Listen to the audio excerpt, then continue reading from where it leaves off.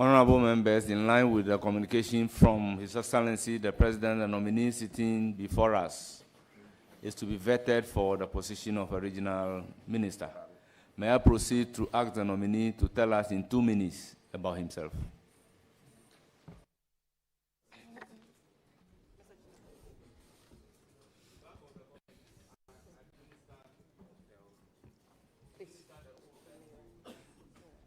Would you want the Quran or the Bible? Right. You hold it in your hand like this, and then you take the right hand. And then I proceed to administer the oath. I, Ali Adolf Burdiba John, swear by the Almighty God swear by the Almighty God that the evidence I shall give before this committee that the evidence I shall give before this committee touching the matter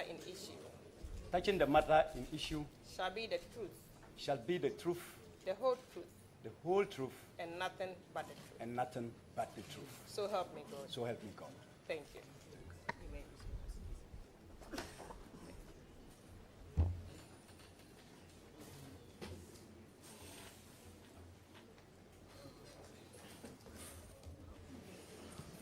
Honorable members, let me bring this to the fore, that we have written to all nominees that they are entitled to bring up to 10 guests. The maximum ceiling is 10. This morning, I have received complaint from the marshal and the clerk that this privilege is being abused, and they intend to let us withdraw the privilege. Honorable members, it is not with respect of only this nominee, but henceforth, let's limit ourselves to the maximum of 10. I thank you very much for the opportunity to make this announcement. The nominee may now proceed. In 2 minutes, tell us about himself. Mr. Chairman, thank you very much. Mr. Chairman, my name is Ali Adolf John. Mr. Chairman, I was born in the year 1965 in Bimbila, in my region, northern region. Mr. Chairman, I started my primary education in Central Primary School in 1971-72 academic year, completed the primary and proceeded to middle school to write the middle school leaving certificate, and I completed the middle school in 1981. Mr. Chairman, after my middle school, I decided to proceed to the technical school.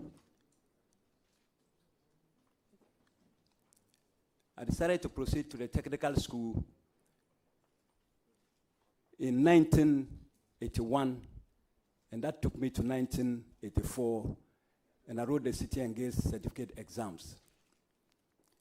Mr. Chairman, having completed the primary school, I had to do some work, and for that matter, people teaching, as it was called those days. I taught for 2 years and decided to further my education in the Tamale Polytechnic in 1987, and I completed in 1989. Mr. Chairman, after that, I also decided to do my national service in the same technical school. After my national service, I was immediately employed there, and I started teaching as a tutor in that very year, in 1989. After my national service, I was given appointment as a teacher. Mr. Chairman, after that, I taught for some number of years and then proceed. Because I wanted to become a professional teacher, I had to go to the University of Education, Kumasi campus, to do a certificate course. After the certificate course, I didn't end there.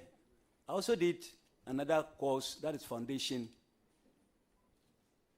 in 2005, 2006. Mr. Chairman, after that, I came back to my school, but at a point I decided to move from the main teaching stream to now go to the GS office. Mr. Chairman, after that, in GS office, I was given the role of security supervisor. And after that, I was posted to Cherepone also, where I worked for 2 years. Mr. Chairman, doing all this, I was also very interested in politics. And so, when I was in Cherepone and I was transferred back to Saboba, fortunately, within that year, as a security supervisor in GAS office in Saboba, my party came to power in 2008. And I was nominated by my colleagues who were party executives to become the district chief executive. And I served as a district chief executive from 2009 to 2017. I served as a district chief executive from 2009 to 2017. And after that, I now moved to Tamale, where I reside now. I also work with the Tolong GES.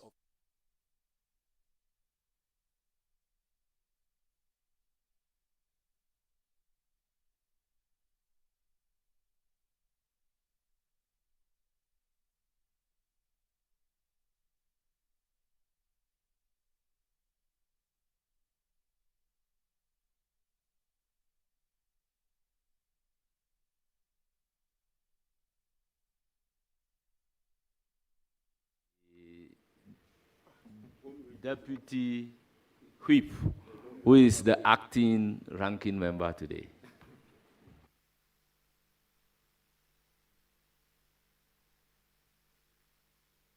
Thank you very much, Mr. Chairman. Mr. Chairman, I first of all wish to congratulate the nominee. I was in Saboba for my national service. I taught in the EP secondary school. I was a sports minister. I've seen that you've indicated that you were once a sports director or something like that. And well, so my question is, we have a lot of young, beautiful girls migrating from the north down south.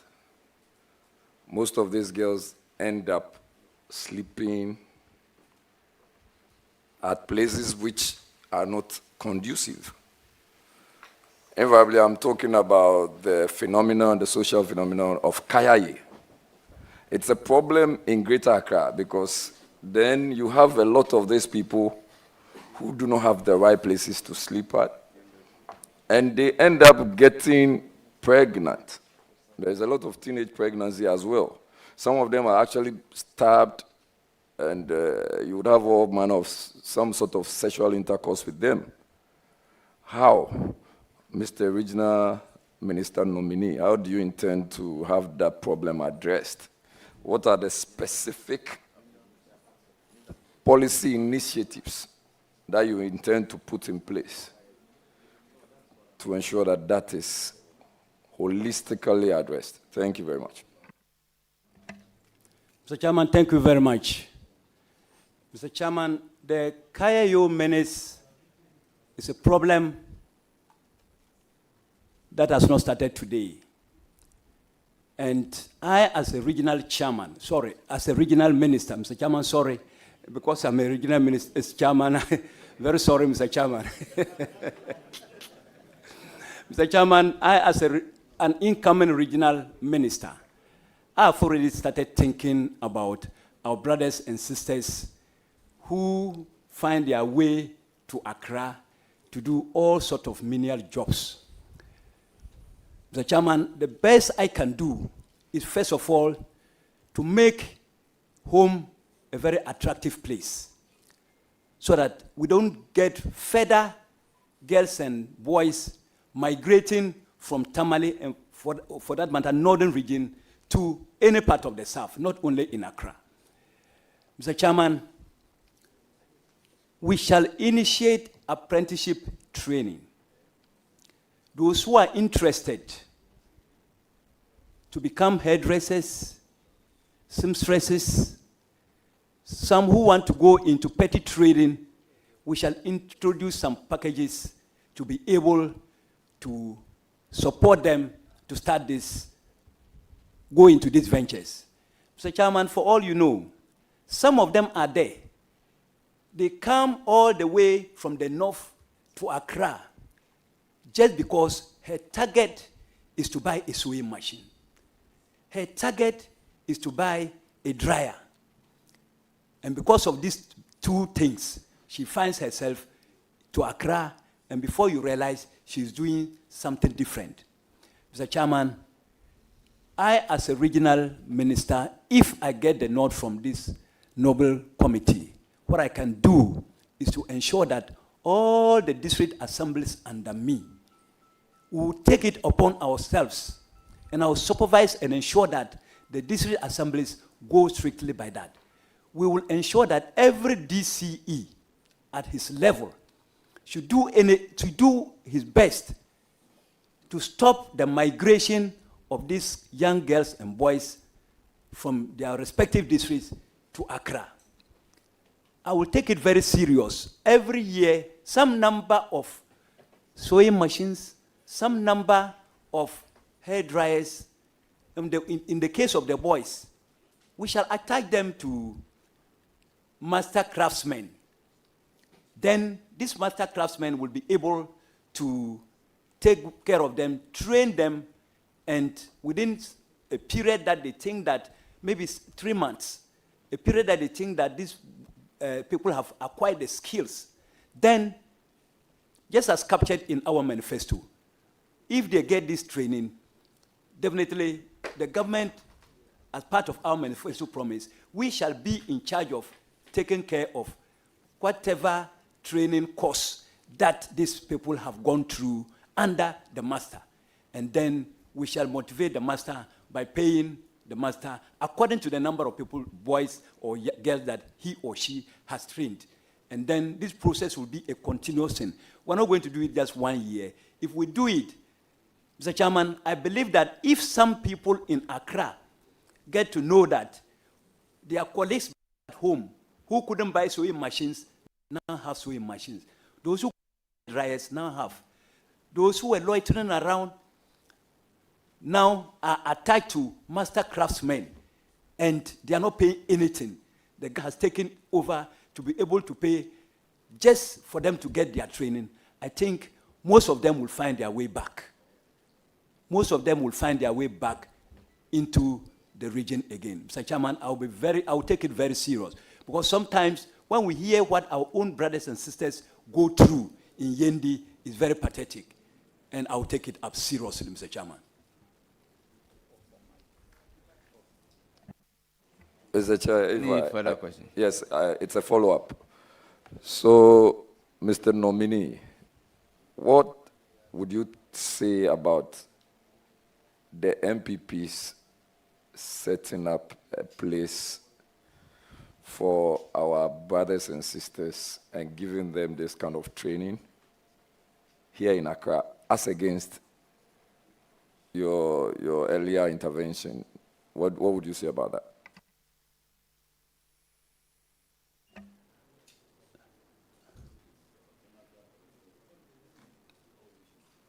I hear you needed clarification. I'm sure you are aware that we started a hostel in Accra, the MPP. Very well. The MPP government. Very well. And then that also came with some training, Very including having master craftsmen and all of those ones that you indicated. Very well. So I'm asking you, what would be your view, or what is your view on that? Are you intending to have that maintained, or you have a shift in program? Mr. Chairman, thank you very much. Mr. Chairman, it's a very laudable idea. If the nominee can be given the opportunity to answer the question whether he's aware or he's not aware, then you can proceed with the other question. Save that, Mr. Chairman, he started answering. So, Mr. Chairman, we told you the friends. I think sometimes the nominees are very, very capable and able. So, in order not to, yes. So, Mr. Chair, please, I don't know if you, please, are you aware or not? I am. So, please, would you proceed to answer? Mr. Chairman, thank you very much. Mr. Chairman, I think it was a very laudable and it was a very good initiative by the previous administration. And Mr. Chairman, the NDC will not scrap any policy that the MPP started. That was a very good policy for Ghanaians. Mr. Chairman, if you started this initiative, of course, it was a very good initiative. And so we, as a government, instead of allowing this, Mr. Chairman, instead of allowing this to be in Accra, where our youth will still find their way to Accra, we rather think that it will be better at the district levels. It's a very good initiative. Those who want to be in Accra, and they can cope with Accra, why not? But most of them, like we said, they didn't just find their way to Accra by mistake. Mr. Chairman, so I think that those who will want to still be in Accra, they can be. But I think that it will be better we establish some of these training centers in the district level, which is closer to their villages, and then they will feel more comfortable. Thank you very much, Mr. Chairman. Just a follow-up. I don't know, nominee, whether I got you right.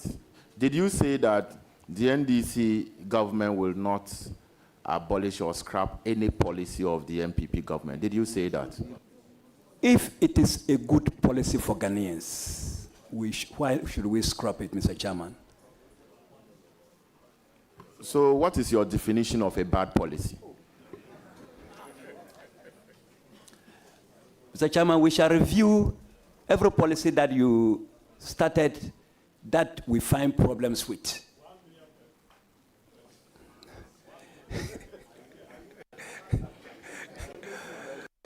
Mr. Chairman, we shall do everything. Like I said, governance is a continuity. And whatever you started that Ghanaians are very happy with, I don't think it is our intention to scrap it. We would rather review, look at what is not going on well, then we can improve upon it. That is what we shall do, Mr. Chairman. Thank you. Your last question.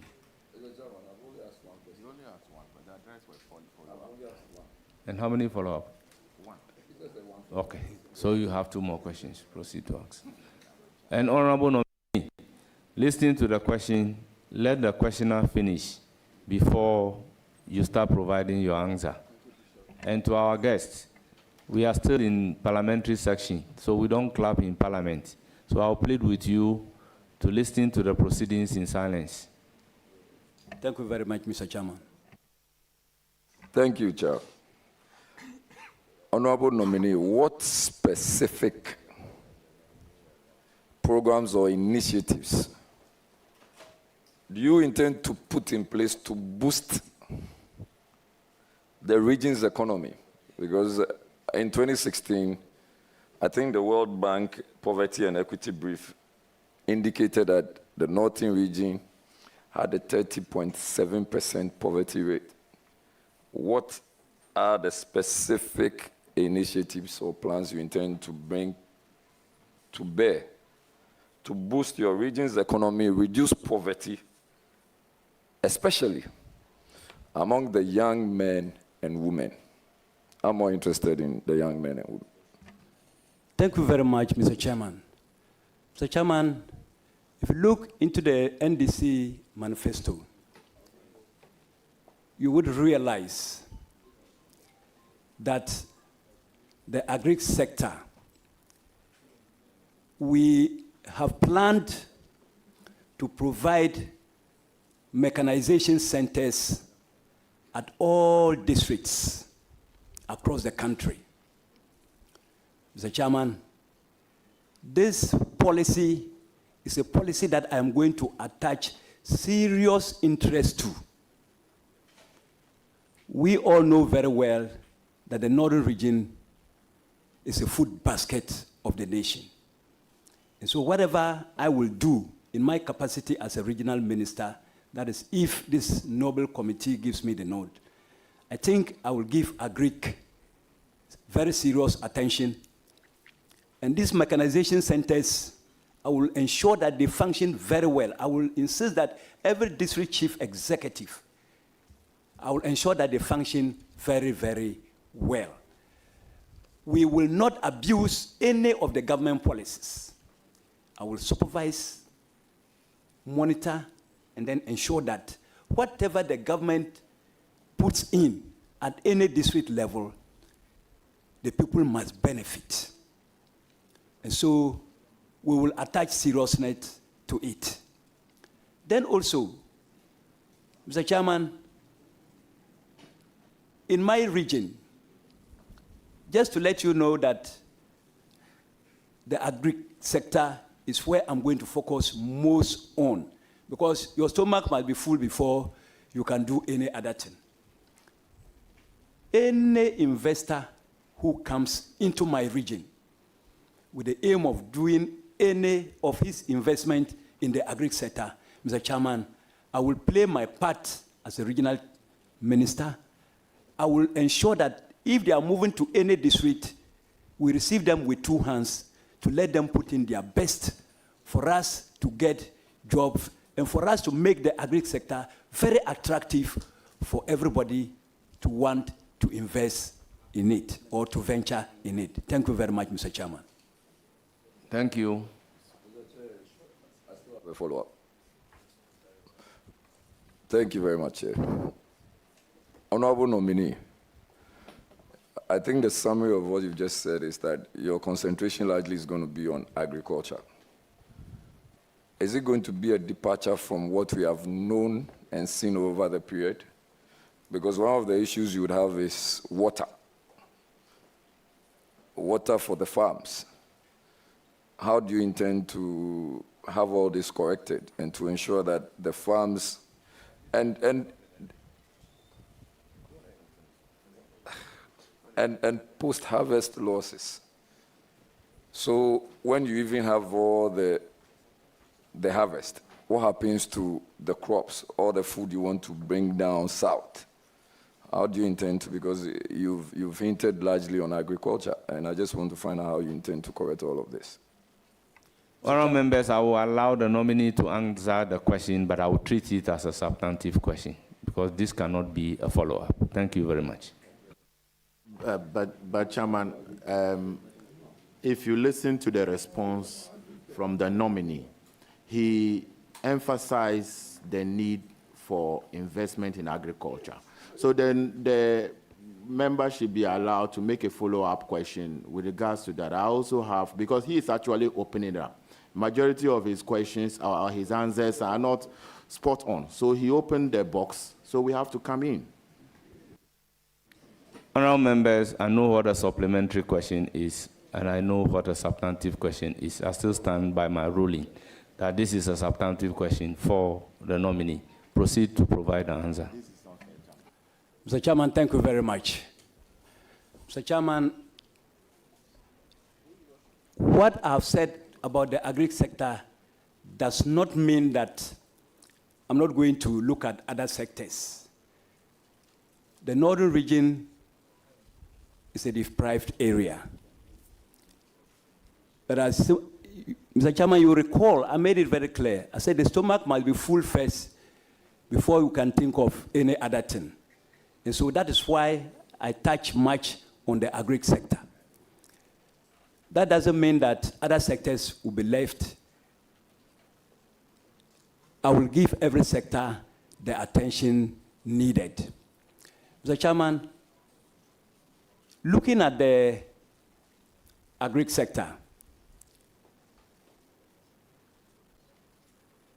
I'm going to open up. We have rivers.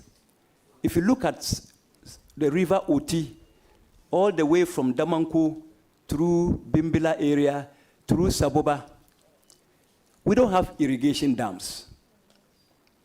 Mr. Chairman, we shall employ this and open up irrigation dams such that we don't do only one season or one seasonal farming. Mr.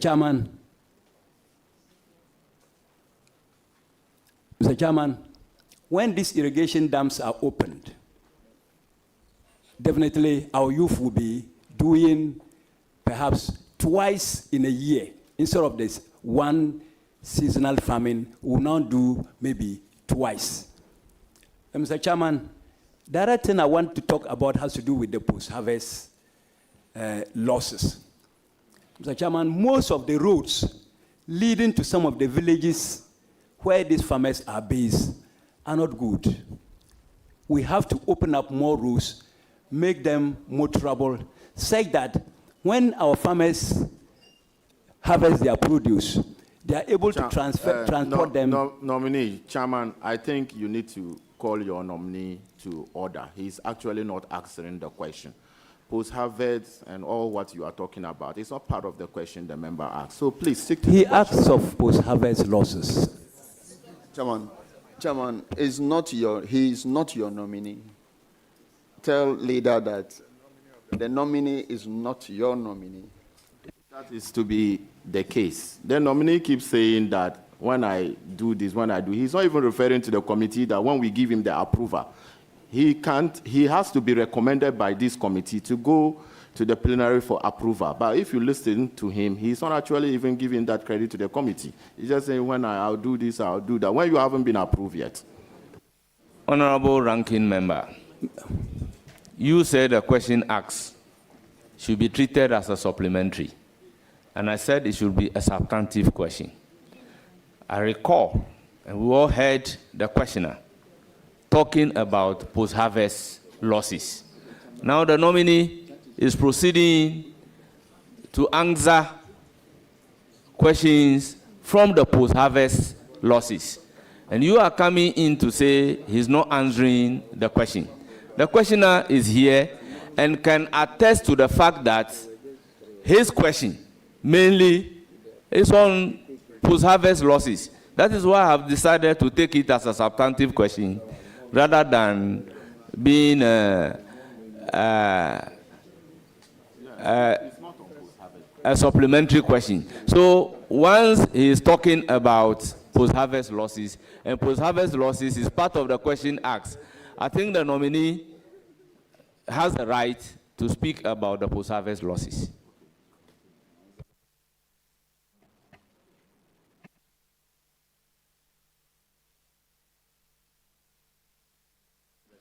Any further question? Yes. Mr. Chair, is it done with the response? So, very well. So, we have witchcraft-related issues up north. Several camps have been set up to that effect. Some of the actions and inactions of these camps largely violate human rights. What steps are you taking to ensure that either they are well taken care of or closed, against the backdrop that you are going to be the chairman of RECSEC? Thank you very much.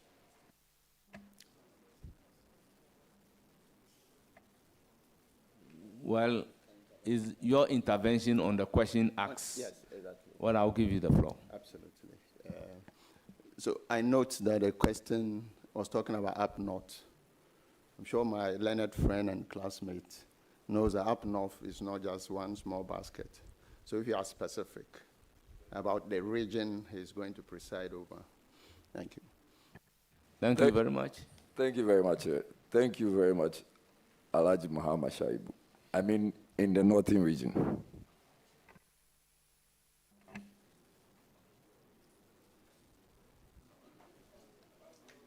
Because the interjection, Chairman, he's not here for Savannah region nominee or any other thing. So Honorable Whip, you don't have the floor.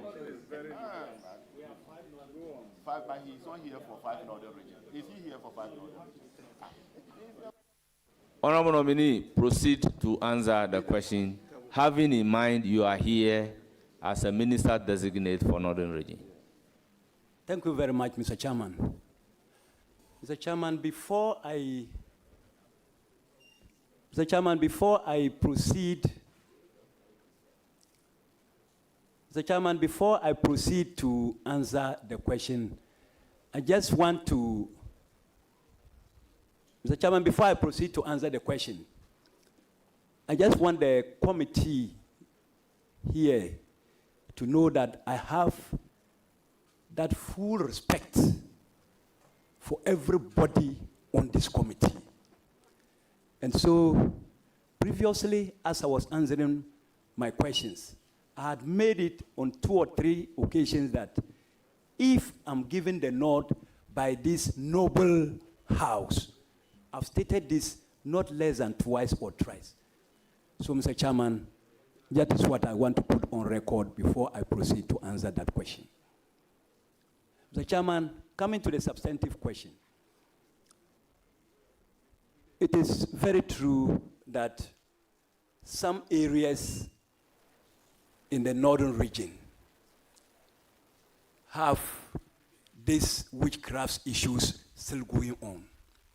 They have open centers at various places. At least I know of Ngani area. I know of Ngani, that is the Yendi district. I also know of Kuku in the Nanumba North district, that's Bimbela area.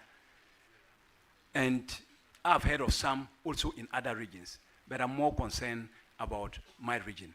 Mr. Chairman, most of our very old, the aged, are often accused of witchcrafts. Mr. Chairman, sometimes when I see through social media or on telly what some of them go through, Mr. Chairman, it is something that I feel so much. Because I can imagine if my mother or my father had to go through that, I can't take it. Mr. Chairman, I will do everything possible with the traditional rulers. Because these things, if I am given the opportunity by this house to become a regional minister, Mr. Chairman, I cannot say that I can handle this issue myself or alone or with my district chief executives. Mr. Chairman, we need the intervention of the traditional rulers to help us to see which angle we should take. And if possible, either to reintegrate most of them back to their families, or we find a way of keeping them from this bondage. Mr. Chairman, it is something that I feel very bad when I see what some of these old people go through. Well, I recognize the acting ranking. Chairman, let me speak the local language to our nominee. And I think I'm fortified by Order 63.1. I will interpret for Hansat. Chairman, I to ama chekara nung jia te zaborna to swang ama yar pam den chama kati buhara buhashanga. So ka timbi ni regional chairman yama ku chekara ku nung biala jia zauma ka kati zana ka yisi. So chairman, what I'm trying to tell him, it's not for the Hansat. So let me just leave it that way and then we'll. You said you have a supplementary question. Please do. Mr. Chairman, I just want to ask the honorable nominee, is he going to close down the witchcraft camps? Is he going to close them? Yes, no. And if he closes them, what is it going to do with the people who were originally in them, basically? But before you come in, honorable member, with all due respect, does he have the authority to close it now? Because these are matters of law. You see, so, no. So, with all, I'm aware that last parliament, even the president of the Republic of Ghana couldn't just get up to say, I am closing it down. And we need to use a legal regime to do that. Therefore, a bill was introduced in parliament, passed by this house, never got assented to. Here lies a nominee before us as a regional minister, and he's been asked whether he will close if the legal regime is not there. And the nominee said, yes, I am going to close it down. Then they hold him responsible. So with all due respect, honorable member, if you have another supplementary question, I'll give you the opportunity. But if not, I'll give the floor to another person. Thank you very much, Chairman, for the education on this. Chairman, I also feel that, with due deference to you, some of these questions are also to test the capacity of whoever respectfully is sitting in. I see nothing wrong if the nominee says that there is the need for us to consider a legal regime, and that should be part of his answer. And honestly, I do not see anything wrong with that, Mr. Chair, although I take a cue. Thank you. Honorable Jerry, in this house, if a ruling is delivered, we have a way of challenging the ruling. If you ask the nominee what he is going to do, I would have allowed the question. But your question is he going to close it down or not? That is where I intervene. So, please, let's proceed. I'll give the floor to Alhaji Alasan Umar. Thank you, Chairman.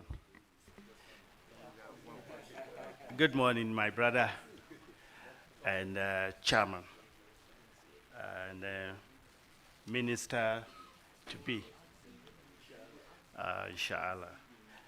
Once again, congratulations. My question is in relation to what the predecessors asked. And that is about post-harvest losses. I believe somewhere 4 years ago, the government of Nana Akufo-Addo attempted to put one warehouse per constituency. And I come from Zapso. There's nothing like that. So you do not even have the moral right to ask a government that is just about 14 days in power. Mr. Minister Nominee. Chairman, I think you should be listening to our colleague. Are you asking a question? Or what is the question? I'm laying foundation. Alhaji Omar, with all due respect, proceed to ask the question without questioning whether somebody has a moral right or not. Thank you, Chairman. I'm guided. Mr. Nominee, you are the first chairman to be nominated as the regional minister. First regional chairman of the great Akatamanso party. Mr. Chairman, and I know your capacity. I know how much we campaign through the entire region. You know the problems. You know the issues. What will you do to address the road challenges, the schools under trees, the water issues, and above all, you know, we need to have peace in the area. Thank you so much.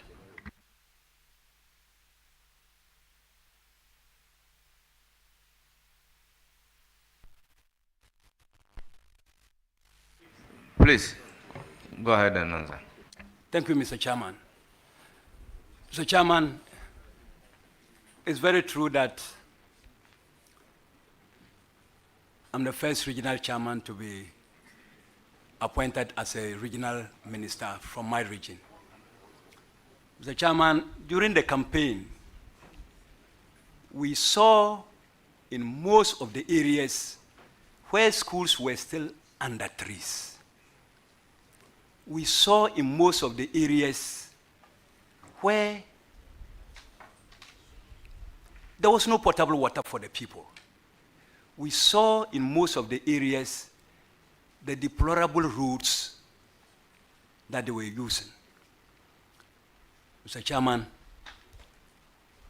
during the campaign, wherever I went,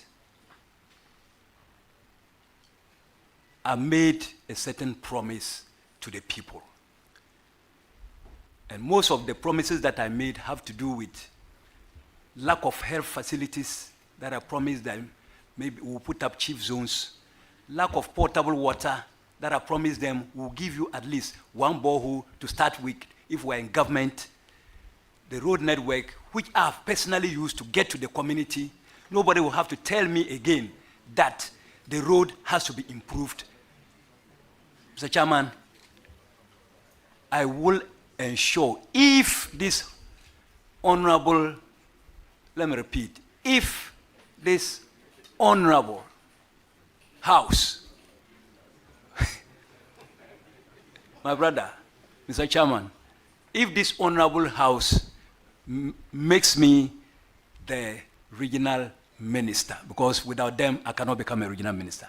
So if this honorable House approves of my nomination, most of these promises that I did, including the promises that the candidates themselves gave the people as a regional minister, Mr. Chairman, my region knows very well that I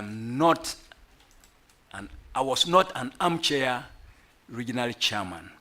I moved around the entire region. Sorry.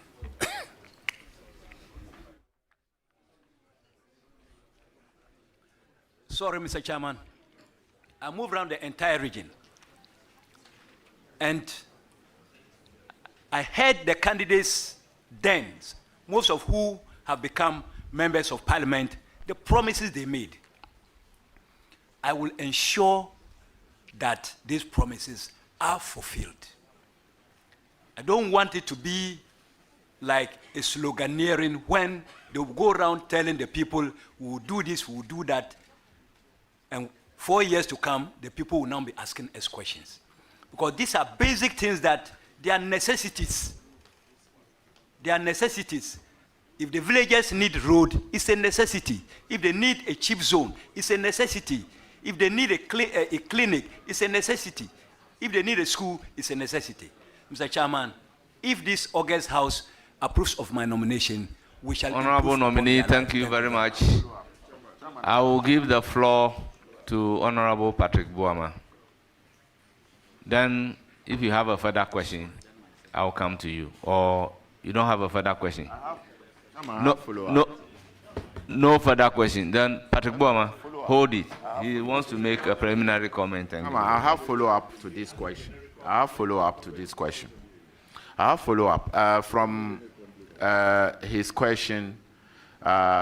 He indicated that you are the first regional chairman of the NDC to be nominated as the regional minister.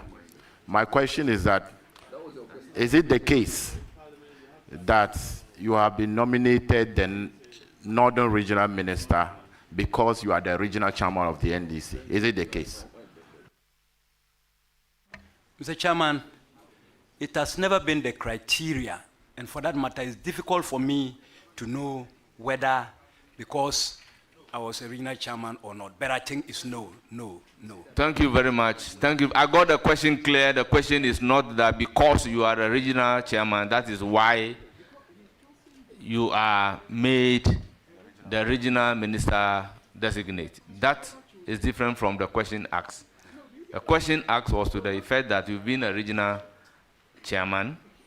He has campaigned with you all over the region. I mean, that is the angle from which he took the question from. But it's not categorical that because you are a regional chairman, that is why you are being designated. I'll give the floor to Honorable Patrick Yavuama. Thank you very much, Chairman. I just have one question for the nominee. Mr. Nominee, the northern region is a very important region in this country. You have the Dagombes, the Nanumbes, you have the Basaris, the Nauris, the Nchumrus, Konkombes, very important and very cosmopolitan. We all have at the back of our minds the conflict of 1994 and some of the simmering tensions between some of the ethnic groups. Konkombes, Dagombes, Nanumbes, here and there.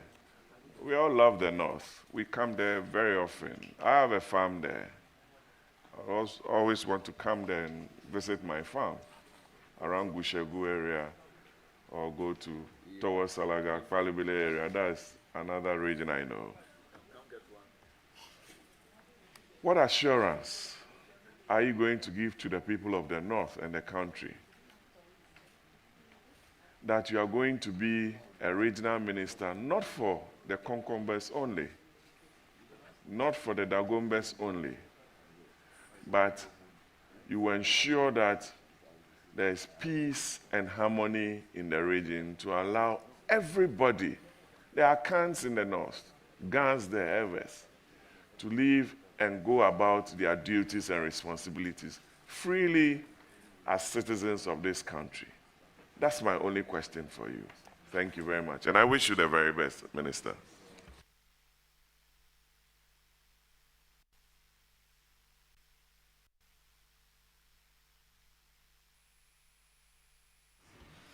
Please, go ahead and answer the question. Thank you, Mr. Chairman. Mr. Chairman,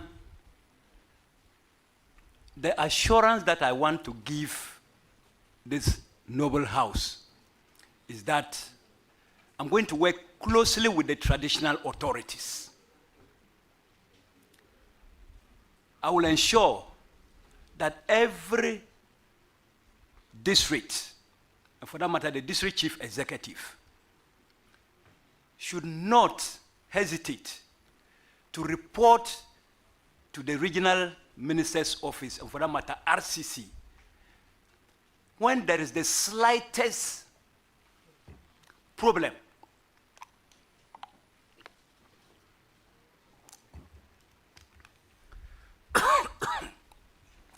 When there is the slightest problem in their district, that has to do with security.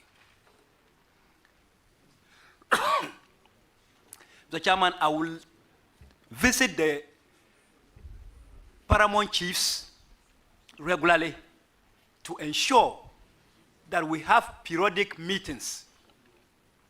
Instead of waiting to be resolving conflicts, we'll rather meet regularly to take decisions that will that will avoid conflicts. Mr. Chairman, I'll be interested in conflict prevention rather than trying to resolve conflicts. I'll give it the deserving attention and I'll work closely with the traditional authority. And Mr. Chairman, my background, I was born and bred in Bimbila in the Nanumba South. Sorry, Nanumba North. I lived there, I attended my primary and middle school education there. A lot of the people know me very well. Most of them are now respectable people in their area. Mr. Chairman, I've also, from Bimbila, among the Nanumbers, I moved to Saboba. That is my hometown. Mr. Chairman, from there, I'm now in Tamale. So I've lived among the Nanumbers, the major tribe. I've lived among my people. I've lived among the Dagombes. And so I understand them very, very well. And I'll do everything possible with the able counseling of the traditional rulers to ensure that we never see any conflict under my regime. Thank you very much. Thank you very much. Any further question? Very well. Thank you, Mr.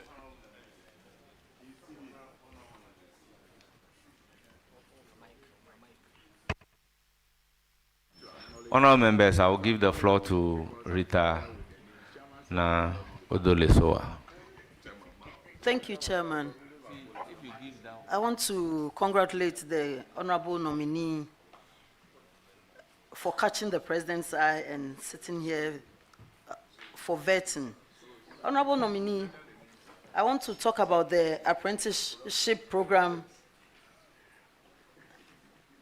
I want to talk about the apprenticeship program that you have spoken of extensively to be able to keep our brothers and sisters in your region to ensure that they don't migrate to Accra. And I want to encourage you that there should be proper monitoring of this apprenticeship program so that at the end of the day, when they are trained and that they are given the necessary tools to work with, they will not leave the tools behind and run back to Accra. And I also want to find out what measures will you put in place to ensure that when they are trained, their training masters will train them properly so that they'll be able to work with whatever skills they have acquired. Thank you. Thank you. Your answer to the question. Mr. Chairman, thank you very much. Mr. Chairman, in order to let the masters themselves attach importance to the training of the apprentices, they need to be motivated. The masters themselves need to be motivated. And Mr. Chairman, this program, if it is started, and I am a regional, sorry, I wanted to say regional chairman. Sorry, sir, sorry, Mr. Chairman. And this August House approves of my nomination and I become the regional minister. Mr. Chairman, I'm a technical man. I've taught in a technical school for 17 years and I've benefited a lot. Myself and my MP, the minister designate for transport, through our technical background, we were able to pay our own school fees without going to our parents. We were able to do any other thing that we wanted to do by ourselves. My former MP and former minister is here, Honorable Ambassador Mabungba. We put up his house for him in Saboba. Yeah. Mr. Chairman, the jobs are there and we will ensure that when we assure the apprentices of ready jobs for them if they get good training, and we motivate the master trainers so that they can put in their best and train the trainees very well for us. Thank you very much, Mr. Chairman. Thank you very much. I will now give the floor to Honorable Matthew Nyindam. So this is the way I'm marking them. Thank you very much, Mr. Chairman.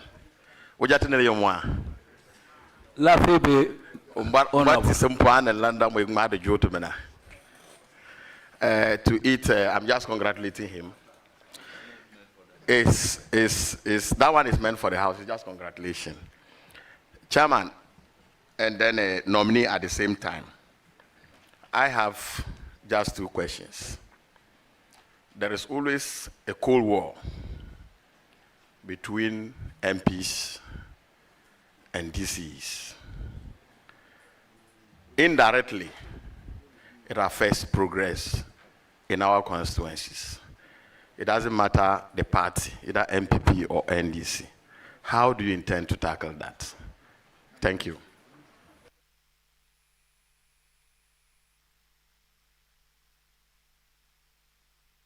Please, go ahead. Thank you, Mr. Chairman. Mr. Chairman, having become a district chief executive before for 8 years, under my regime as a DC, I never created any problem between myself and then the member of parliament. So in short, I just want to give you that firm assurance that if this House gives me their consent or approval on President's nomination for me to become a regional minister, if this was happening, it will become a thing of the past. I will ensure, because sitting on an MP's fund means you are depriving some people from benefiting what they are supposed to get. Perhaps the MP wants to give a community potable water. So, Mr. Chairman. Thank you very much for your answer. Any further question? Thank you, Mr. Chairman. My second question. Nominee, what will you want to be remembered for as you leave office one day? What would you want the Northern region to mention as your legacy? Thank you. Thank you. Proceed to answer. Mr. Chairman, thank you very much. Mr. Chairman, I cherish peace so much. And so one of the things that I want to be remembered for has to do with peace. Under my regime, if I make the regional minister, under my regime, I don't want to see any conflict throughout my tenure. And I think that based on the foundation I'll build, maybe it will be a continual thing even after my regime. Thank you very much. Thank you.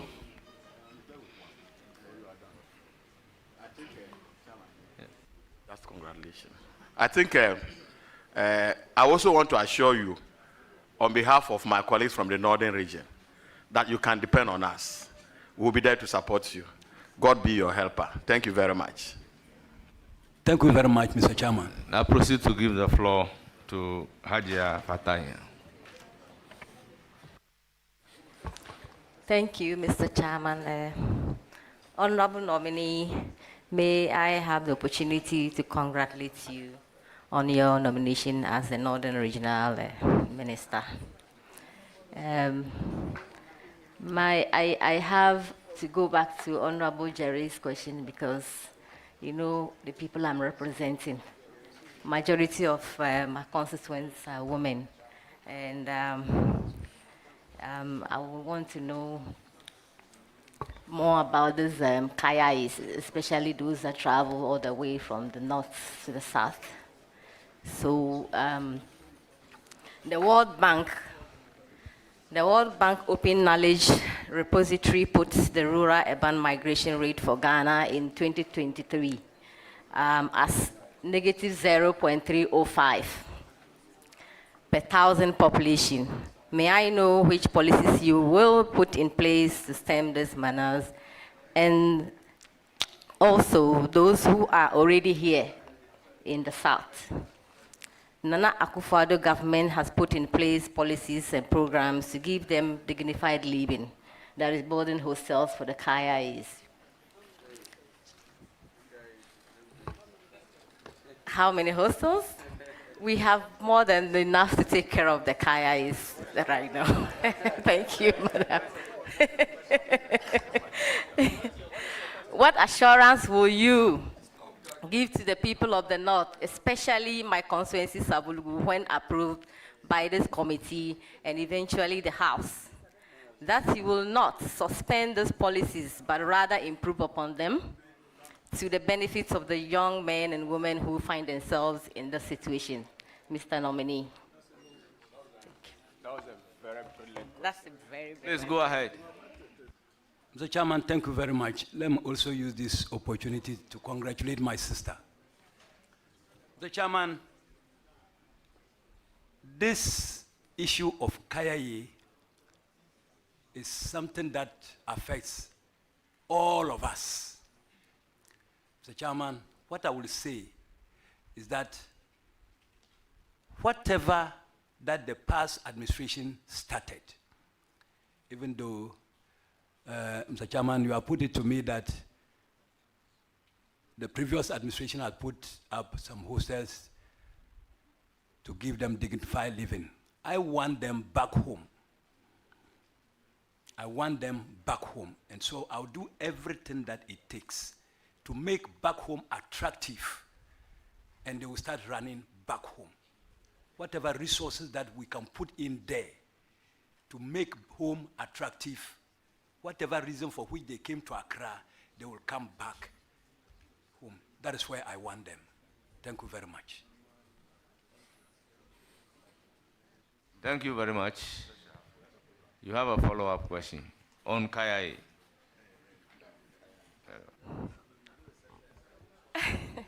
Thank you, Chairman. Mr. Nominee, how are you going to ensure that they get back home? How? Tell us. Are you coming to give us money and buses?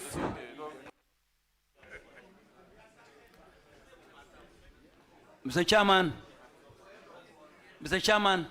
Order, let's listen to the answer. Mr. Chairman, there will be jobs for the youth. And when the jobs come, nobody will tell them that the home is now better than it was. Go home. So, thank you very much. Thank you very much. I recognize Charles Forson. Mr. Chairman, thank you. Mr. Nominee, congratulations. I want to know the roadmap for solving the many chieftaincy crisis and inter-tribal clashes within the northern region, please. Thank you.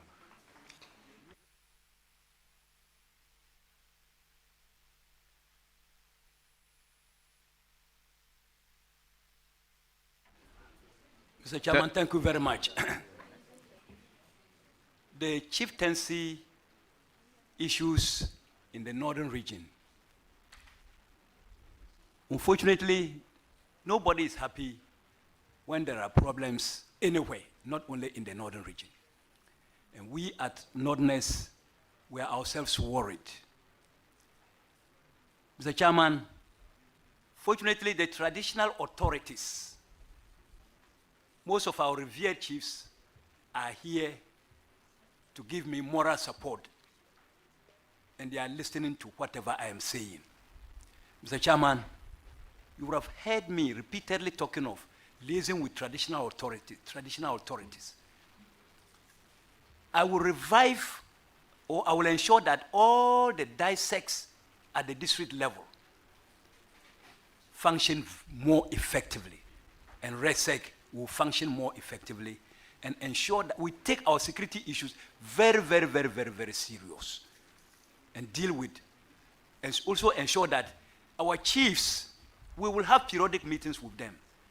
Whatever that are the causes for the chieftaincy problems, they should also relook at it, so that we are not tagged as a region that is always fighting, because there are root causes. So they should relook at it, so that we don't have chieftaincy problems again. That is what I can say.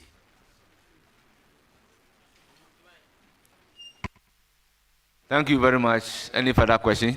No, I asked of tribal clashes too. So is that your second question? No, Tribal clashes? No. I asked of chieftaincy crisis and tribal clashes, yes. Yes, he mentioned dissect and resec, that he will liaise with them in solving those questions. Specifically, Honorable members, it is not the answer that you want the nominee to give that the nominee will give. So we take his answer for your questions asked. If you have a further question, proceed to ask. Thank you. Honorable Mr. Chairman, Honorable Alassane Uman asked a generic question on water, but water is life. And we all know that in the northern region, it's a big issue.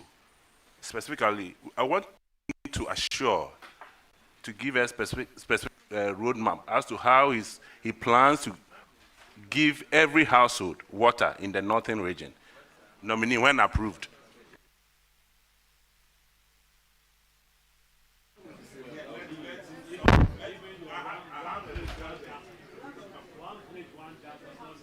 Honorable member, the nominee before you is not even approved as the minister, regional minister for Northern Region. Here we are before his approval. We are asking him to give timeline. Mr. Chairman. Mr. Chairman, he's coming for an interview and he's well prepared to answer. I believe that he's well prepared to answer. My good brother, he's my brother.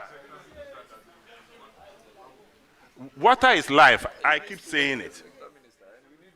We will approve him, of course. Honorable member, do you have any plans? Honorable member, approval is a process. This is vetting. After vetting, before we get to approval table, your assumption is that he will be approved. So based on that assumption, you are asking your question. Put yourself in his position that if you are in the process of being vetted to occupy a position, and you are not the sector minister per se, you have to work in collaboration of a minister responsible for water resources who is yet to be vetted, and you are asking him to give timeline. But well, I would pose the question to the nominee. Thank you.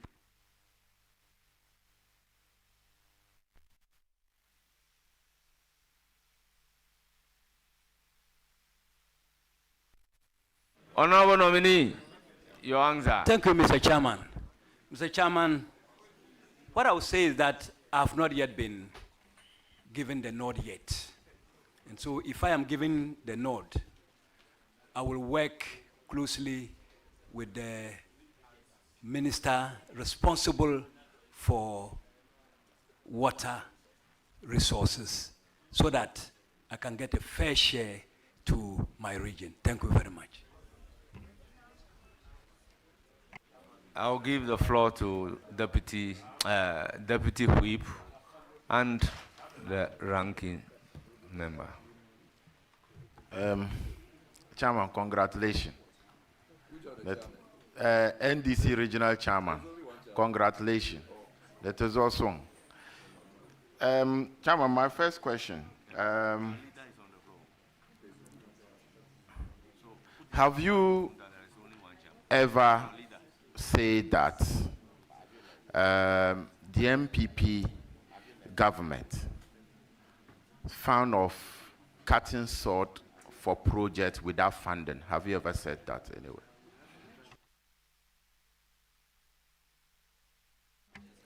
Mr. Chairman, yes. So, can you give us examples of some of the projects that you think that the MPP government cut short for without funding? Mr. Chairman, the Yendi water project, a sword was cut.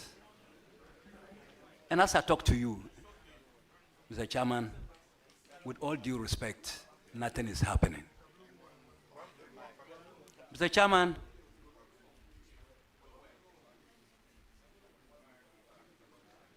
the Savulgo Walwale Road. Mr. Chairman, Kwalugu Dam. Mr. Chairman, let me leave it here. Thank you very much. Mr. Chairman. Question.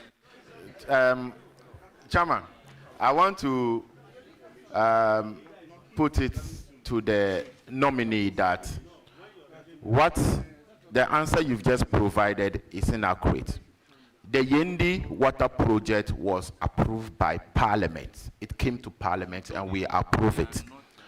And then Ataisa and Nanton, you are new in this house. When it was approved, you were not members of Parliament. So please allow me to make my point.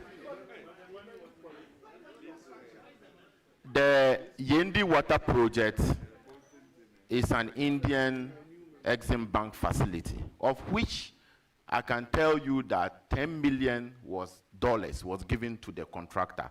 So, Chairman, when you say that there are projects that sort was cut for without funding, I disagree with you. I've read the article, and I think that it is not accurate. No, he said there was no funding. That's what he said. The Chairman, I didn't say there was no funding. All I said is that work was not done.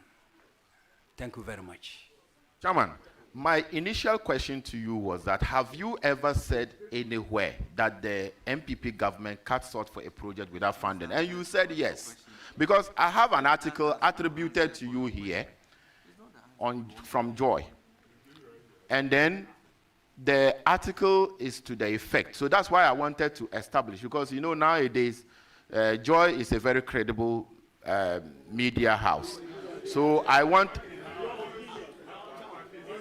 So when they attribute such a story to you, I need to establish whether you have said that before I will then come into that. So he said that the heading is that MPP has penchant for cutting short for project without funds. Northern Regional Chairman, NDC. And it is reported by Joy on the 21st of August, 2024.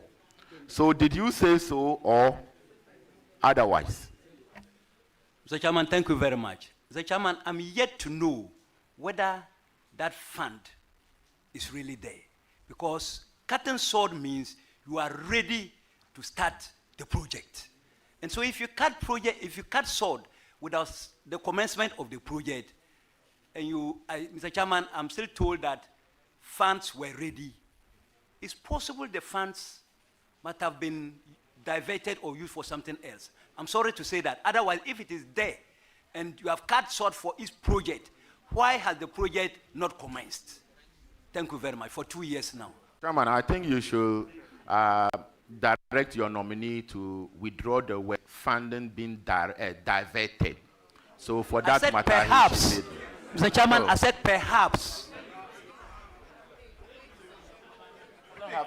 Honourable members, order. Evidence to that. Honourable members, order. I have listened to the nominee. I intend not to give any direction, but I will give the floor to Honourable Patrick Boama. Chairman, nominee, let's be honest with ourselves. The Yendi Water Project, I supervised the process in Parliament, okay? Parliament approved of the facility. Preliminary works were done for the works to start. We hit a snag because of the debt exchange program and the restructuring going on.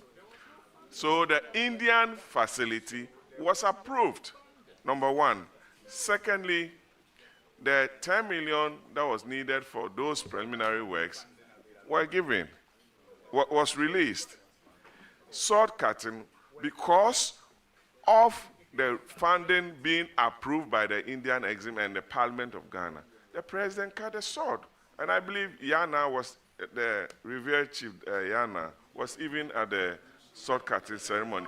We all know how dear the project is to the people of Dagbon and Yendi. So if it's not been fully completed, it doesn't mean... You don't start a project when you haven't done the prelims. You have to understand. You have to go through your understanding of project being done is when everything has been fixed. No, you have to do the feasibility and the pre-feasibility and everything. It's part of it. You have to understand it. It's an engineering work. Honourable Patrick Boama. Come on. Order. Honourable members.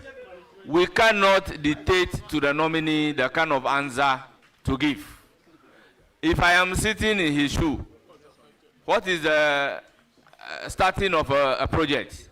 You can do all the preliminary works, but if on the ground, I have not seen anything being done, I will say that the project have not started. That is the ordinary meaning people give to starting of a project.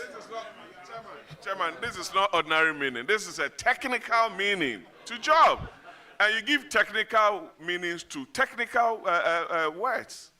You can't say that. So, Honorable Chairman. Habib, proceed with your question. Chairman, I think you are now doing politics. A lawyer, as I know, it doesn't mean when you meet a lawyer with your case, drafting of your statement and other thing without filing the necessary documents in the court. It doesn't mean that the case hasn't started.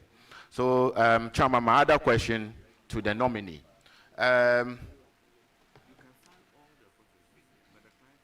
Can you assure the good people of Northern Region that we will be safe in your hands, irrespective of your political affiliation, religious or chieftaincy? Can you assure us if we will be safe in your hands? Mr. Chairman, you are very safe than ever. If you give me the nod. Thank you.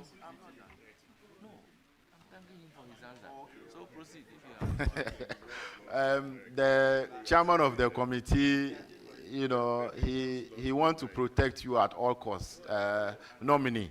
But we will also have our say. Chairman, immediately the former flag bearer, our former vice president, Dr. Mahamadou Bawumia, conceded to our current president, John Dramani Mahama. We realized that in the Northern Region, there have been a lot of disturbances, attacking the Tamale Metro Assembly, attacking Savulugu, some other districts by party, alleged party affiliates. Chairman, what is your view on post-election violence, especially in the Northern Region, that it happened and you are going to head when giving the nod? Mr. Chairman, thank you very much. Mr. Chairman, this issue is not done by just one political party, and for that matter, NDC has won election. Most of these things, you see a lot of people from diverse political parties, you know, trying to do some of these things.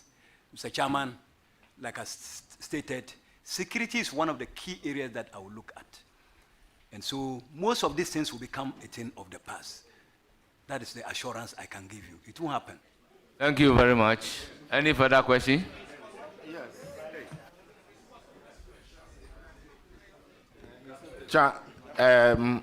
Mr. Nominee, my next question is the one we were more or less trying to debate about. Water crisis in the Northern Region. The Yendi area, Tamale and its environment, extending to my constituency, Tolo. I can see the paramount chief of the Nyankwala traditional area seated among your invited guests. His traditional area, a lot of water crisis. What will you do to help solve the water problem in the Northern Region? Thank you, Mr. Chairman. Mr. Chairman, His Excellency, the President of our Republic, John Dramani Mahama, made it very public to the people of Tamale.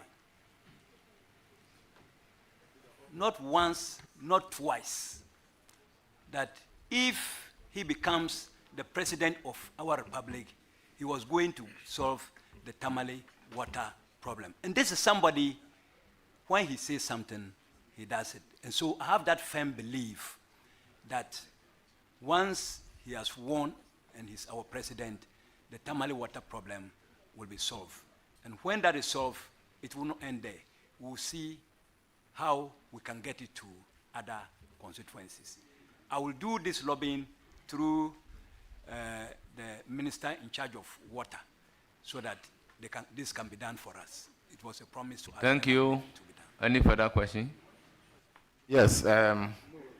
Chairman, in the Mr. Nominee, if you are aware, in the Eastern Corridor, there are some underneath tension from Myang, Yendi, Saboba, where you came from, Karaga, Gushegu area. And over the years, we've lived peacefully between Dagombes and Konkombes. Myself, I have a lot of Konkomba friends, and some of them even staying with me. Chairman, you are a Konkomba, and the underneath tension, we've lived in peace and harmony in the region. What will you do to ensure that nothing of that sort shows its ugly head?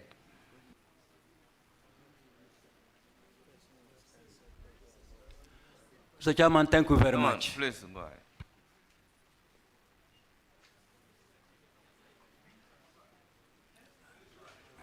Mr. Chairman, thank you very much. Mr. Chairman, I thought I had earlier on answered this question. And I want to repeat again before Mr. Chairman that I will give security issues the attention that it deserves. I hear the slightest issue, I will not underestimate it. Mr. Chairman, the traditional authorities, I will work closely with them. That is why I'm seated here with representatives of Ndanyana. We have representatives of the Bamblana, the Uchabobor himself is personally here, and many other chiefs in the northern region. Many other revered chiefs in the northern region are here with me today. Mr. Chairman, I will not abuse what they have done for me in the past and the respect and honor they have given to me.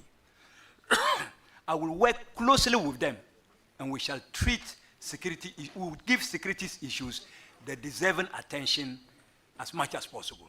Thank you. Any further question? Yes. Mr. Nominee, you are currently, if you go through your CV, you are the regional chairman of the NDC, and you've been nominated to be the regional minister. Regional minister means you are minister for all, irrespective of political colors. Do you intend to resign as the NDC regional chairman so that you can concentrate as the northern regional minister and minister for all? Mr. Chairman, Mr. Chairman,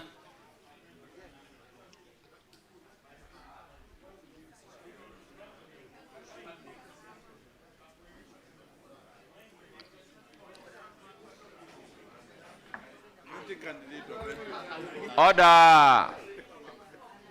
Order, honorable members.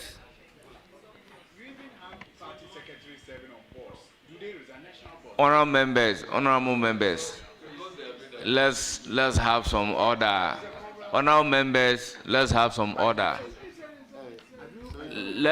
Honorable members, let's have some order. Honorable members, Honorable Soini, let's have some order. Honorable Nikwe, let's have some order. Order. The party constitution will take care of that. Mr. Chairman, thank you very much. Very well. Mr. Chairman, I will give the region the deserving attention. I will focus in doing my work as a regional minister if I'm given the nod. Mr. Chairman, as to whether I will resign or not, the directive will be given. Thank you very much. Thank you. Chairman, I think my nephew Sohini you should be guided. You are not a member of this committee. Address the chair. So, Chair, kindly guide my nephew Sohini. He's not a member of this committee. Mr. Chairman, Nominee. Mr. Chairman, Habib is my younger brother, and it has to go on record. He's not my uncle. He's my younger brother. Thank you. Chairman.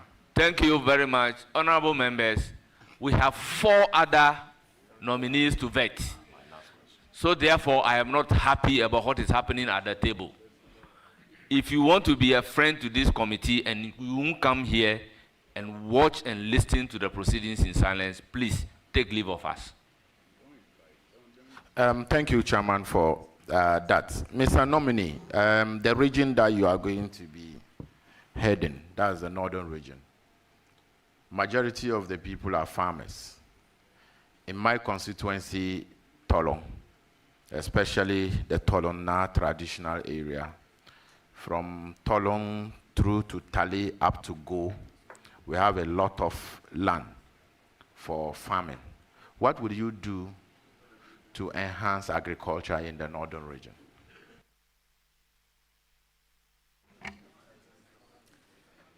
Mr. Chairman, thank you very much. Mr. Chairman, I've indicated earlier that in the manifestos of the NDC, we shall be providing mechanization centers at all districts. And for that matter, Tolong will benefit its fair share. Mr. Chairman, I'm happy you have that interest for our youth. Mr. Chairman, if these mechanization centers are put in place, and I am given the nod by this noble house, I'll work closely with you to ensure that the youth in that area and other areas across the region make good use of that program. Thank you very much. Thank you.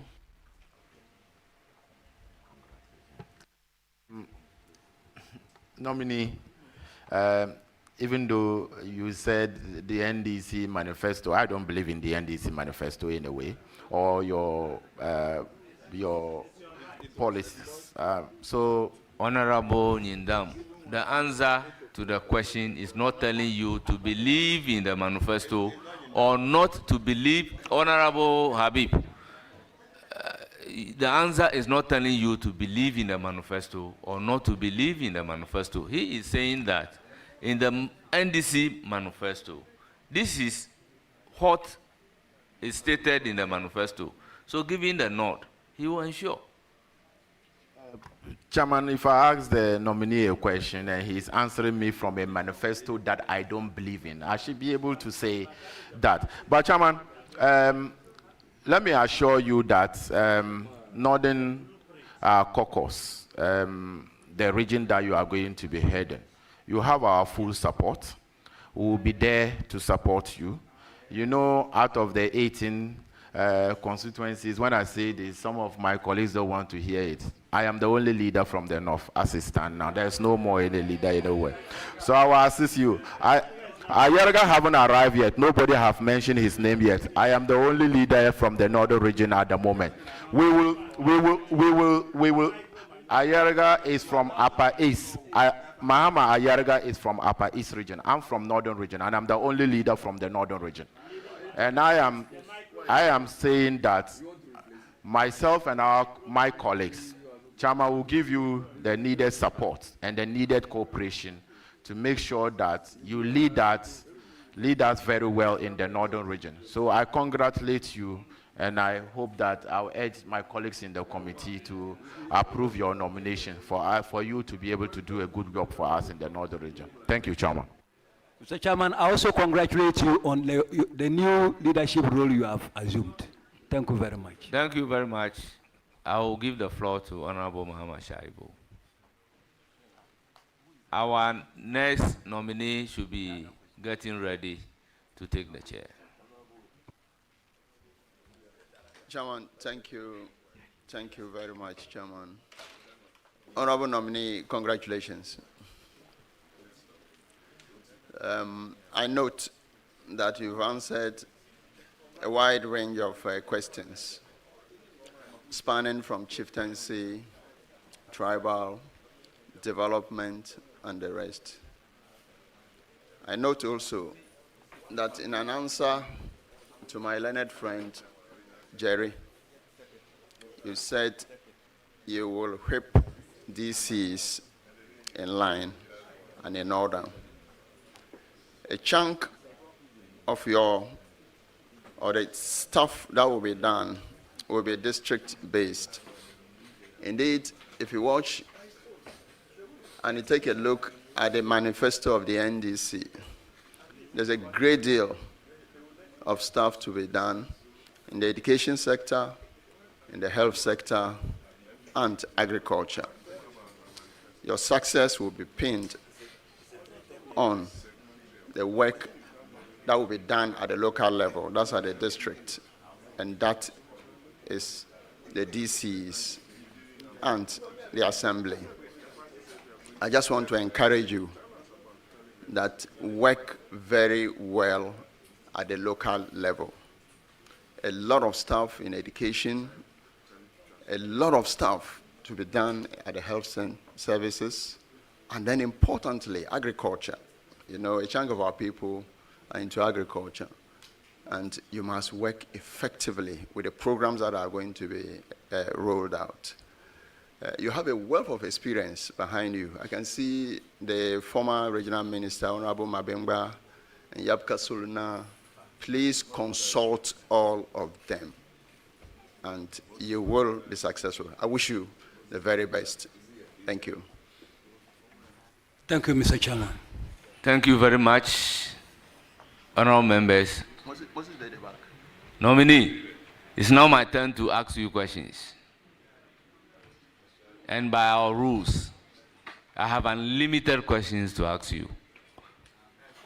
Before doing that, let me recognize our revered chiefs behind you as our guests. This morning, Paramount Chief of Nantong, Na Abdullahi Ba Mahamadou, Paramount Chief of Kasul Yili, Na Bukari Yakubu. Please, my every dialect, don't blame me too much. Paramount Chief of Tugu, Na Mahama Andani. Paramount Chief of Zangbalan, Na Jacob Mahama. Paramount Chief of Nyangpala, Na Ibrahim Mahama. Paramount Chief of Lamashegu, Na Ziblin. Paramount Chief of Saboba, Uchabobo Bowan Matthew John. Cheche Na Abarika Fuseni. Bimbila Regent Representative Yabori Na. Tugu Yapalsi Na. Abdul Amin Ibrahim. Sakweya Na. Sintaru Mahama, former Northern Regional Minister, Ambassador Bukari Moses Mabengba, Director General, NLA, Mohammed Abdul Salam, Northern Region Organizer, Abdallah Abubakar Baba, spouse of nominee, Ali Patience, Nikukiba Wasa, Regional Coordinating Director, Smaila Wuntoma, CEO, Rural Water, Dr. Nathaniel Adams, former Deputy Chief of Staff, Kenneth Wujangi, Northern Regional Communication Officer, Mohammed Suleimana, Special Duties Director, Northern Region, Ibrahim Mohammed Tijani, MP of Saboba, Bukari Nipwe, Northern Region Women Organizer, John Mahama Charity, former MP Gushegu Thomas Nansa, Constituency Chairman, Saboba, Blimo George Wumbe, Regional and Constituency Executives, family members, you are welcome. Chairman, except that they forget to add the name of the regional secretary, the National Lottery Board. It's been mentioned. You are National not in the Lottery room. Authority CEO. I have mentioned it. That is the NLA.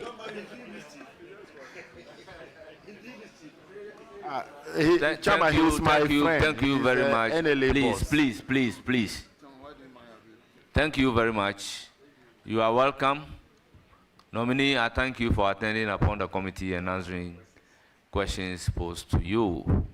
For now, you are discharged, but you hear from the committee. So, Chairman, thank you very much. I'm grateful.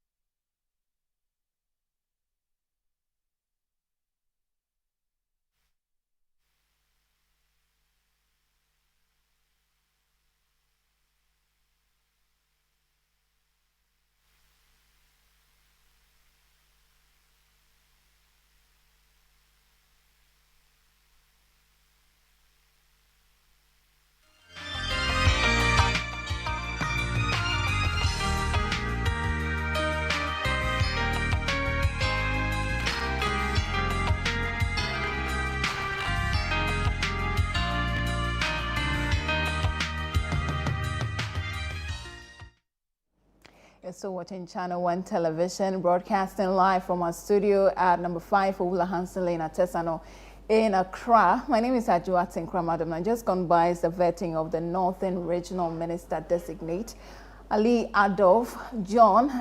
Such a grueling experience. I've been joined in studio by Samuri Afe, who would help us with a discussion as it went by. I mean, a lot of questions have been asked, a lot of answers have been provided. So, Sami, welcome. Thank you, Adjoa. Good afternoon. Good afternoon. 2 hours of grueling questions. How do you, what's your understanding of this? I would say it was a good interview section because it's an interview section. So exactly. It was a good interview section. The nominee, Ali Adolf, has made us understand that he's indeed a local boy, a local boy in the sense that he knows the challenges within the region. He knows the challenges his people face within the region, and he's outlined the measures he feels will be best to address the many challenges the region faces through the collaboration of other sector ministers. If he's given opportunity to be the regional minister for the Northern. The Northern region is an important region when it comes to Ghana's geopolitical, and economic, theory. So getting someone who knows the region very well is always an added advantage. Remember, he's also the regional chairman of the NDC, and so he has the region at his fingertips.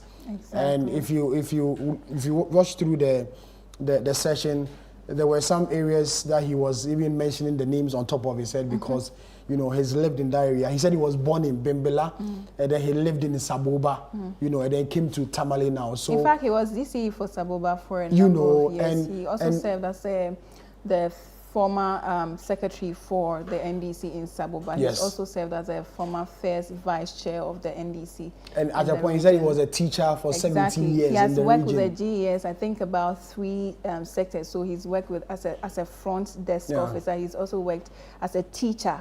And a second supervisor. So he's your typical local boy. Exactly. Your typical local boy who knows the issues really confronting his people. But then on the issue that he was confronted as far as the questions, rural urban migration. It's been a major issue for every successive government. How to deal with the issue of getting the young men and women from the northern part of the country descending southward, Accra, Kumasi, and other urban areas. It's been a major issue which every government has issued or had implemented a number of programs and policies to help, address this issue. But it looks like it's not been successful. Why it's not been successful, we do not know. But then he has a new plan. So let's begin from the reasons he attached to why some of these young girls and boys come down. He says that he believes a lot of them come in search for opportunities. So perhaps if they want to venture into certain trade, they will maybe come and then save money to buy a sewing machine, save money, you know, to set themselves up. And so when he is given the nod, he is rather going to ensure that they set up apprenticeship program, so that they will set up centers where these people will be trained instead of they coming down to Accra. Because a question was asked about the NPP's project of putting up hostels for Kayayes and how that will help solve the challenge. He says that he thinks the youth must come back because when you create jobs, so he thinks a job creation problem. Yes, so, and it's always driven by economic reasons because they feel that up there in the north, you know, they don't get what they are supposed to get as far as economic empowerment. So coming down here, and they have friends and colleagues down here who always relay information back that Charlie, Accra is good, Kumasi is good. So you can also make yourself available if really you really want to come. And there are some of the girls too, it's not driven by economic challenges, child marriages and the rest. And so they want to escape from these forced marriages back here and come back to Accra so that they can work and then forget about what's happening at home there. But is there a solution for that? It's custom and tradition. And there's always a thin line between custom and tradition and law. And when you want to address it very well, there's always a challenge. Are you satisfying custom or are you satisfying the law? And if you are satisfying custom, it's a practice that's been there all these years. And taking away cost, it's a very complicated, very complicated thing. That's why a lot of politicians and policymakers will always want to draw a thin line between custom and the law. And I suppose that may be why he did not want to venture into the issue of child marriage. So he stuck to the job creation because depending on what he will say there will be held against him if he goes back there. And remember, the northern region, like any part of the country, is one place where they hold their custom, tradition, and norms and values in high esteem. And they do not wish to have anybody disrespect those customs and tradition. Whoever you are, they will not sit down for you to disrespect it.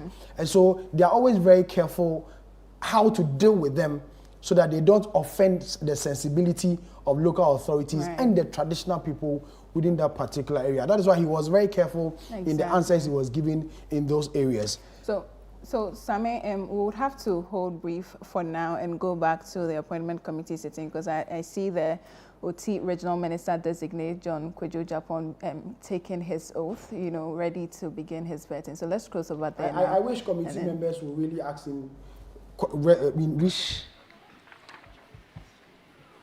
Without wasting much time, I'll give the floor to the nominee to tell us about himself just in 2 minutes. Briefly. Mr. Chairman, thank you very much. My name is John Kwejo Japon. I was born on the 22nd December 1950 in KJB, where I come from. I did my basic education in KJB Primary Middle School. I did my O-level education at KJB Secondary School. I went to Pando to do my A-level education. I graduated at Cape Coast University with a degree in Bachelor's of Science and Education. I did my national service at KJB Secondary School. I taught at KJB Secondary School, and I taught again at Mauli Secondary School. In 1991, I had the privilege to represent farmers in Volta region at the Consultative Assembly. In 1993 to 2001, I had the privilege to represent my constituency at Parliament as a member of Parliament for the Akan constituency. Again, I had the opportunity to represent my constituency in 2005 to 2009. I am a married man with 10 kids.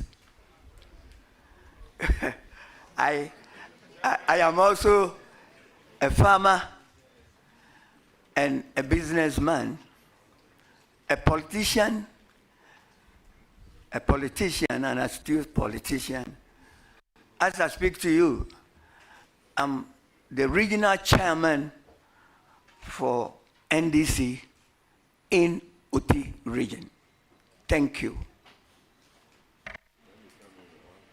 Thank you very much. But let me say, before becoming the regional chairman for OT, he was the regional chairman for the Volta region. And under him, I became a member of parliament.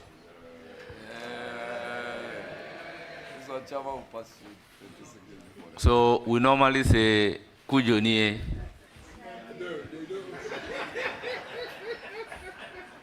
Thank you very much. He's been my chairman. We will now commence questions. I'll give the floor to Honorable Patrick Yaubwama. He said he has a question. Just one question. Just one for the big man. I know him. And let me congratulate you. The only seat that we used to have in OT, you took it away. Kratchi East. And you also took the seat from my friend. That was Jato Yao. Then top in town came Gidisu, and you took it away from him, from NDC, and you've given it to another person. Anyway, Chairman, a very experienced politician, but today you're in our hands.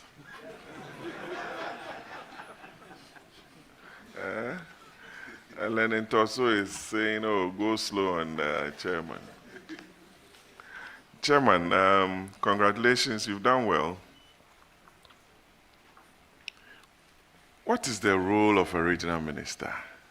And what are some of the challenges you envisage in your region, OT, a newly created region by the MPP government?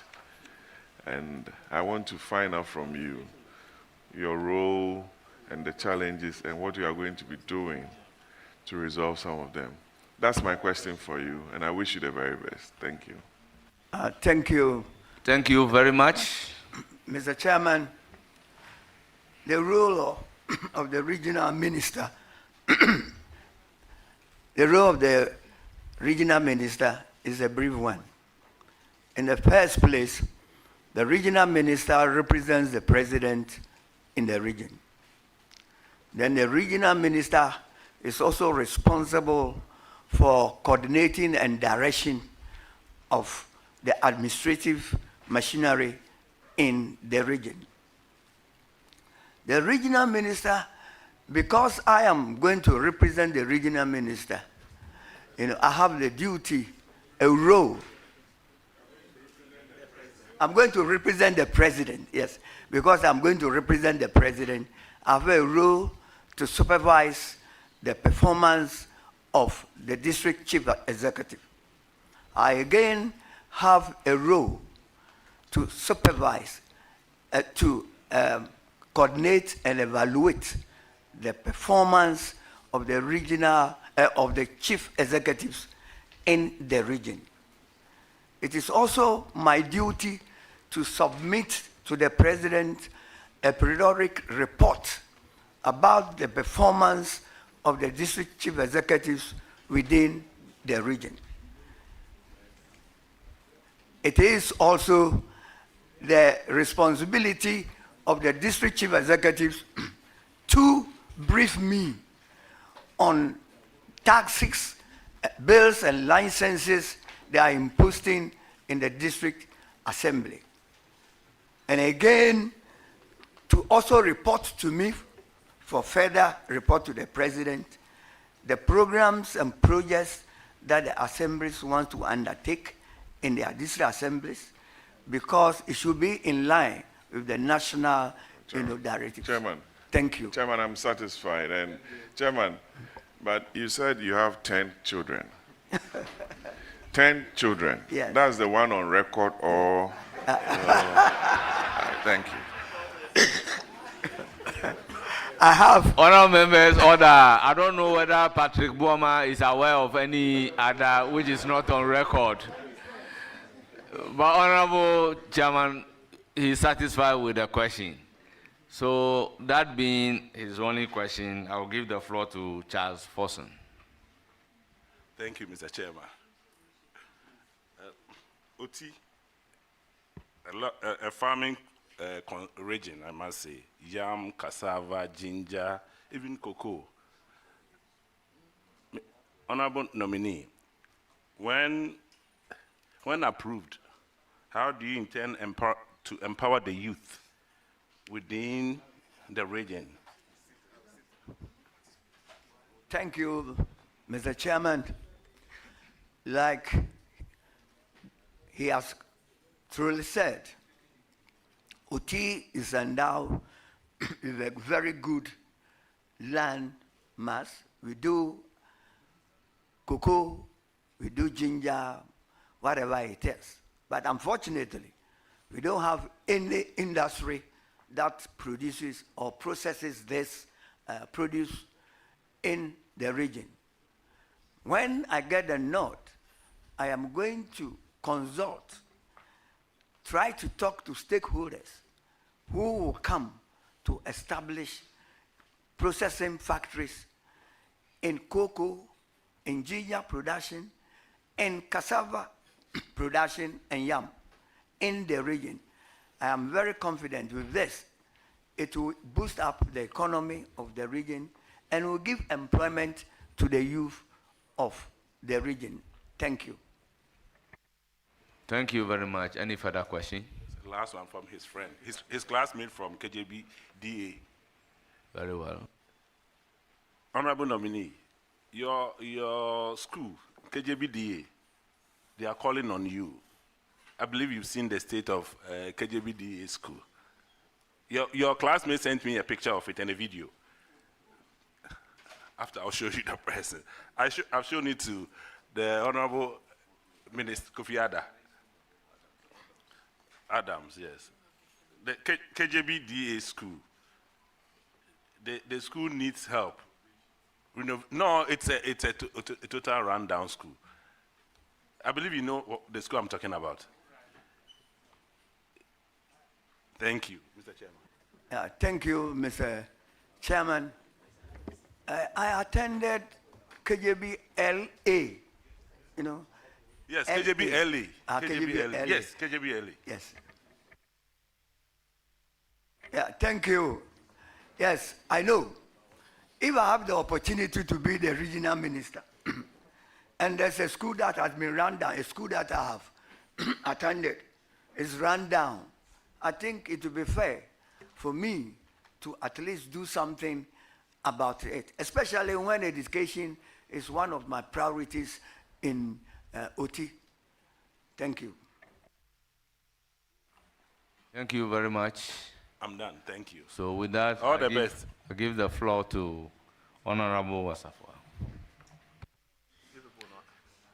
Thank you very much, Mr. Chairman. And let me take the opportunity to congratulate the nominee on his appointment as a regional minister designate. Honorable nominee, looking at your CV, I see that you have 2 referees. The first referee is the Honorable Johnson Esiedun Ketia, the National Chairman of the NDC, and the second referee also the General Secretary of the NDC, Honorable Fifi Fiabikwete. I also see that on page 1 of your CV, you have done some works with other companies. And so, in fact, some of them, you are still with them till date. So I wanted to find out why is it that you can't have one referee for many of your private works rather than having 2 referees only from the political field. It's just a suggestion anyway. Thank you.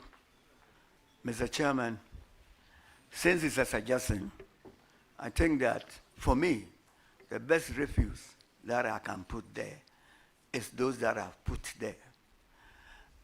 These two people who are my referees were supposed to be even my colleagues. General Chairman of NDC was my colleague in Parliament House. As a founding member of my political party, I've been working in hand with him throughout my political life. He knows me best. The General Secretary Fifi worked under me when I was a regional minister in Volta region. And to be frank with you, he also knows me very well. I think that you will always want people who can talk on behalf of the nominee. Thank you. Right. Thank you so much. Mr. Chairman, my second question is in relation to what he himself declared to the committee, that he is a farmer, and for that matter, you have some amount of interest in farming. You being in the private sector as a farmer, and now by the grace of God, if this committee approves of you, can you convince the committee and the people of Ghana, more especially the OT region, as to what you can do differently to uplift the face of agriculture in OT region? Especially because in this 21st century, today if you go to Dubai, they call something cloud feeding, where it can rain even when the climate is not favorable. So what do you want to do differently to be able to make sure that you uplift the agricultural sector in your region so as to create more jobs for the people of OT region? Thank you very much. Mr. Chairman, like you rightly said, the OT region is endowed with the OT River. And so I'm coming on board with scientific farming, where we are going to do irrigation. We are going to do irrigation for the whole OT region. Because luckily, OT is bounded on the western side by the Volta Lake, within which we also have the OT region. With these two powerful rivers, I don't know why we cannot even irrigate the whole land of OT region. And when we irrigate the land in OT region, I mean, the youth will be motivated to do farming.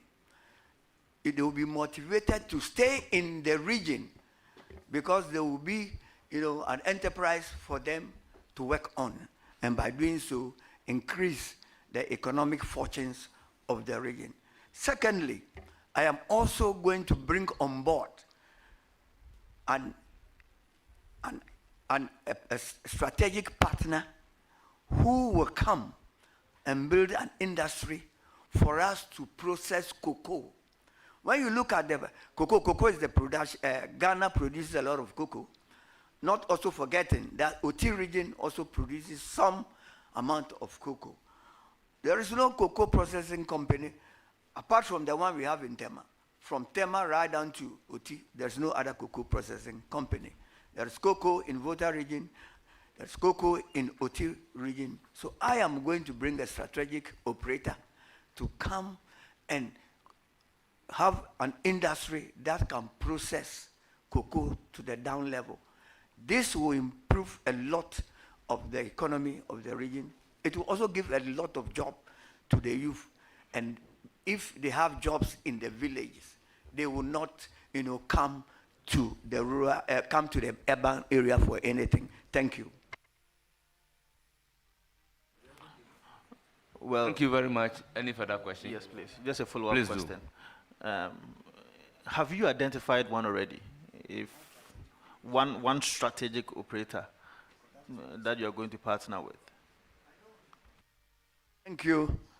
I know that the president of this country promised that when his party is in power, one thing that he will do for OT region is to process ginger. To process ginger, that is, so much cultivated in OT region. Ginger is the gold now in OT because there is a lot of demand from the world, the rest of the world. And with the president himself saying that I am going to bring, a factory or an industry to process ginger, I think that he will be the number one person I will be depending on. Thank you.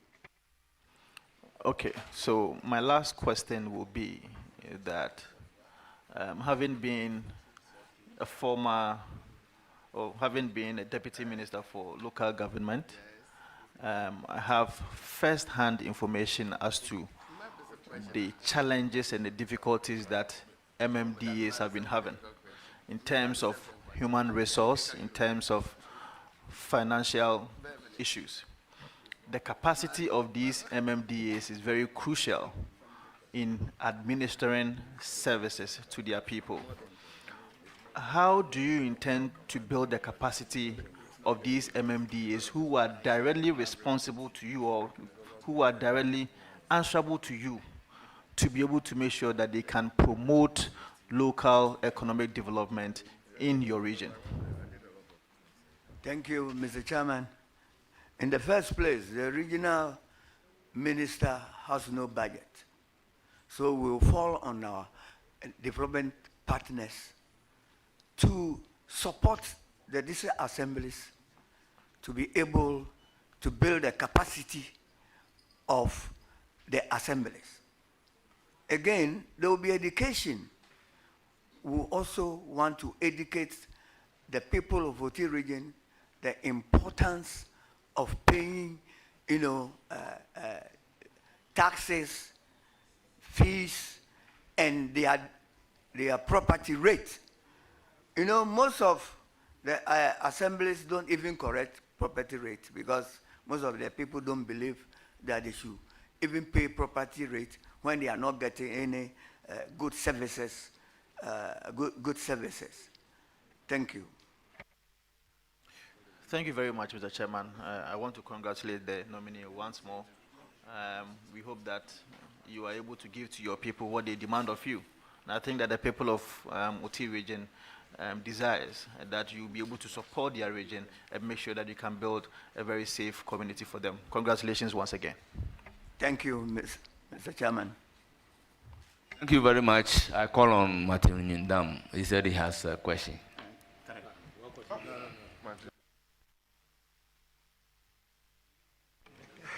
Thank you, Honorable Nominee and Chairman. Congratulations. Chairman and Nominee at the same time. I have three questions, very brief. You have outlined your vision, and I buy into them. You cannot achieve them when there is no peace. Nkwanta has been a thorn on the flesh of OT region. How do you intend to go about it? Thank you, Mr. Chairman. You have rightly said that I'm a nominee. I have my regional coordinator. I will have my regional coordinating council in place, which I have even now. When I'm given the nod, I will consult my regional coordinating council. I will consult the security coordinating council. Again, consult chiefs and stakeholders in Nkwanta. From there, we'll see how we are going to solve this issue. Conflict is not an event, and solution to the conflict also is not an event. We will dialogue with the stakeholders and the people who matter.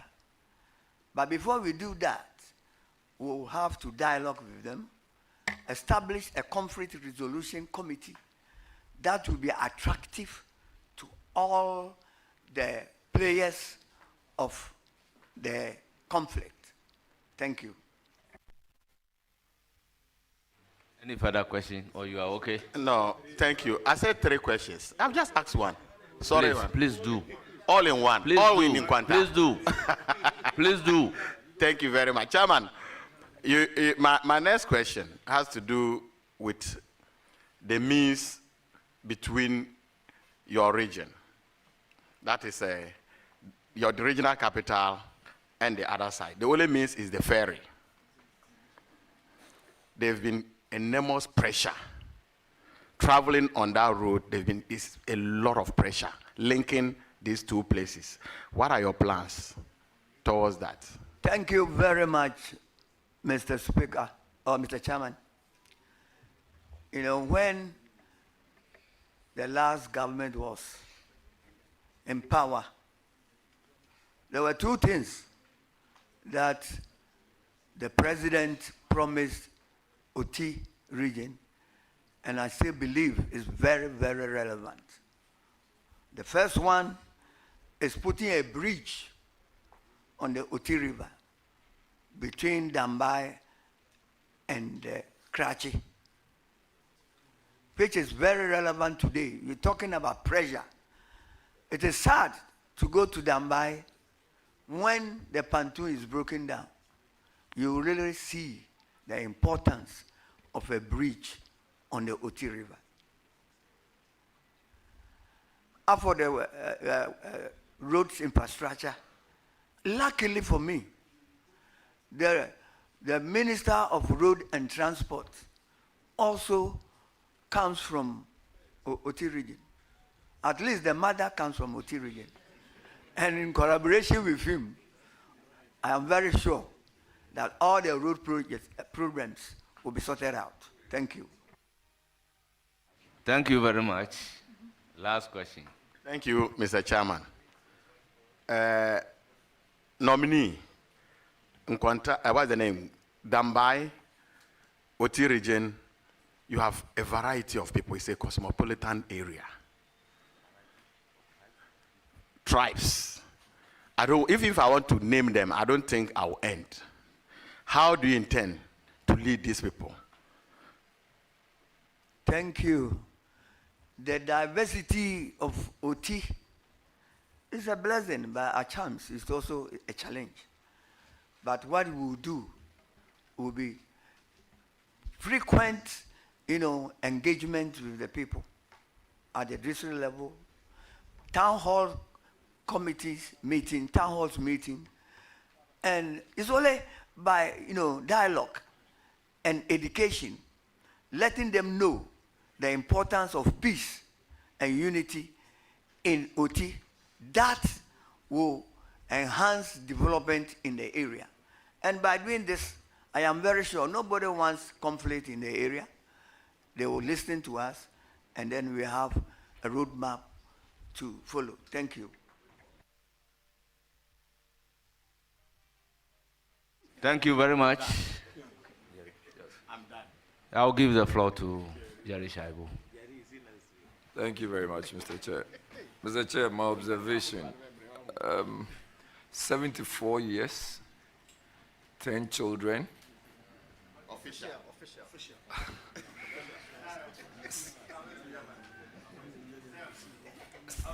74 years, 10 children, 3-term member of parliament, regional chairman OT, regional chairman Volta, constituency chairman. You don't think it's time to hand over to any of your children? Thank you very much. I'm happy for this question, because if even an 83-age person can be a president of this country, I'm wondering, a 74-age person. And again, you see, there's something you didn't say in my CV. I am a founding member of this political party. So my passion is to see that this party always wins the election. Once I have the strength to help and to cooperate, to advise, to build the capacity of the youth who are party members, so be it. Thank you. Thank you very much, Chairman. Please remain in silence and watch proceedings. So yesterday, the Minister Designate for Youth Development and Empowerment was here. And because you talked about developing the capacities of the youth, as Regional Minister, how do you intend to do that? Thank you, Mr. Speaker, Mr. Chairman. You know, the Regional Minister don't have any budget. We can only rely on the district assemblies to do this on our behalf. I will advise all the district assemblies to take building the capacity of the youth as a matter of importance and priority. Thank you. Okay, that should be my final question. What would you love to see as your legacy before you depart as Regional Minister of OT? Thank you, Mr. Chairman. I wish to live as a legacy when OT is well developed, when OT had very good infrastructure in terms of education, very good development infrastructure in health, very good development on our roads. Then again, what will keep me moving will be the bridge on OT River between Dambai and the Karachi. Again, we will encourage public transport, private transportation that will open up the region, increase connectivity, facilitate trade, and enhance business environment. Thank you. Mr. Chair, I wish the nominee well. Thank you very much. Thank you. I will now give the floor to Rita Odolesoa. Honorable. Thank you, Honorable Chair. I want to congratulate the nominee, Honorable Japon Kujo. That's the name I know you by. And thank the President of the Republic of Ghana, His Excellency John Dramani Mahama, to give you the opportunity to serve the OT region. You have served from the Volta region through the OT region. And in these elections, you won all 9 seats for the OT region. Congratulations. And I know, as a seasoned politician, the youth are going to learn so much from you as you become the regional minister for the OT region. And like you have rightly said, you will help build the capacity of the youth so that in future they will take over from you and other politicians like us as well. And so I would say congratulations again and wishing you the best of luck. God bless you. Thank you very much. It's not the turn of Alasan Umar Alaji. Thank you, Chairman. Mr. Nominee, congratulations. I'm looking at your resume on page 2. And I see number 21. Very interesting. Leadership positions held.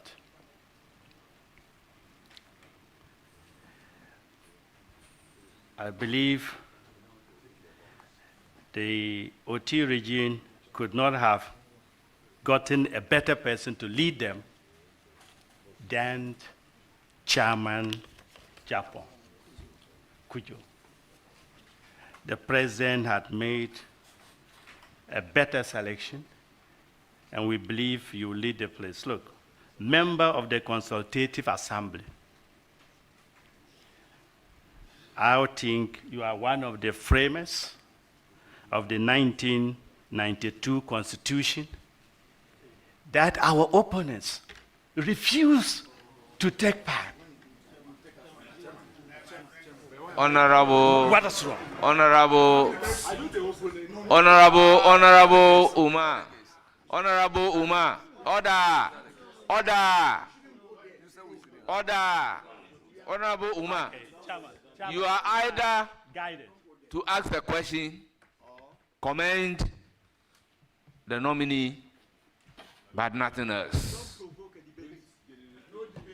So please, Chairman, do the needful. Please, please.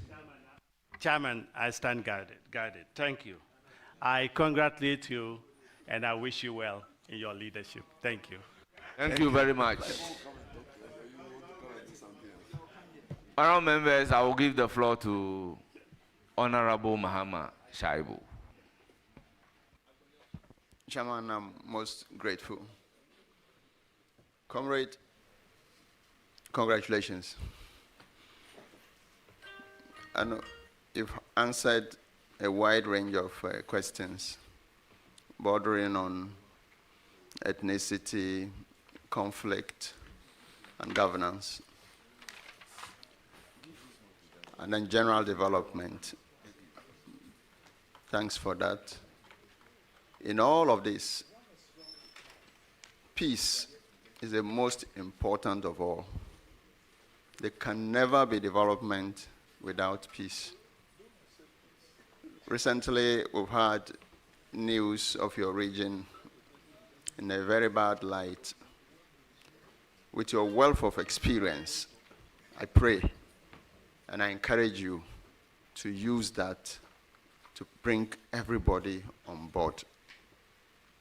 Peace is what is critical for development.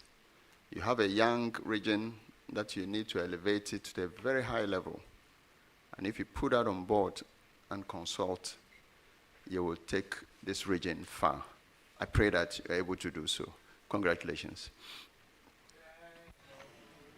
Thank you very much.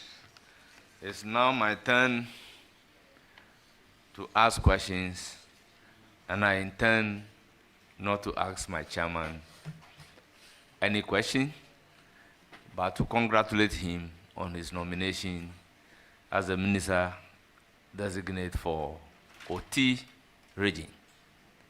Honorable Minister, congratulations.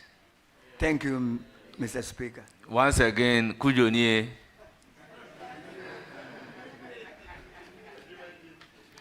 And I thank you very much for attending upon the committee, providing answers to the questions asked. Thank you very much. You will surely hear from the committee. Thank you very much, sir. I am to inform you that you are an in-law to some people on the table. I don't want to disclose their names. But because I do not have the list to mention our guests one after the other,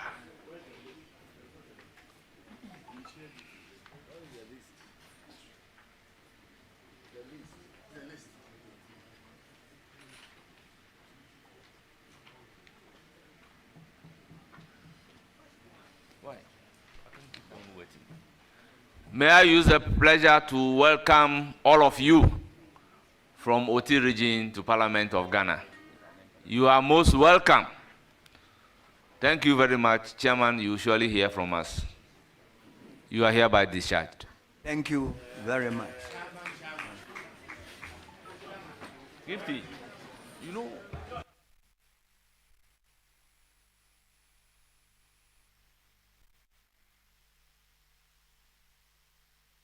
the next nominee should take the chair. Next nominee, take the seat.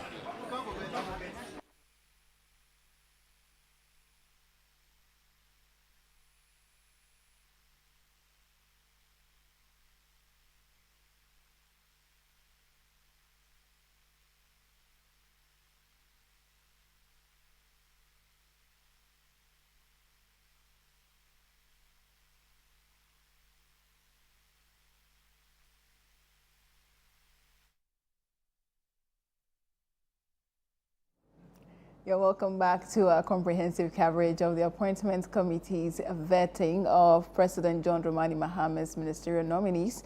12 have been gone already. I mean, the main ministers that have been appointed to various sectors. Today, the regional ministers' vetting has commenced. One has finished. The second person has just finished. And this perhaps may be the shortest vetting session we have seen since the sitting started. Sami is still with me here in the studio. Sami? It is. The shortest. The shortest. It's less than 50 minutes. When the chairman was speaking, I thought maybe he was going to be asked a question, but I realized that he was just acknowledging people. I realized, hey, why do you think it happened this way? He's a senior man. Simple. He's a senior man. In terms of? He's a senior man. He's a senior man. I mean, I'm sure the viewers want to know what you mean by senior man. Well, he's a senior man in the sense that, positions. He's been an MP before, yes. Akan constituency. He's been a regional chairman for then Volta region, and now regional chairman for Oti region when the region, was created in 2019. The Oti region doesn't really have a lot of issue until recently, the disturbances in Nkwanta. Right. And because it's a new region, you don't have more questions to ask for a new region because it's now developing to become a full region like the others. So the questions there will be limited. But are you disappointed that we didn't have any question about the clashes? I'm very disappointed because he's going to head the Regional Security Council. And I felt questions on how he's going to resolve this matter because we are told that this is not the first time this is happening, but this is the second or the third time. And so as a head of the RECSEC, the Regional Security Council, I felt questions should be asked in that direction, how he's going to resolve it with the collaboration of the police, the Regional Police Command, and maybe the military, because recently, about 2 or 3 days ago, the National Security Coordinator and some few army chiefs were deployed to Nkwanta to go and really look at what really is the situation. I felt that committee members could have asked, what measures are being put in place, because it was really a violent clash to the extent that police vehicles were shot at, which, disturbed the peace of the region. And as someone going to head the regional or the RECSEC in that particular area, I thought committee members should have probed further on how he's going to, help resolve, these matters. But unfortunately, those questions were not asked. Or maybe the committee members do not know what has happened there in recent times. Maybe. Is that not very unlikely? Maybe. I'm just saying maybe. Okay, so giving them the benefits of the doubt. But let's look at the questions that were asked. A lot had to do with agriculture, in fact. He spoke about cocoa production. He spoke about ginger, that he says is the now gold for the Oti region. So he's going to capitalize on that a lot. What do you make of a sense of understanding of the region generally? Well, he as I described the first regional minister designated, the Northern region, Ali, I also described this gentleman also as a local boy in the region. Aside ginger, the Oti region is also known for other, food stuff. So there's yam, it produces yam in large quantity. The ginger, as you mentioned, cocoa and other food stuff. And it's one of the regions you describe as the bread basket, of the country because of the food production in that area. And so in these areas, you expect agriculture to be the basic things they do there. I've had the opportunity to visit that area before, the Oti region. Part? So I've been to KJP, I've been to Jasikai, I've been to Rara, I've been to Abotiase. They are within this area. The people in Abotiase are more or less like fishermen, because of the Volta Lake. So those areas there are fishermen. But then KJB, Ketikrache, Nkwanta, Jasikai, they are all farmers. They are all into farming. And so you expect more support for farmers within that side, more support for the fisher folks also in that side. Because agriculture, we've made to understand that is the new gold in Ghana. And in recent time where we are recording climate change and more or less like shortage of food, as is reported in recent time, you expect more, empowerment for farmers in that area to produce more food stuff for us here in Accra, who we do not farm, because if the food is coming from those areas, we expect more support from them. And I agree with his plan for agriculture in that area. But the plan did not necessarily go in detail as we had the because Northern Regional. they don't allow for follow-ups. You see, the Northern Regional Minister designate was very specific about agricultural mechanization and utilizing the centers that have been set up. Getting irrigation projects in force and all. But I did not hear specific plans because the follow-up questions were not allowed. The follow-up questions did not come. And I've always said that the follow-up questions make us understand and know what the nominee is really going to do. The first initial questions are just questions, not detailed questions, but it's always the follow-up question, because based on the answers you will give is what the committee member will use in asking the follow-up question. Simon, let me ask you this. Do you think that the committee is, for want of a better word, doing us a disservice? A disservice. Because I agree. Because no matter the capacity or how you know the nominee to be, the general public would be interested in knowing what he brings to the table. On Monday and Tuesday, when we started this vetting, I told Bernard and Anatu for that I feel the committee is not helping us because all of us can't be there to ask the questions. So you are asking the questions on our behalf. And if you are asking the questions on our behalf, ask questions that will touch the Ghanaian who is employing the minister, because we are going to pay them with our taxes. And so we are employing them. And this is an interview section. Like the normal interview section, everyone going to look for a job will go through. You are asked the tough questions, the vigorous questions you are asked. But here, relationship, familiarity, protection. And I don't know why the chairman is protecting some of the nominees. Allow them. Is that not usual? It is, but I feel this one is to the stream, if you ask me. It's really to the stream. Because there are some of the questions the nominee really wants to answer, but the chairman is stopping him or her from answering that question. And it doesn't bring the best out of them. It doesn't really. It doesn't, because we can only assess them and know their competencies based on the answers they will give. They will give. That's how we can assess them. Exactly. And if the questions are not asked, the answers cannot be given. I've seen the Volta Regional Minister Designate James Gunu seated. He's yet to begin. So when he begins, we'll cross over now. But let's go back to Ali Adolf. Earlier you were making a point about some of his submissions. We've spoken about the KIA project. We've spoken about his plan for employment or job creation in the region. What other takeaways do you have from the his witches vetting? camp? Yes. The witches camp, which has become a very controversial issue in recent time, following the death of a witch who was stoned, in that area. And that one also brings to question what I mentioned earlier, the fine line between custom and tradition and the law. He was posed the question if he was going to close it down. Sami, please wrap up on this point. If he was going to close it down, but then the chairman came to protect him. I thought that question was not fair because he can't close it down. It should be a government policy. Very well. For him as regional minister, there's nothing really he can do. We'll definitely come back to this. The regional minister designate for the Volta region is now taking his oath. Let's take you there now.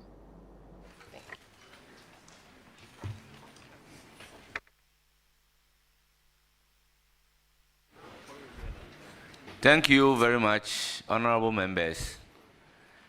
The nominee designate for Volta region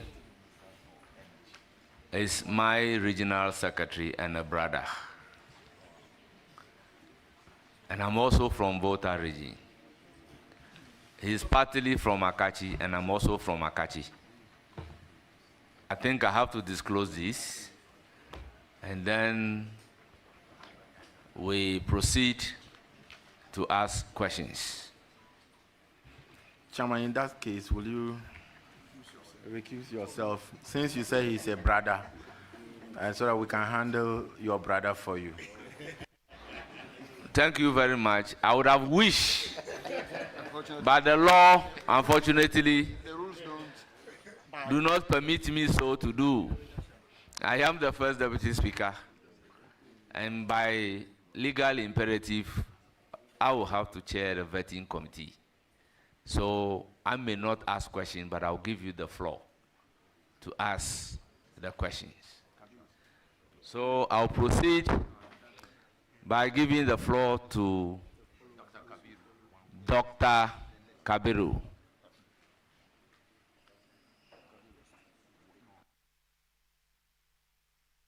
Thank you very much, Chair, and then to congratulating your regional secretary for that nomination. I think it's well deserving, and I hope you will, when you are given the opportunity, you will serve to the glory of God and for the people of Volta region. But just one question.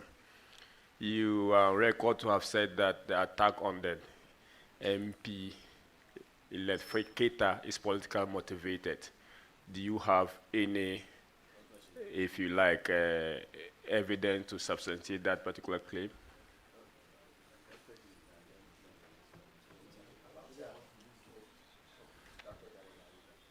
Honorable members, fortunately, the MP under reference is sitting at your right side, but I will give the floor to the nominee to ask the question.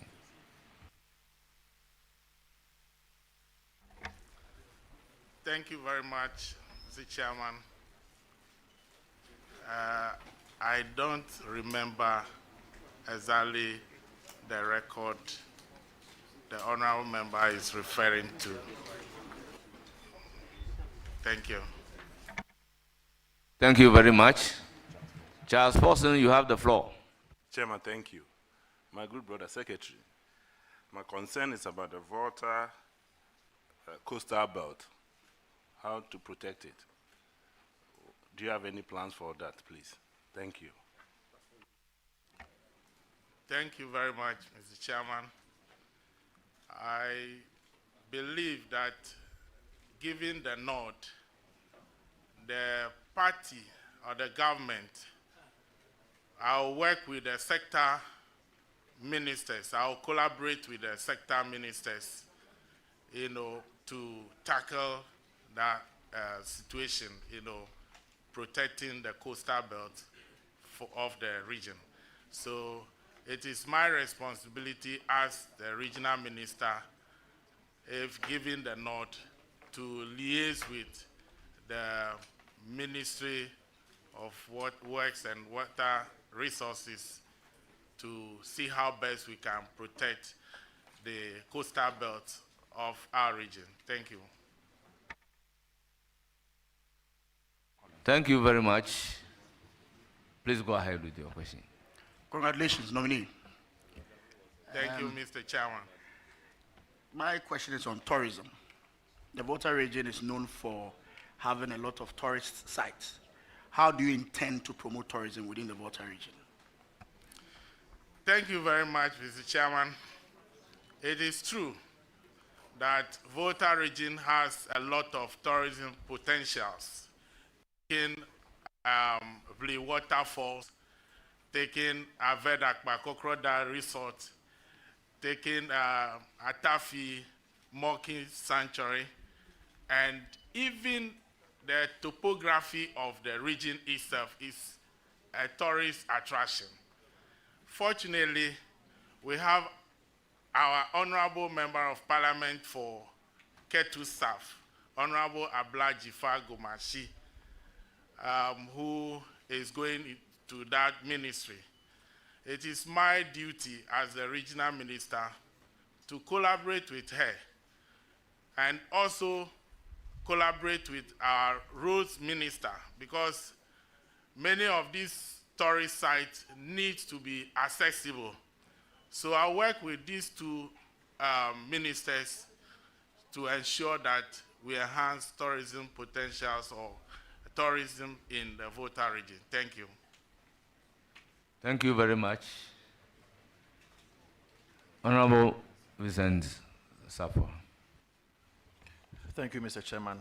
Let me use this opportunity to congratulate the nominee on his appointment as the regional minister designate for the people of Volta region.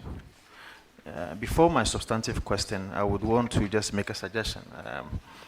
I just had a quick perusal of your CV, and I see that you have 2 referees, with 2 referees, one from the GIJ, the former rector, and the second one from the Institute of Local Government Studies. But my suggestion is that I think that is tried learning. to note that depending on the kind of interview that you are attending, you skew your CV to meet that expectation. And so I would have wished that one of the referees should have been your national executives or anybody from your political field. I think that would have helped, especially because of this kind of vetting that you are coming. But my substantive question to you is that when it comes to the management of the local assemblies, it seems that resources that goes to these assemblies are limited, especially because these resources are the only kind of resources that emanate from the government to the local assemblies. I have been a deputy minister for local government before, and I know what internally generated fund could do to assist the local assemblies. The local assemblies are answerable to you directly. What can your office do to make sure that you boost the internally generated fund in the various districts in your region? Thank you very much for the question, Mr. Chairman. The first one on the referees is well noted. Then, on the local assemblies, I see the district assemblies as the shock absorbers for the central government, either politically, economically, or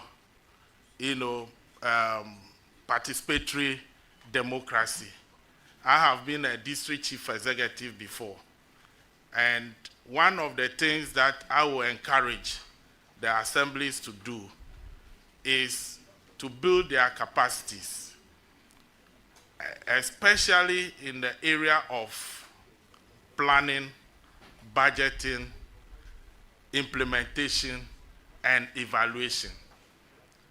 If we are able to do that, and we have district chief executives who are, people who take initiative, people who think outside the box, I believe strongly that we'll be able to improve on the internally generated funds in the assemblies by encouraging them to have revenue register in every assembly, so that all the departments or institutions that can be taxed will be taxed appropriately, and then the collection of market tools, property rates, and the rest. Because many of the assemblies do not have the capacity to collect the revenue. That is why some of them even privatize revenue collection. So it is all about capacity building. Thank you very much. Well, just my last question. My last question to the nominee. My last question. Well, so my last question to you is that I want to create a hypothetical scenario to you. And some of these scenarios are based on reports that we've been receiving at the local government ministry. In the event that a member of parliament complains to you that his MCE or DCE is not releasing the funds that is due the member of parliament for purposes of developmental project, and such an issue come to you as the regional minister, what steps are you going to take in dealing with such an issue? Especially when some of these issues emanate from previous political contests where the MCE probably contested for a parliamentary candidate or a member of parliament and they did not win. And so these two people may be having rift. How are you going to deal with such a scenario as a regional minister? Thank you very much, Mr. Chair. definitely we need to engage the parties, the Member of Parliament, and the District Chief Executive. And in the course of the engagement, we will know that we are all charting the same course, in bringing development to our people. Fortunately, in the Volta region, we don't have such situation, but should it occur, definitely I will engage the two personalities involved, that is the Member of Parliament and the District Chief Executive, so that we all come to that understanding that we need to work together to bring development to the people, and it is not about personal interest. Thank you very much. Thank you very much. I will give the floor to Jerry Shaibu. And Jerry Shaibu is an old student of Keta Secondary School. So he should bear that in mind in asking the question. Mr. Chair, thank you very much. Congratulations, my brother. Thank you very much, Mr. Chair. Mr. Chair, so I'm more interested in the Volta region. And one of the reasons is just what my Honorable Chair told you. But my specific question is the recent burning of ties and offices of the NDC office in Old Central, just because His Excellency President Mahama had announced made some ministerial nominations. Well, just to find out, do you know if that is the cause, first of all, that... So you're still watching the vetting by the Appointments Committee, but now we have to cross over to the main chamber of Parliament, where the leadership of the Majority Caucus is being announced. Parliament House, Accra. Dear Sir, notification of selected leaders of the Majority Caucus for the 9th Parliament. I make reference to the above subject matter and trust that this letter finds you well. In accordance with the established parliamentary procedures and practice, I write to formally inform you of the selection of the leaders of the Majority Caucus for the 9th Parliament of the Republic of Ghana. Pursuant to this, and following extensive deliberation by the National Executive Committee and in consultation with the NDC Majority Caucus, we have designated the following honorable members to the leadership positions on the bench. 1, Majority Leader, Ayarga, MP for Boko Central. 2, Deputy Majority Leader, Honorable George Kweku Ricketts Hagan.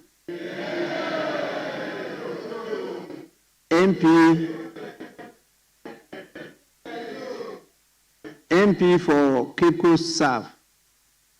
3, Majority Chief Whip, Honorable Roxanne Nelson Kwame Eche Dafiamapo. MP for South Dai. 4, First Deputy Majority Whip, Honorable Comfort Doyo Kujo. MP for Ada. And 5, Second Deputy Majority Whip, Honorable Richard Achampon. MP for Bia East. Honorable members, The National Democratic Congress, NDC, in consultation with our majority caucus in Parliament, has complied with all legal processes that underpin such nominations. We kindly request that you take the necessary steps to formalize these appointments in line with the established practice of the House. Please accept assurances of our highest esteem. Yours sincerely, Honorable P.F. Piavi Kwete, General Secretary, signed. So this is the information that we have, and as stated in the letter, they are requesting that we take the necessary steps to formalize these appointments in line with the established practices of the House. And so I will now move to the leaders to let us comply with that procedure.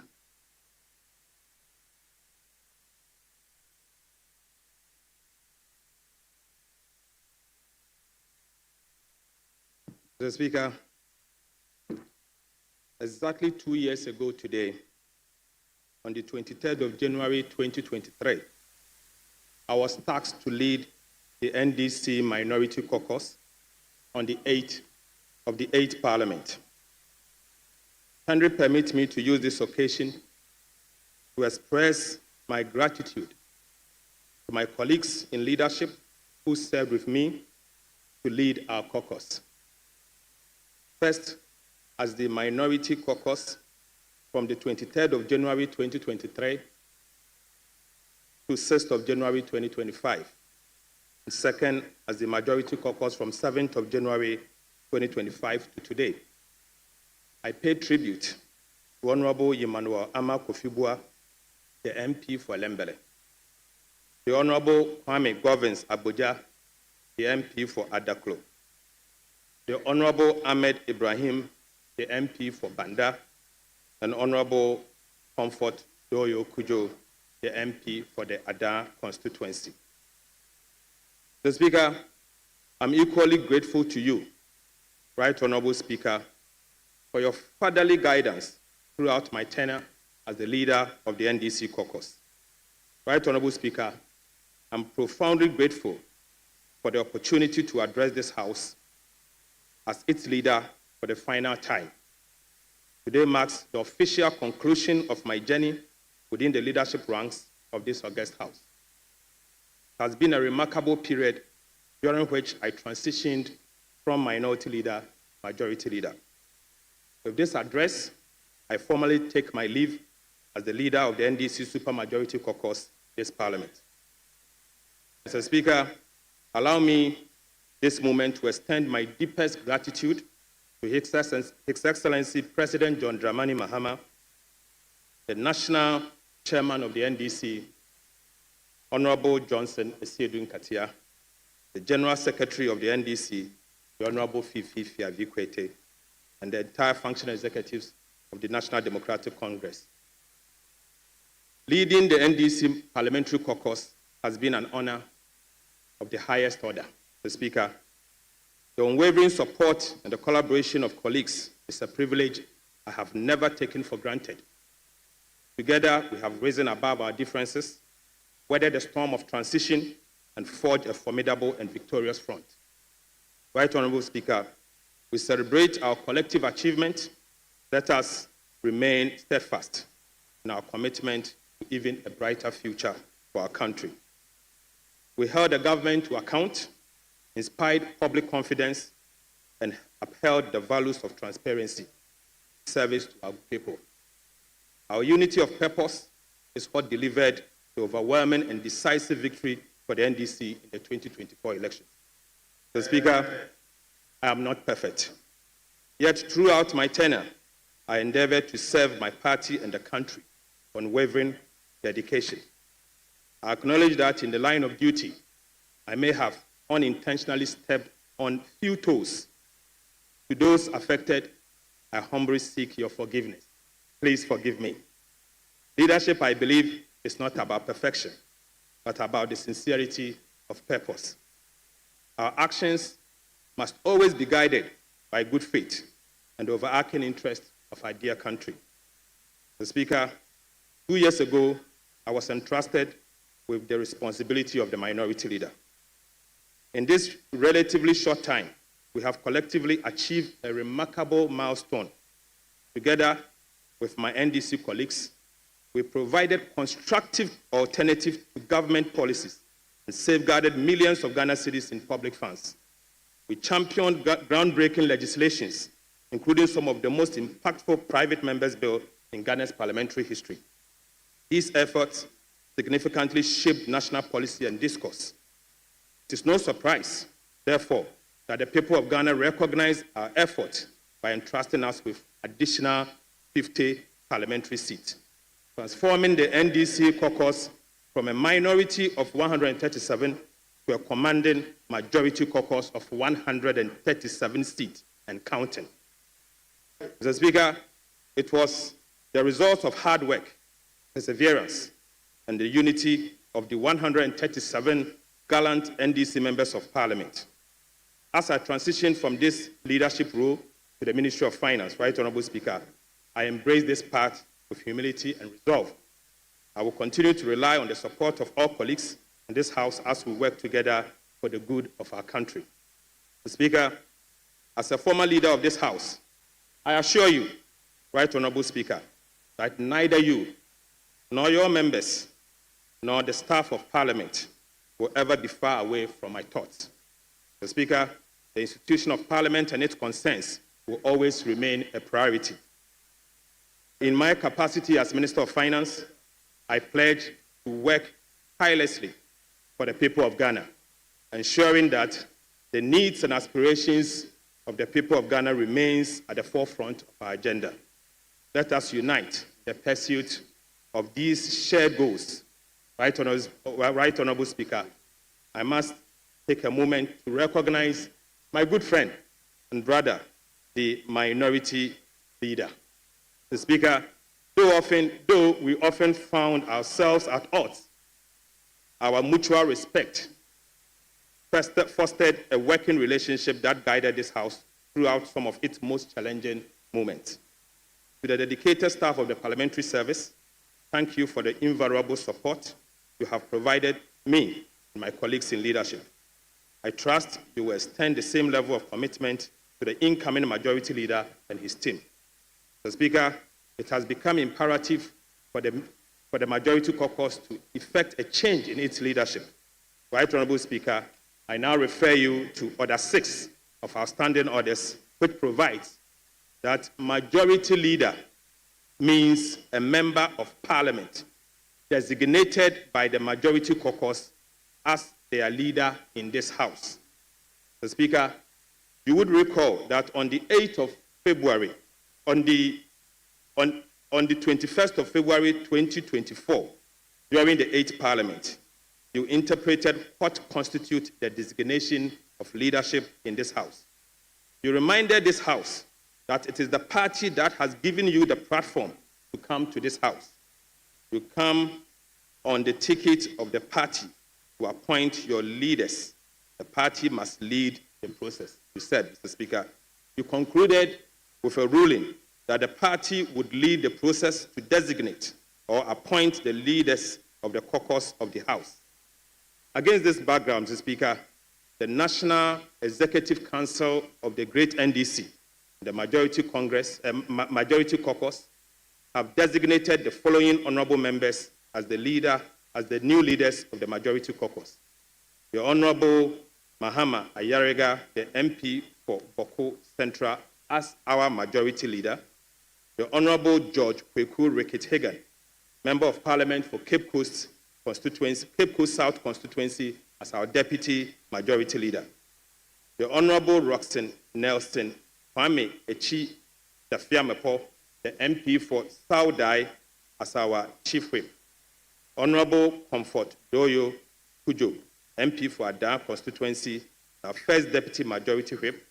And Honourable Richard Achampon, MP for Bia East Constituency, as our second deputy majority whip.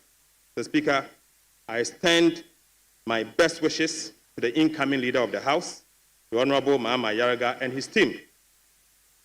May they be guided by wisdom and grace as they steer the affairs of this House, oversee the successful conduct of government business. Finally, Mr. Speaker, I profoundly want to express my deepest appreciation to the good people of Edwumakon, Nyan Isiam, my constituency, for the opportunity to represent them as their Member of Parliament. Mr. Speaker, I thank you.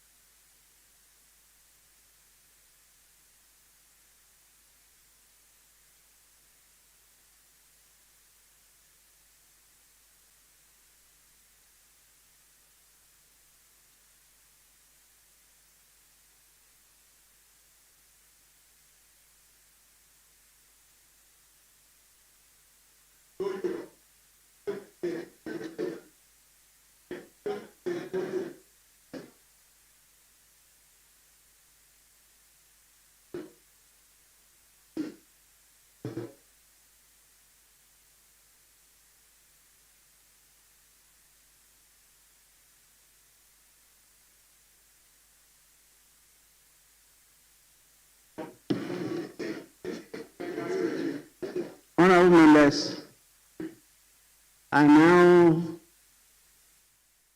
will permit any member who may want to make a comment on this transition may do so now. Brief comment, because we have other business to transact. Yes, I can see.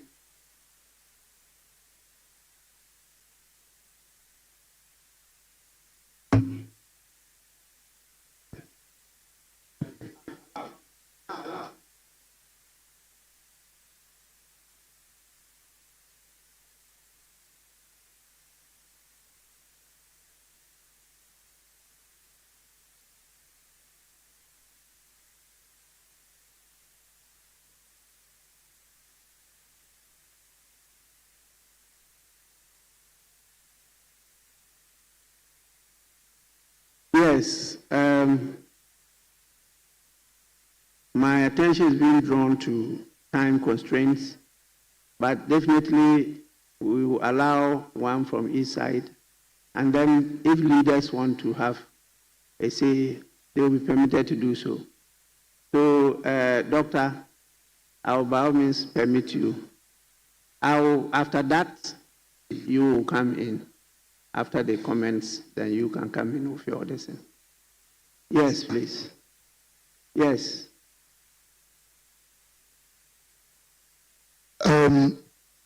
Right, Honorable Speaker, thank you for this prestigious opportunity. I wouldn't want to talk much. Just I want to say that we thank Honorable Dr. Attoforsen, outgoing leader of the majority, for that information or the presentation he made. I think he has illustrated that he's going to do well at the finance ministry and then keep to his promises, because that is extremely important. Promises of taking away all the taxes and still rule this country where Ghanaians want it. Mr. Speaker, coming back to the issue, I also like to admonish the incoming leaders of the majority that as much as we experience some sort of minimal illustration of leadership cohesion, as we needed as a country from outgone Dr. Attoforsen, they should please review what happened or revise what happened during the 8th Parliament. This is the time that I think Ghana needs cohesion from both sides. This is not the time to abuse and misuse the undue advantage of numbers and change the focus of this country. Mr. Speaker, Mr. Speaker, they have a lot of advantages, unlike the previous seemingly balanced house that saw Ghanaians witnessing a lot of higgledy-piggledy and mambo-jumbo. They don't need numbers much, but they need the endowments of those who give them the mandate, being the good people of Ghana. Ghanaians want to see a majority with their leadership that is prioritizing the interests of the good people of this country. Championing causes, projects, and programs that will ensure equitability, equality, and that will create the needed balance between political expectation and the developmental expectations that Ghanaians are looking forward to. Mr. Speaker, apart from that, I would like to wish them all the best and still continue to monitor whatever they do, because Ghanaians will always mark them. They shouldn't forget. And I would like to quote the present president, His Excellency John Dramani Mahama, that he said, in our local dialect, he said that Aba edebo techino and one edebo boba. Depending on how they behave. I am therefore ending that we are not expecting them to put up any dysfunctional behaviors that will be inimical to the performance and the progress and the forward movement of Ghana. I wish you all the best. Thank you, Mr. Speaker.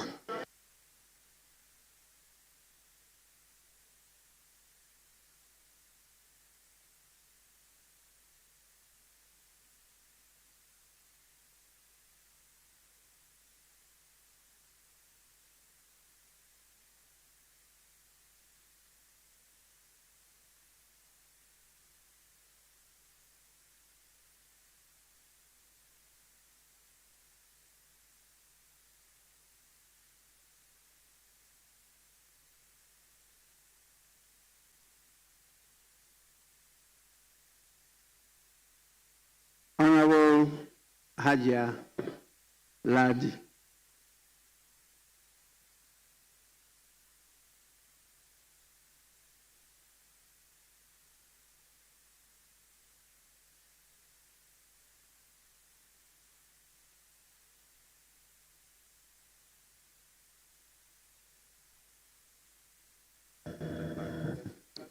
Thank you, Mr. Speaker, for the opportunity. Mr. Speaker, I'm very grateful for you, first of all, recognizing the fact that I needed to separate a fight between two individuals whom I would never want to see having any supposed.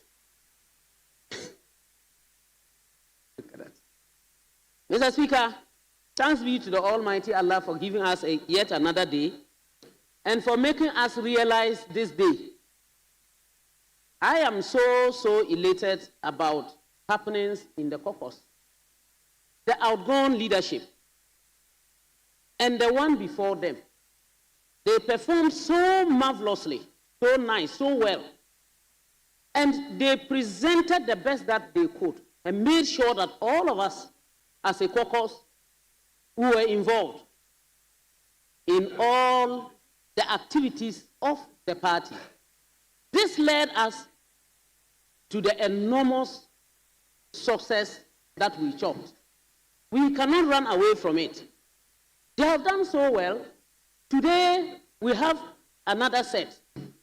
All I can say is that we, behind them, are going to hold them to the work, to the duties that they are going to lead as caucus leaders.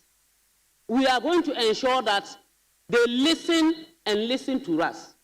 And we will also let them understand that motivation from leadership is very, very important. I know all 4 of them, 5 of them seated here. I've known them at least. I have not seen any one of them I have not known for at least 10 years. So I know how credible they are. I hope and pray that the leadership today is going to emulate exactly what the past leaders did, such that in the coming days, weeks, months, years, we would continue to rise and rise and rise and rise until the people of Ghana have seen that they have, yes, elected those that are worth it, and that we are doing our job as representatives, and that we will achieve our aim to ensure that Ghana moves forward in the right direction, and that setting the Ghana we want is not an issue of only being a leader, but ensuring that you provide that leadership. Mr. Speaker, in the leadership, there is only one woman. And I want to assure that woman that with some of us, we are always ready to support. It's not a matter of being in the leadership chair. It's a matter of doing the leadership job. It's a matter of supporting. It's a matter of ensuring that you support them to make sure that they do the work as expected.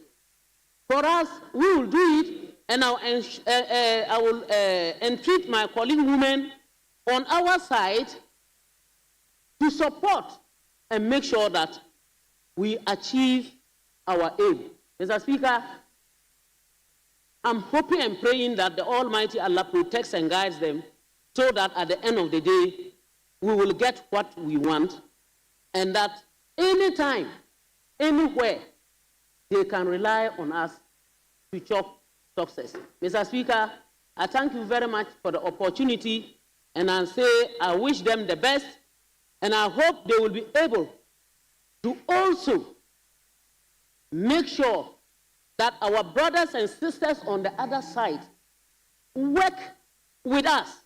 It is very important. Whatever we are looking for in this chamber as MPs, notwithstanding the fact that we are the ruling government today, is the same thing that they are looking for, and we should know that if we have their support and we always build consensus, it will go a long way to help us. And to our brothers and sisters on the other side, please, please, please, over-politicization will not help. And so I hope that you would continue to help and make us build consensus and stop litigation so that at the end of the day, we give thanks to the Almighty and for our success as Ghanaians in a nutshell. Thank you very much, Mr. Speaker, and I wish us all the best.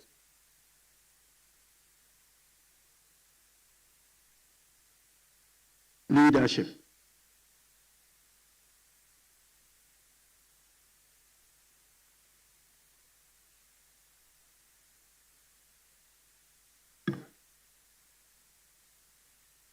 Mr. Speaker, thank you for this treasure space to make a few comments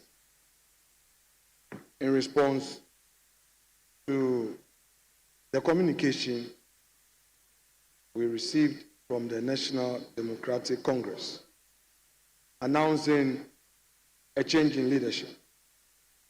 But first, Mr. Speaker, I welcome you back home after your trip to Côte d'Ivoire on the occasion of the opening of their Legislative Assembly. You continue, Mr. Speaker, to project the good image of this House, and I pray that you continue with strength to deliver on your mandate in this 9th Parliament. Second, my respected colleague, Dr. KCL Ato-Forson and his team, congratulations. You've done what you have to do for your party. Yesterday, I watched you, Dr. Forson, on the TV, together with your Chief Whip, Kwame Govins Abuja, taking the ministerial oath. I wish you well. Indeed, this is a time to serve your country in another capacity, and your party has recognized that, and Mr. President has honored you. This was a great time working with you. In the 8th Parliament, was a real test for the democracy of our country.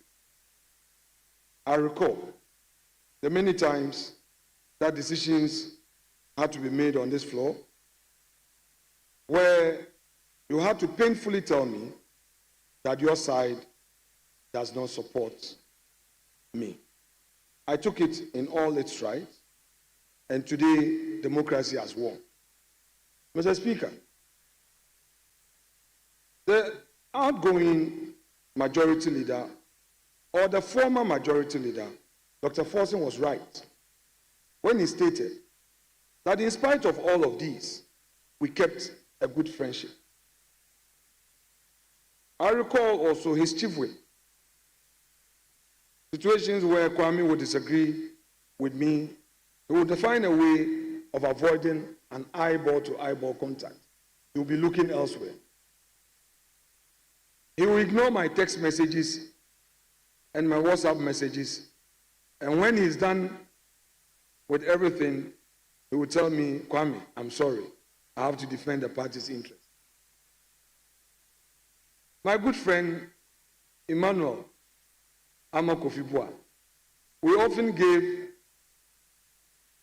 wrong signals to the optics. I think today, our common fights will be over. People don't know how great our friendship is, but you were always getting under my skin. And I know now, as a minister, our political fight would take a different form. This time, you'd have to come and defend your government policy. To the incoming team, led by my senior at the bar, my respected colleague, Mahama Ayariga. We served together in ECOWAS Parliament. You were very supportive. You've earned the respect of your colleagues in the sub-region. I know that you brought consensus. In fact, Honorable Ayariga, there's something I've learned from you, and I want to share. You don't mind how long it takes to negotiate to bring peace. And that I've learned with a great deal of respect. I believe that even as majority leader, you will not assume that you have the numbers. So you have to railroad matters on this House floor. I pray that you continue with that skill so that together we ensure the peace of this House by assisting Mr. Speaker. Indeed, many people in this country do not know that over 90% of the issues on this floor are resolved through consensus. Just a few that get into the media is what takes center stage. I pray that we'll build consensus during your tenure. But to the backbenchers and all of us in this 9th Parliament, Honorable Ayariga, the majority leader, is a great debater. He loves his procedure. And let me disclose this. The day we had this hint of he becoming the leader of the House, one of my researchers told me that, leader, your new leader is always glued to his law. He loves debate. So get your members to get ready. So I know that you enjoy the rules and you will not allow things to go unattended. But let me quickly remind you, sir, that as a government leader, if you try to introduce more debates, government business will suffer.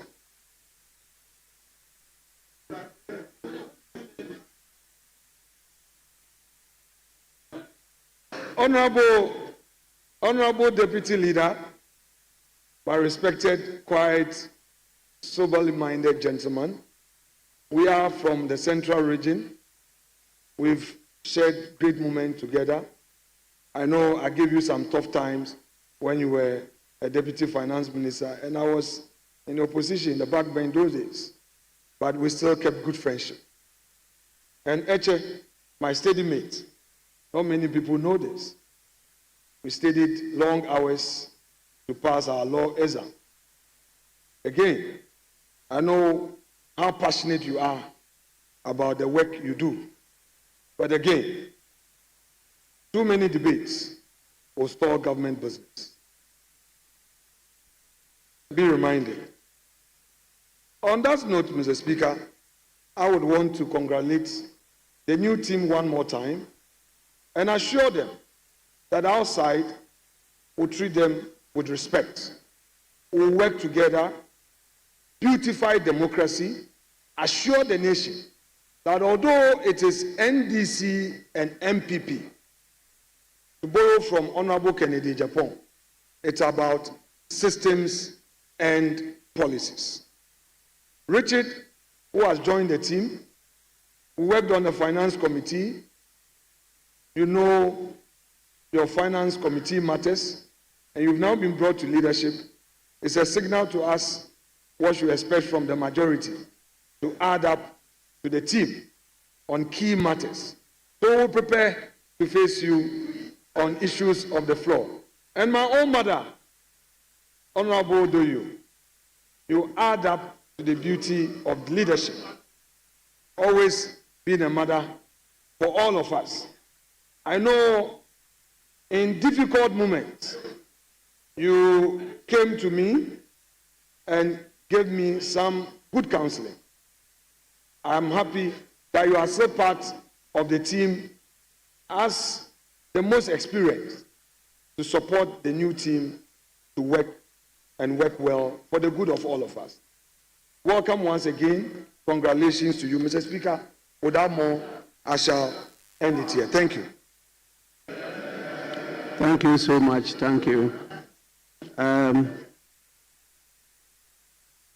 new leaders of the majority, you have heard from your predecessors and also the leadership of the minority and a few members of parliament. What you now have to tell us.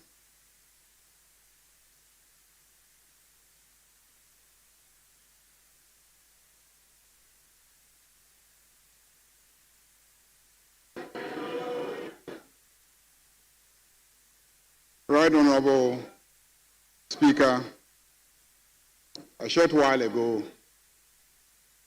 I was formally chosen by my party, the Great National Democratic Congress, and the majority caucus of 187 members to lead the NDC caucus in this ninth Parliament of the Fourth Republic.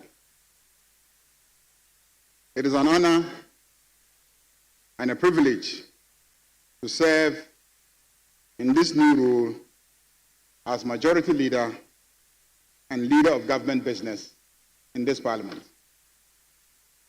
With humility and profound gratitude to His Excellency President John Dramani Mahama, the leadership of the NDC, chaired by the Honorable Johnson Asiedu Nketia, and my honorable colleagues in Parliament, I wholeheartedly accept this appointment. I am thankful for the confidence reposed in me, fully aware that this is an onerous role. I intend to discharge it to the best of my ability. Our duty as legislators is to ensure that we do all we can for the betterment of the people of Ghana.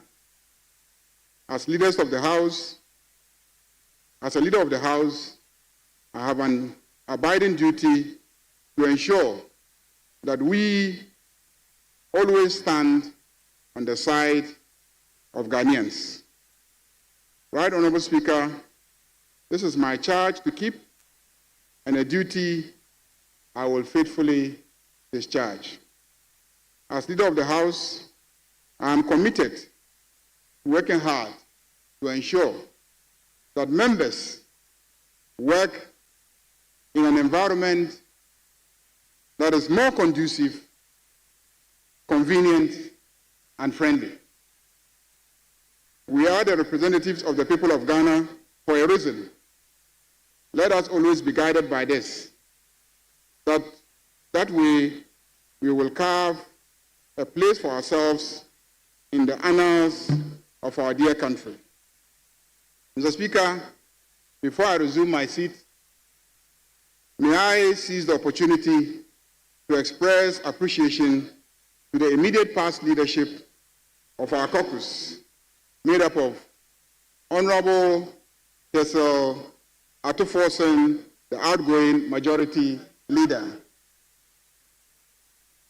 Honorable Emmanuel Ama Kofibua, outgoing deputy majority leader. Mr. Speaker, Mr. Speaker, Mr. Speaker, Mr. Speaker, in the case of Honorable Bua, I intend that his seat should be relocated to behind the pillar.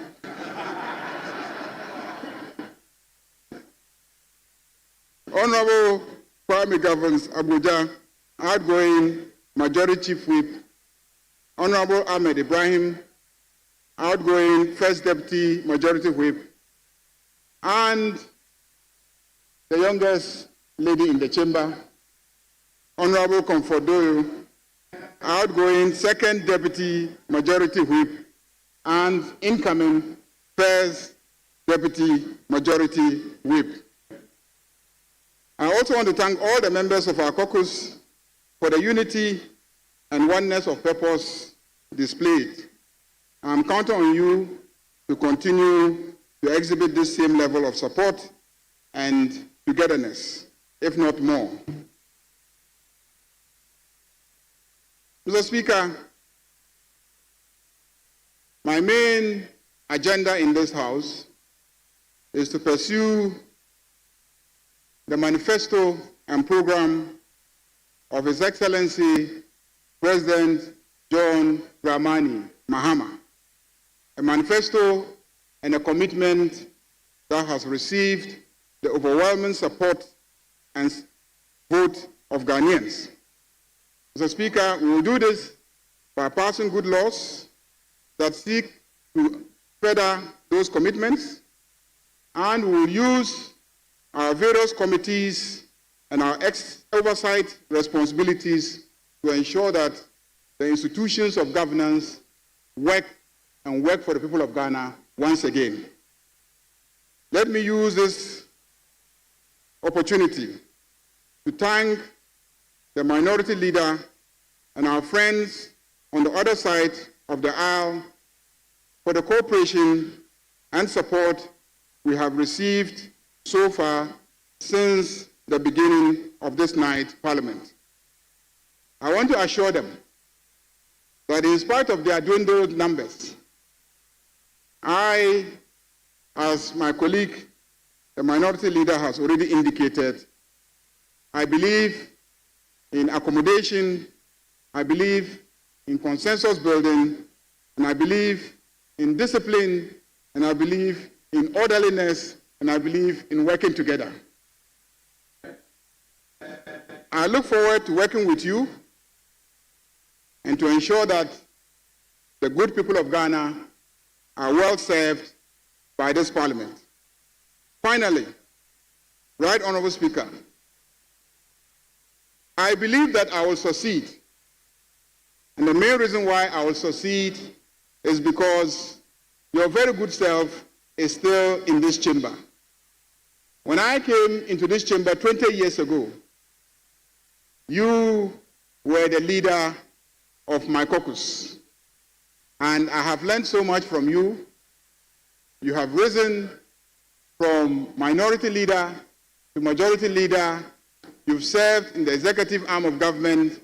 You've risen from deputy speaker, and now you are the speaker of the parliament. And you are in this chamber. And so I believe that you cannot afford to see me fail. And that is the reason why I'm very confident that I will succeed. On that note, Mr. Speaker, I thank you and I thank colleagues.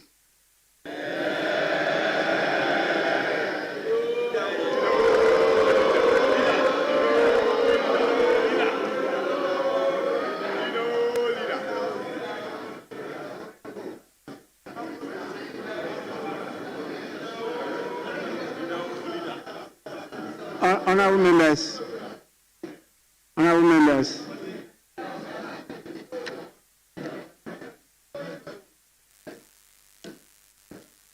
let me acknowledge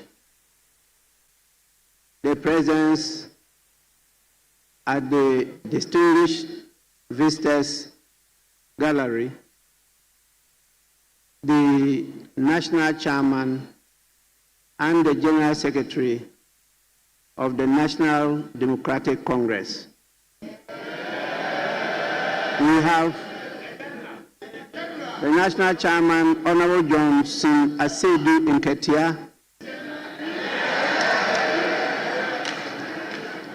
and then the General Secretary, Honorable Fifi Fiavi Kweti.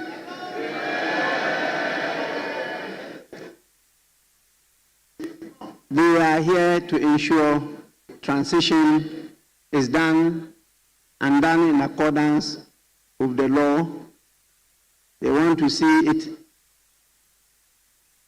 fili, so that they can go back and report to the party. You are most welcome. And I want to note this for the parties.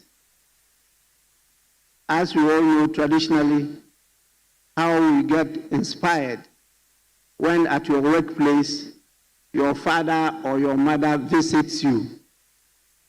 It's so motivating. And so I want to encourage the leadership of political parties from time to time to follow up here to see what their representatives are doing. And I think I have to commend the National Chairman and General Secretary of the NDC for always being present. Particularly the National Chairman is always present.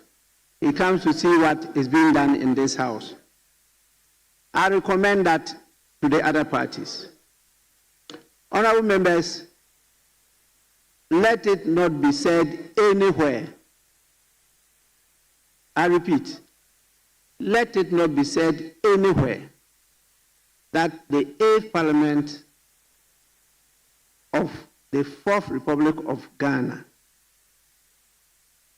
did not perform well. Political scientists have adjudged the 8th Parliament as one of the best hung parliaments in the world. I don't know why some people try to use seeming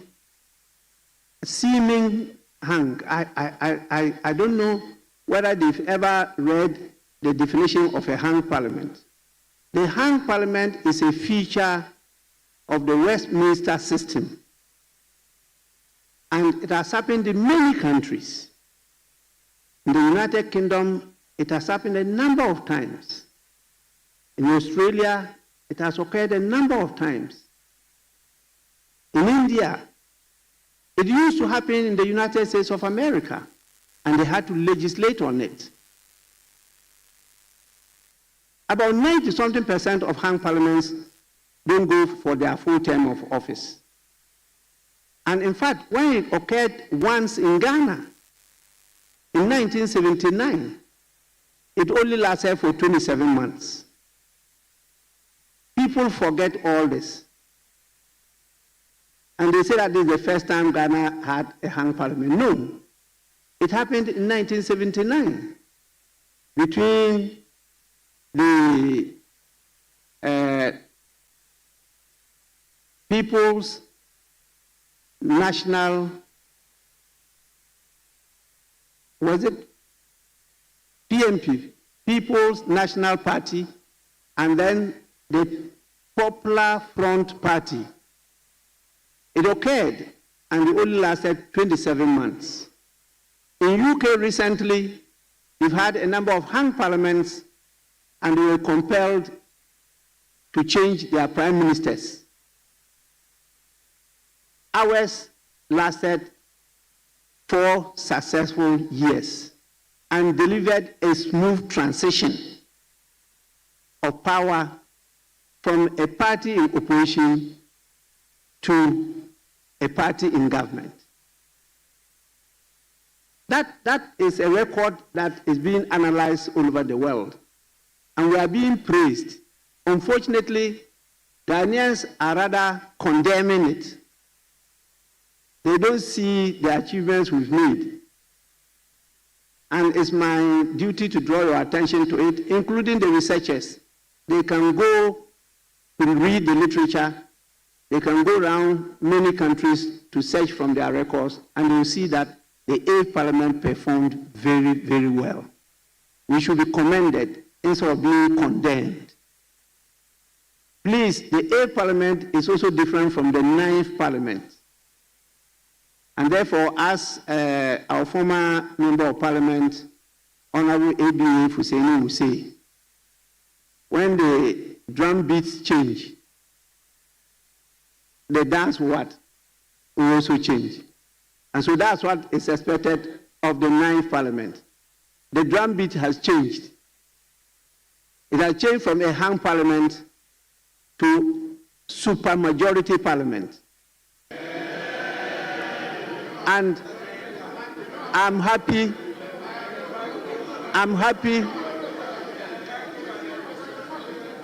that the leadership and members have taken note of this, and they are calling for caution that we should not use the multitude in our debates, but we should use reason and the national interest. As the Speaker, I'll be very firm and I'll insist that that is done. Ghana has been promised a reset, and the people accepted the reset. The reset must be done. That is it. So please, I thank all of you for the understanding, and I hope we work together in harmony to advance our common interests and improve on the living conditions of the people we represent. Thank you so much. I'm informed that we have some statements. I don't know whether we should take them now, or there are some priorities that leaders want us to take first before we go to statements. We can take the statements now. Yes, Majority Leader. Mr. Speaker, with the leave of the House and your leave, I wish to vary the order of business so that we can lay some reports that are ready so that they can be distributed and that we can take them later. Yes, minority from bench. Any objection? Mr. Speaker, save that there was no prior discussion on this matter. We are amenable to his prayer to the chair. Honorable members, we may now move on to at the commencement of public business. Item 7, presentation of papers. The following papers to be presented: 7A, Roman 1, Roman 2, Roman 3. If they are all ready, please present them now. Roman 3 is not ready, but 1 and 2 are ready.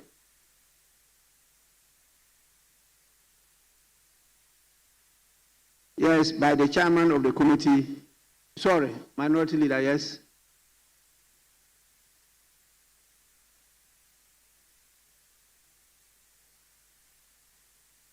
Yes, minority leader. Mr. Speaker, I just wanted my respected colleague to bring clarity to exactly what he wants to do. He's talking about the report to be laid, but we don't have them. So I just want to know from him what exactly his prayer is. We've not seen any. We definitely, after they are laid, I'll give the directive for them to be distributed. Then you will see them. But if Parliamentary proceedings there. This was preceded by the announcement of a new majority leadership in Parliament done by the Honourable Alban Babin, the Speaker of Parliament. You've had a lot of reactions to it. First from the outgoing majority leader who has been now appointed as Finance Minister, Kesi Olatunfosin. We've had reactions from the minority leader, Alexander Penyomaki, and then now the new majority leader as well, Mahama Ayariga. Samiri Afe, my colleague here, is still with us, so he would just give us his thoughts about what we've just witnessed. Sami, the majority caucus has a new leadership led by the Honorable Mahama Ayariga, a very experienced legislator. He served in various capacities, various ministries. Now he's leading the majority bench. Your thoughts? Well, great replacement to Dr. Kesi Olatunfosin, as you mentioned, who is going to become the Minister of Finance, because yesterday he was sworn in by President Mahama to assume the reins of office as Finance Minister. And it was expected, because if you look at the entire leadership of the NDC in Parliament, they've all been given ministerial appointments. Olatunfosin is Finance Minister. His deputy, Emmanuel Amakufibua, is nominated to the Ministry of Lands and Natural Resources. Yeah. The whip, who was Ahmed, the chief with Abuja, is going to the Ministry of Roads. Yeah. Deputy Whip Ahmed MP for Banda going to local government. The only person left out was Comfort Doyo, MP for Adan, and she still maintains her position. She has been moved up to the first. Up to the first, from being a second to up to the first. And you look at the replacement, fantastic replacement. Experience, all five of them, you will say. You think they can match up to the minority? Oh yes, they can. Oh yes, they can. Because when you look at Mahama Ayariga's experience, Mahama is someone who, even in Parliament, he's well respected. And when it comes to issues of law, they always defer to him because of his authority when it comes to law. And he leading the majority front, no two ways about that. Kweku Rekit-Hagen, long-time MP for, I think, Cape Coast South. Yes, a former deputy finance minister, well-experienced member of Parliament, coming from, the central region. And so you expect him to also give a backing to Mahama Ayariga. Roxanne Nelson Dafia Mekpo, my very good friend, going in there as the whip. When you look at the appointment committee setting, he was coming in one time, doing one or two things. It was obvious that, he was grooming himself for something, an announcement to be made, very soon. And so, fantastic guy. He's been in Parliament so no surprises there for no you. Surprises there for me at all. No surprises. The only person for me, perhaps, is Richard Echampon, the BIE MP. But he has been in Parliament for a long time. Yeah, since 2013. And so when it comes to experience, he's been there. But just that he wasn't a front bencher, because he's been a backbencher all these years. So bringing him in front, just added, plus to all the experience that he's gathering in the House. And in Parliament, they always look at experience and the number of years you served in the House before you are given leadership roles. I'll take your brief comments on the Speaker's commentary about the 8th Parliament not being the worst we've seen so far, as people put it. What do you agree with him? No, I don't. Why? I don't. And I've made this position known on several occasions. I feel it's the worst we ever had. In terms of what? In terms of chaos, disunity, the underlying word was chaos. Because we measured the duty of Parliament by the disturbances or by they doing the job that they have been elected and to. A lot of their jobs were not done. And Like it what? resulted in chaos to the extent that the jobs were not done. And we repeatedly reported happenings in the House. Budgets rejected brought chaos. E-levy brought chaos.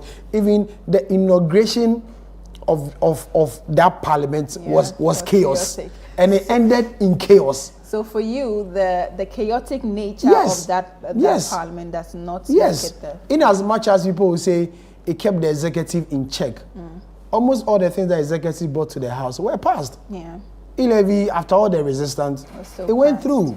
The budget, after all the resistance, it went through. But the chaotic nature of the whole House of the 8th Parliament made it the worst. Compared to other parliaments, we didn't see such incident. And I always say that the beginning of that parliament was chaotic and it ended in chaos as well.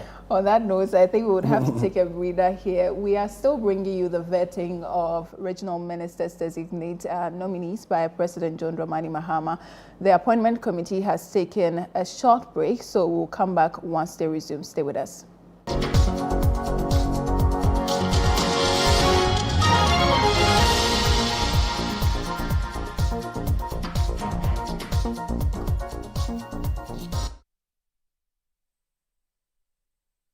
Step up with DSTV and we'll show up by giving you more incredible entertainment. Going to have a little fun. Upgrade your subscription between the 13th of January and the 31st of March and get an even higher package for a whole month on us. Buckle up, here we go. There's nothing better than putting a little bit in but getting a lot out. Time to boost some office morale. Incredible! When you want to build a future, you gotta know what you want. Step up and we'll show up on your home of entertainment, DSTV.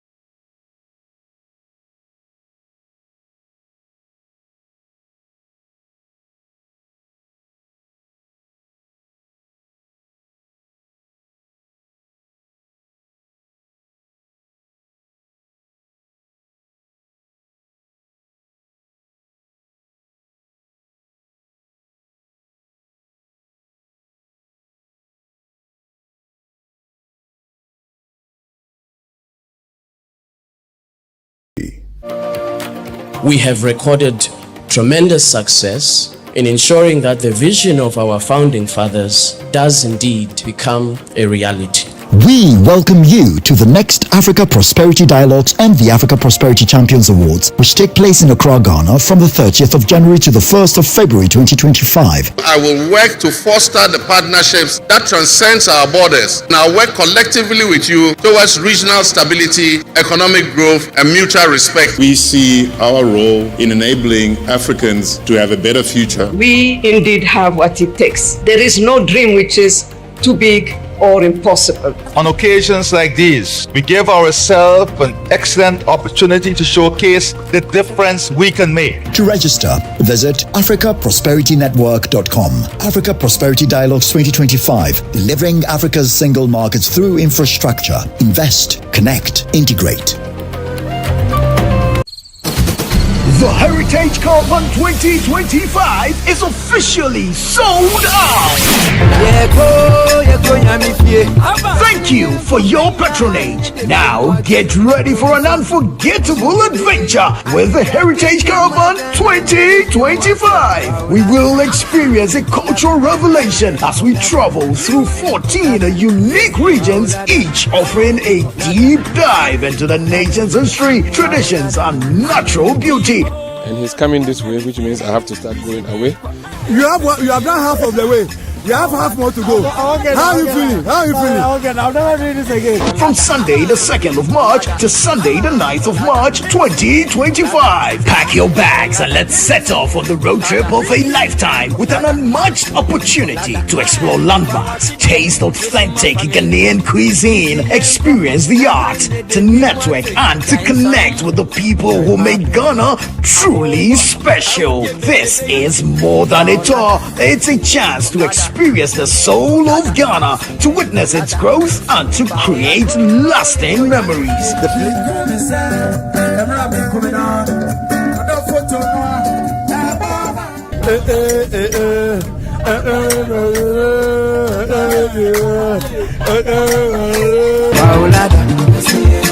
Follow all Channel 1 TV and 97.3 City FM social media handles for updates with the hashtag Heritage Caravan 2025.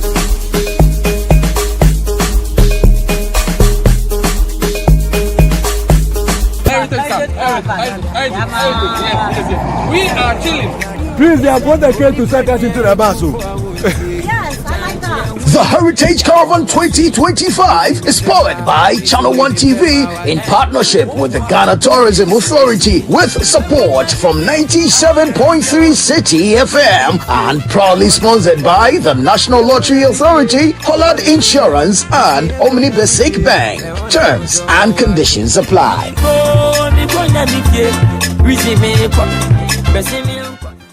It's time to reset yourself and everything else around you for success in the new year.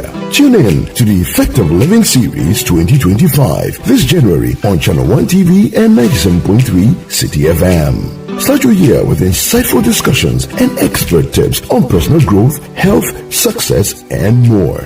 From the 6th of January, join Apioko and Caleb Kuda engage our guests with various expertise on the Effective Living Series for a comprehensive guide to resetting your life in 2025. This is the Effective Living Series 2025 on Channel 1 TV and 97.3 City FM. My name is Caleb Kudas. My name is Apioko Sarah Mashong Abe. Apioko will suffice.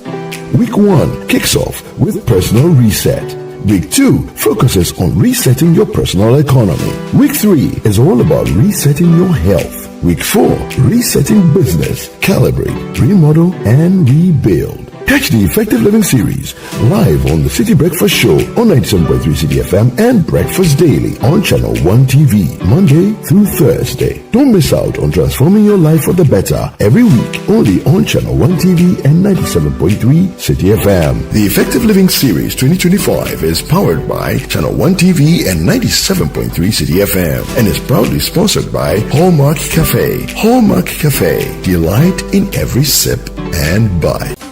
Hello, are you ready for a show that the whole family can enjoy? Join us on our fun educational adventures as we discover interesting places, meet amazing people like a pilot, a soap maker, a chocolate maker, and more. That's not all. You will learn about our culture, explore musical instruments, symbols, and cloth, learn all about kente, gather around and listen to our folk tales and discover the interesting history behind our story. Wow, this show is really informative. Yeah! We'll also have fun experiments. Whoa! And lots of art activities. Look at my spider. So beautiful. You definitely don't want to miss the Wonder Space Show with Miss Natalie. Wonder Space! Watch the Wonder Space Show on Saturdays at 12 noon only on Channel 1 TV. The Heritage Caravan 2025 is officially sold out! Thank you for your patronage. Now get ready for an unforgettable adventure with the Heritage Caravan 2025. We will experience a cultural revelation as we travel through 14 unique regions, each offering a deep dive into the nation's history, traditions, and natural beauty. And he's coming this way, which means I have to start going away. You have done half of the way. You have half more to go. How are you feeling? How are you feeling? Okay, I'll never do this again. From Sunday the 2nd of March to Sunday the 9th of March 2025. Pack your bags and let's set off on the road trip of a lifetime with an unmatched opportunity to explore landmarks, taste authentic Ghanaian cuisine, experience the art, to network and to connect with the people who make Ghana truly special. This is more than a tour. It's a chance to experience the soul of Ghana, to witness its growth and to create lasting memories.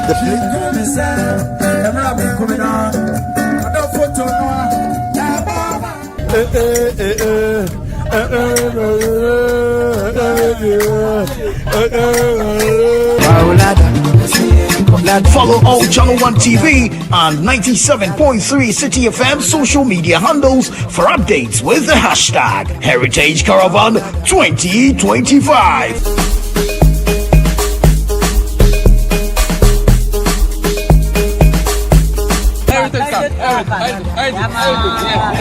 We are chilling. Please, they have brought the crane to set us into the bus.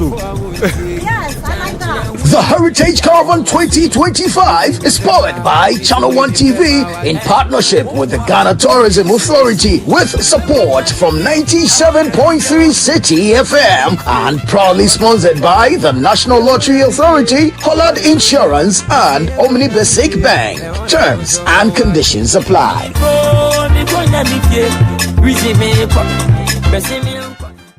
It's time to reset yourself and everything else around you for success in the new year. Tune in to the Effective Living Series 2025 this January on Channel 1 TV and 97.3 City FM. Start your year with insightful discussions and expert tips on personal growth, health, success, and more. From the 6th of January, join Apioko and Caleb Kuda engage our guests with various expertise on the Effective Living Series for a comprehensive guide to resetting your life in 2025. This is the Effective Living Series 2025 on Channel 1 TV and 97.3 City FM. My name is Caleb Kudas. My name is Apioko Sarah Mashong Abe. Apioko will suffice. Week 1 kicks off with Personal Reset. Week 2 focuses on resetting your personal economy. Week 3 is all about resetting your health. Week 4, resetting business, calibrate, remodel, and rebuild. Catch the Effective Living Series live on the City Breakfast Show on 97.3 City FM and Breakfast Daily on Channel 1 TV, Monday through Thursday. Don't miss out on transforming your life for the better every week, only on Channel 1 TV and 97.3 City FM. The Effective Living Series 2025 is powered by Channel 1 TV and 97.3 City FM and is proudly sponsored by Hallmark Cafe. Hallmark Cafe, delight in every sip and bite. What are you doing in the kitchen?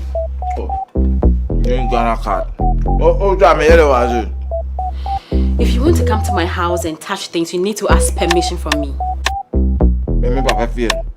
I know it's your father's house, but it's been willed to me. I own this house now. You call this a house? This thing? Don't worry, eh? Go to a better place. Oh, don't worry. Okasawa.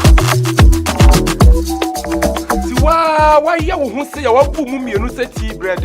What the number one now? What they but we need to we are very, very okay. Oh, very, very okay. We okay, I'm packed. Kaka, you good? Shall I talk? Not the right paper. I pass finish. Menya bema opese oye me ho ade. Crossed by blood. Oh, I crossed by blood. One upgrade is nice, but a double upgrade is amazing. And that's how we do it. Upgrade today to get even more with Step Up. If you're on GoTV Max and upgrade to GoTV Super, you'll get way more with GoTV Super Plus. That's so cool. Get big value. Get big entertainment. Very good. Perfect! Upgrade and get even more with GoTV. GoTV. Love it. Hello, are you ready for a show that the whole family can enjoy? Join us on our fun educational adventures as we discover interesting places, meet amazing people like a pilot, a soap maker, a chocolate maker, and more. more! That's not all. You will learn about our culture, explore musical instruments, symbols, and cloth, learn all about kente, gather around and listen to our folk tales, and discover the interesting history behind our stories.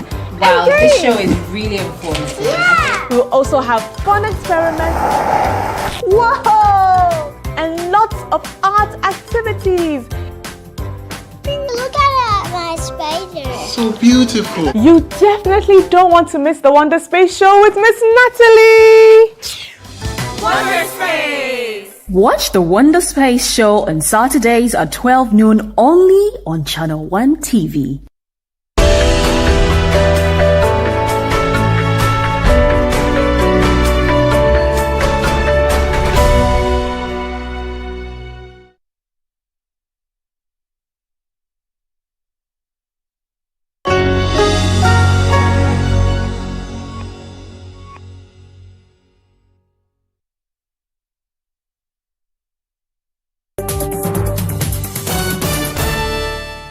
This week on Healthy Living, we look at the dangers of skin lightening, a trend that continues to raise health concerns.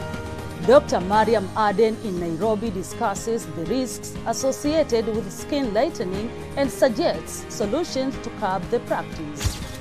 And can gaming help in HIV treatments? We'll have these stories and more in this edition of Healthy Living.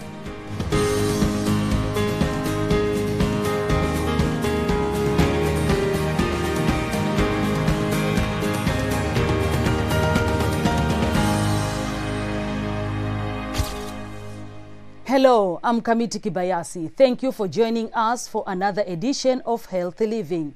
Skin bleaching to lighten one's complexion is common around the world, but medical experts say it can be dangerous.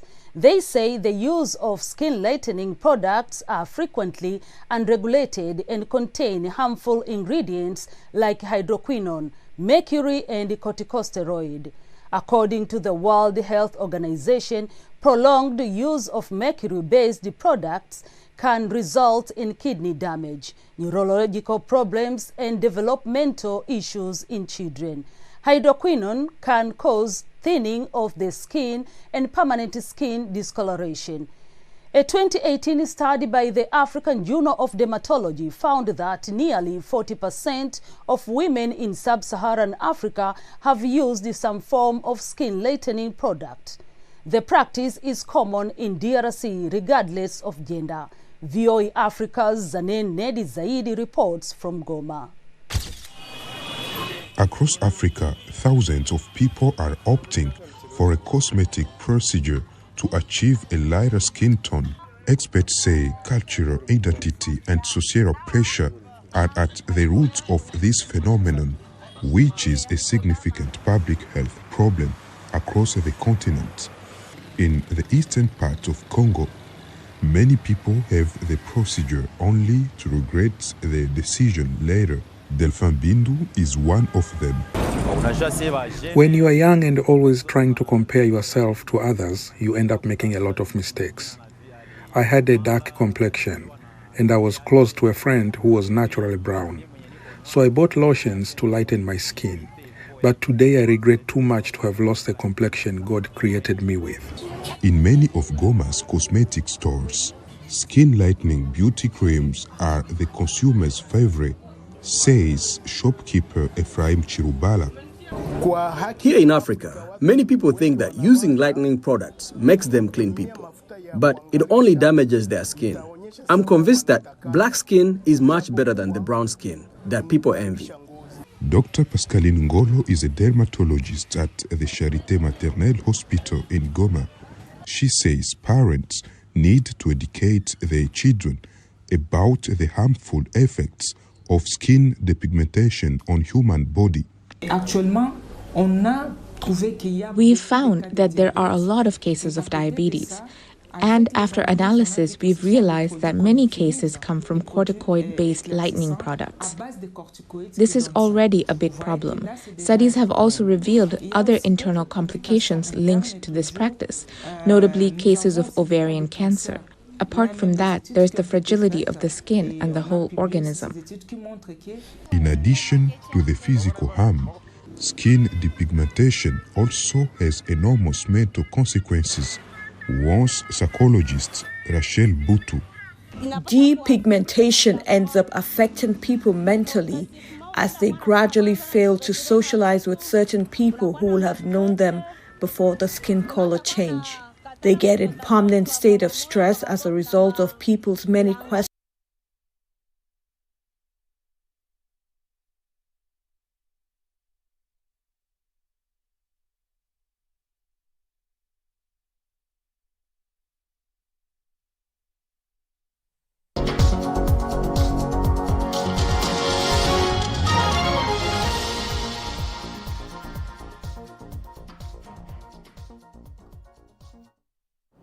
Hello again, you're welcome to the Channel 1 television. My name is Adjournment, and this is our live coverage of the vetting process by Parliament's Appointment Committee and the attendance approval in the House of Parliament.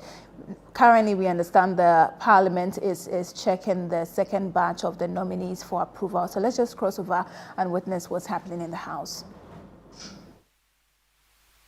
Is it, am I right? Honorable Vincent Oponwa Samoa. Is it Domain West? Yeah, right, so. Yes. Thank you very much, Honorable Speaker. Let me first commend His Excellency, the President of the Republic of Ghana, for the appointments so far to the various ministries. And you can see from the caliber of people that have been appointed that the government means business. Let me first talk about the nominee for local government, Honorable Ahmed. We all know him.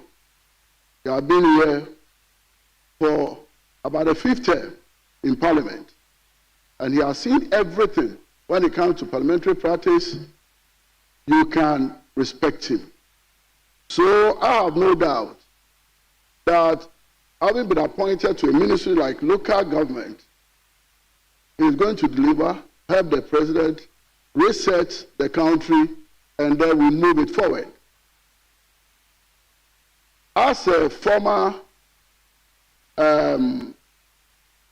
DC, MC, we all know the importance and the important role Ministry of Local Government plays. If government will function at the local level, we need proper supervision. And we need someone like Honorable Ahmed who will be able to match up to the task, keep the DCs in line so that they can deliver at the grassroots. I remember His Excellency, the former President, Nana Addo. He made promise to Ghanaians that Accra was going to be the cleanest city in Africa. And I also recall the last State of Nation address, when he was even recounting his achievements, he forgot to even mention that Accra has become the cleanest city in Africa. When we drive, while you are in Accra, you drive through our various streets in Accra, I ask myself, if we have even authority, let me say the AMA or other municipal authorities in Accra, sanitation is at the lowest, and even lighting system on our streets. We all know that street light belongs to the local government. Yet, you drive through Accra and you ask yourself, roads are so weedy, very unkept, and I believe in this young man that having assumed this office, let's see the changes. And I know my brothers on the other side will see the changes. Within a very short period, you'll see the changes in Accra. We'll have street lights, we'll have clean city, and Ghanaians, it's not about we have spent so much. It's not about we have spent so much, but it will be about the real tangible. People will feel it. Honorable Vincent, hold on. Let me catch the attention of honorable member for Asante Achem Central. Mr. Speaker, let me remind my honorable brother of Order 93.5. He's not supposed to, in making comments, he's not supposed to provoke debate. All the statements he's making, I or other people may not agree with him, and this would provoke debate. So I caution him to be straightforward in commenting on the motion on the floor rather than inviting others to enter into debate. I will not comment on the exact things that he said, but don't provoke debate. I'm grateful. Thank you very much. Honorable Leader, let's take it lightly. I mean, for me, it's okay. Let's move smoothly. Leader. Thank you very much. Mr. First Deputy Speaker, you have moved your motion. Allow us to. Yes, Leader. So, Speaker, I just wanted to draw the attention of my colleague that Order 93.5 does not come to his aid in this matter. So Order 93.5 is about statements and commentary on statements, just for the education of colleagues in the chamber. Well.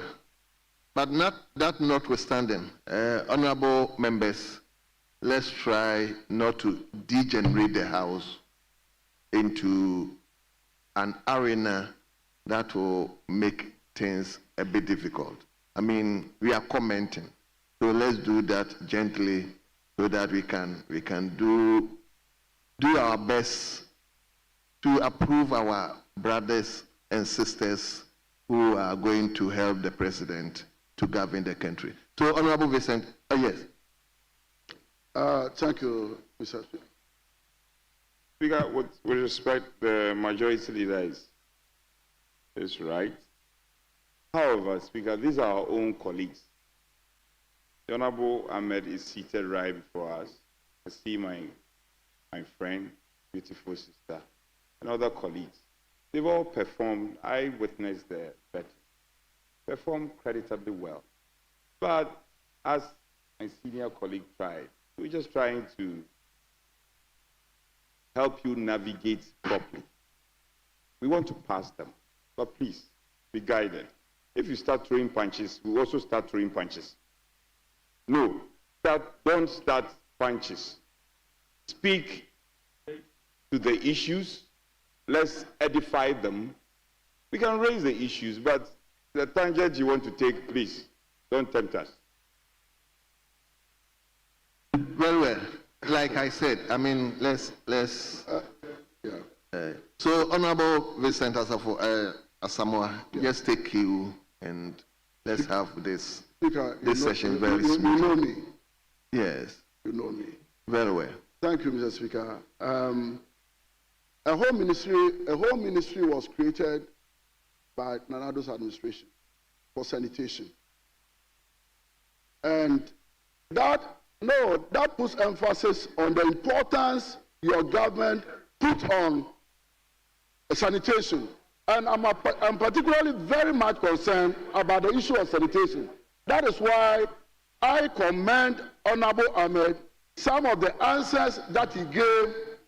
Honorable Samuel, hold on. Yes, chairman of the committee. Right, Honorable Speaker, thank you for giving me the opportunity. The Speaker, I still maintain the point that the Ninth Parliament has a lot of fresh members. When a report of a committee is being debated, your contribution must be based on the reports. So I will urge the House to take that into consideration in the debate. Thank you for the opportunity. Well. So please, let's speak to the report. Listen, let's speak to the report. I mean, let's cut away insinuation and innuendos. I mean, just speak to the report. We all know that His Excellency, the President, we used to have Minister of Chieftaincy and Religious Affairs. Right now, that ministry is also merged with the local government.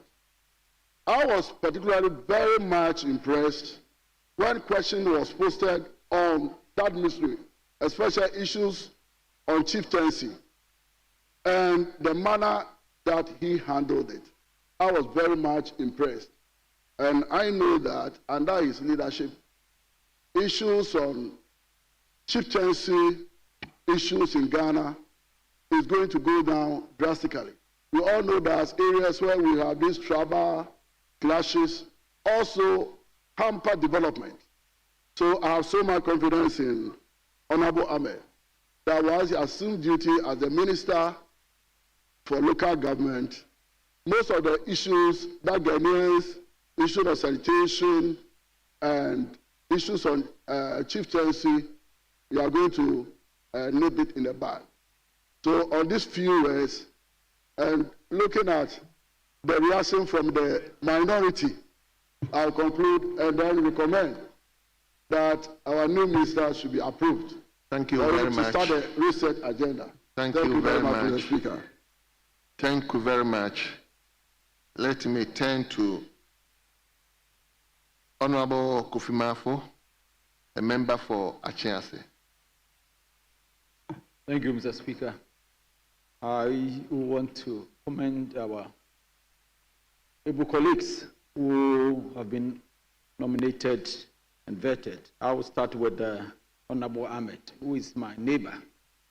For me, what I would say is that local government is a challenging ministry, especially we coming from the rural constituencies. We rely solely on government funds. So the expectation is that because there's a free payment, we expect that the payment should go as soon as possible. And I know he will do that because as a leader, he was working closely with the local government ministry. And so we know that he's going to do a good job. And I will also want to congratulate my own Honorable Elizabeth Ejari. As a trade minister, I will want to urge her that what we are experiencing at the port is not one-man business or one ministry business. It is for trade, transport, and finance. But trade, because she's the one going to deal with the business community, and they are the people suffering, especially when it comes to shipping lines. Their charges are so much. Now, 40-footer container, if you are taking a 40-footer container, it's over 15,000 for the shipping line. Meanwhile, the handlers, who are the ones going to do major work, are taking about 4,000 Ghana cedis. So I'll urge her to take a critical look at what is happening at the port, whether it is export or import. It is within her purview, so she will be looking at it critically. Then talking about the 1D1F, she was complaining about capacity building, and she was talking about funding.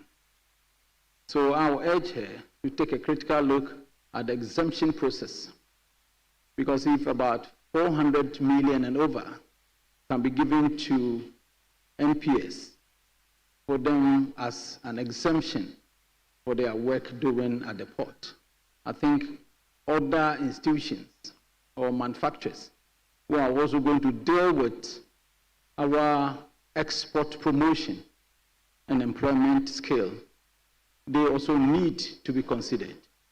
So with these few words, I'll urge our own colleague, our own sister, to take a critical look at it. And then my last one is about these business regulatory reforms, which is under her ministry. They are in charge of making sure that businesses thrive. And the regulatory reforms are very important for our business community.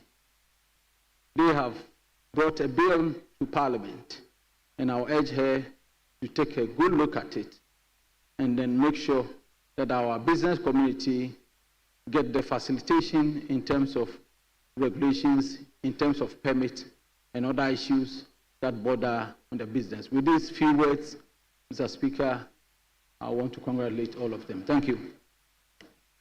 Thank you very much, Kofi. Honorable members, let's turn to Honorable Kwame Asare-Obeng. Honorable Kwame Asare-Obeng. Thank you very much, Mr. Speaker. I want to first of all congratulate Honorable Jifa, Honorable Ahmed for his nomination. The leadership informed me that I have to comment on Honorable not yet. So I will ask Mr. Speaker. The information that I had was that I have to comment on a different appointment, and so I will ask if it's possible to be corrected. Yes, I do, but my information that I have, and that is what I'm dealing with. The report we have to comment is not yet ready. Is that what you want to say? Yes, Mr. Speaker. No, relax. You are not, relax. Mr. Speaker, I'm dealing with my whip, and she gave me an information, and that is what I'm working on. Sit down, relax. Relax. Well. Yes.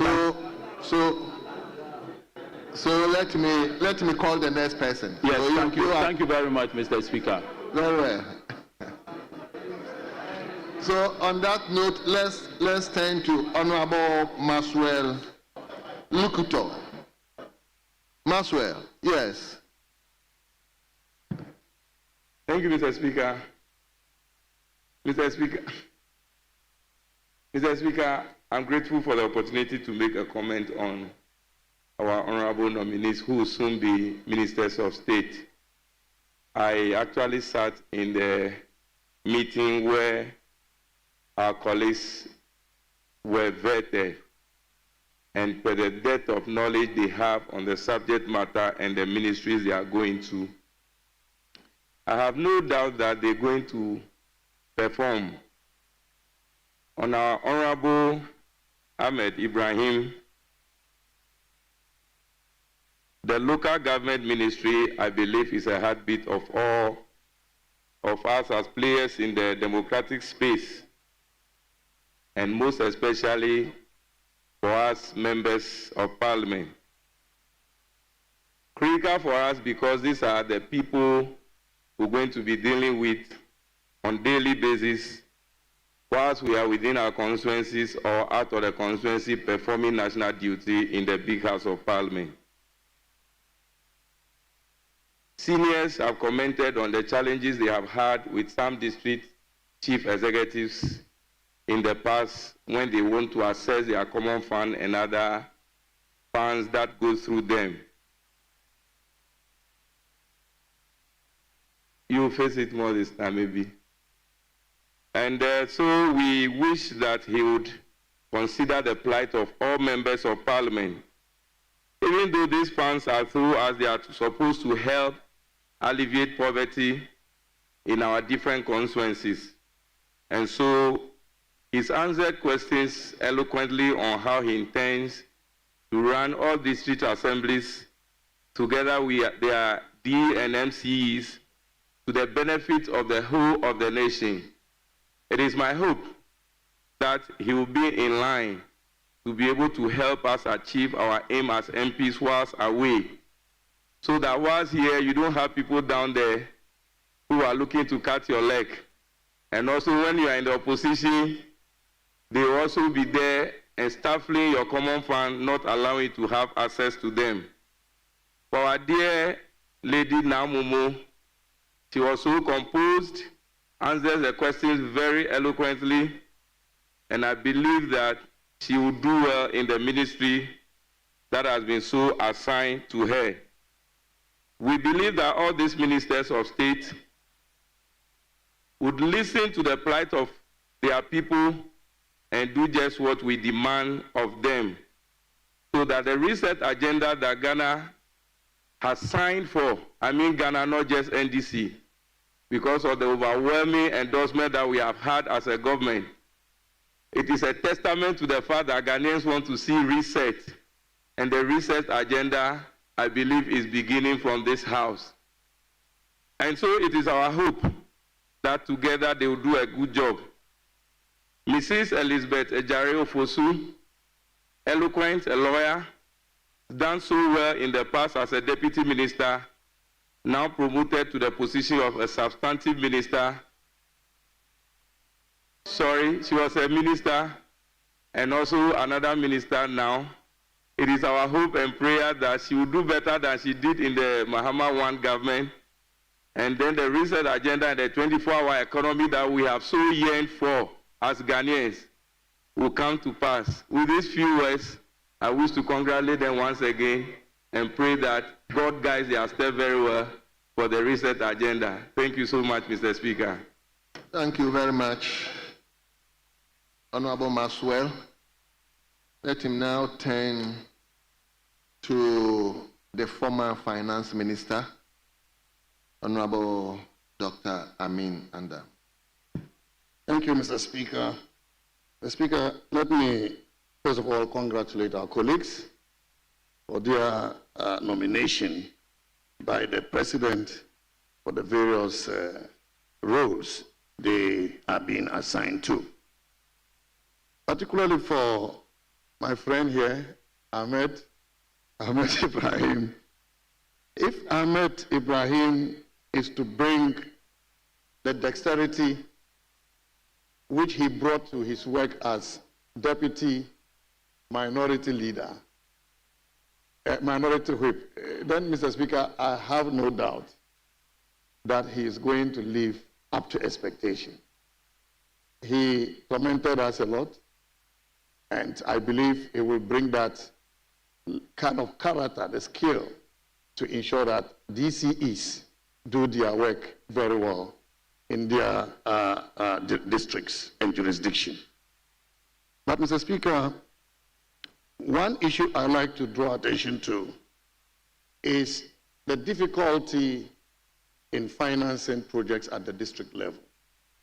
Because the common fund allocation is no longer enough, and I doubt if it will be ever enough to finance district level development projects. And this is why the minister is being encouraged, and I'd like to encourage you to consider relaying the municipal finance bill, which tends to support district assemblies to look at alternative ways of financing their projects rather than relying all the time on the government for resources to finance development projects, particularly in the area of public-private partnerships. They can leverage private capital out there to finance projects that can pay for themselves. And therefore, Mr. Speaker, I'd like to encourage him to relay the municipal finance bill. Property rate is another area of interest. There's huge potential in using property rate to finance development at the district level. But as a country, we really haven't found solution to maximizing the collection of property rate. The Ministry of Finance tried. We implemented a system that could energize the mechanisms of collecting property rate. Unfortunately, we face some challenges. I hope that you will look at the policy, you will look at the systems we're implementing, and you will work hard to address the challenges associated with property rate collection and ensure that we leverage that potential for complementing public finances of projects at the district level.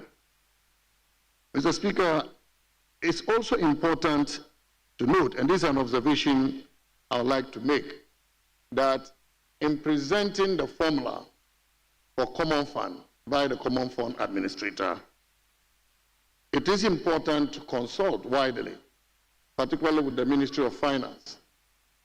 I cannot remember the Ministry of Finance making inputs to the formula that was presented last year to this House.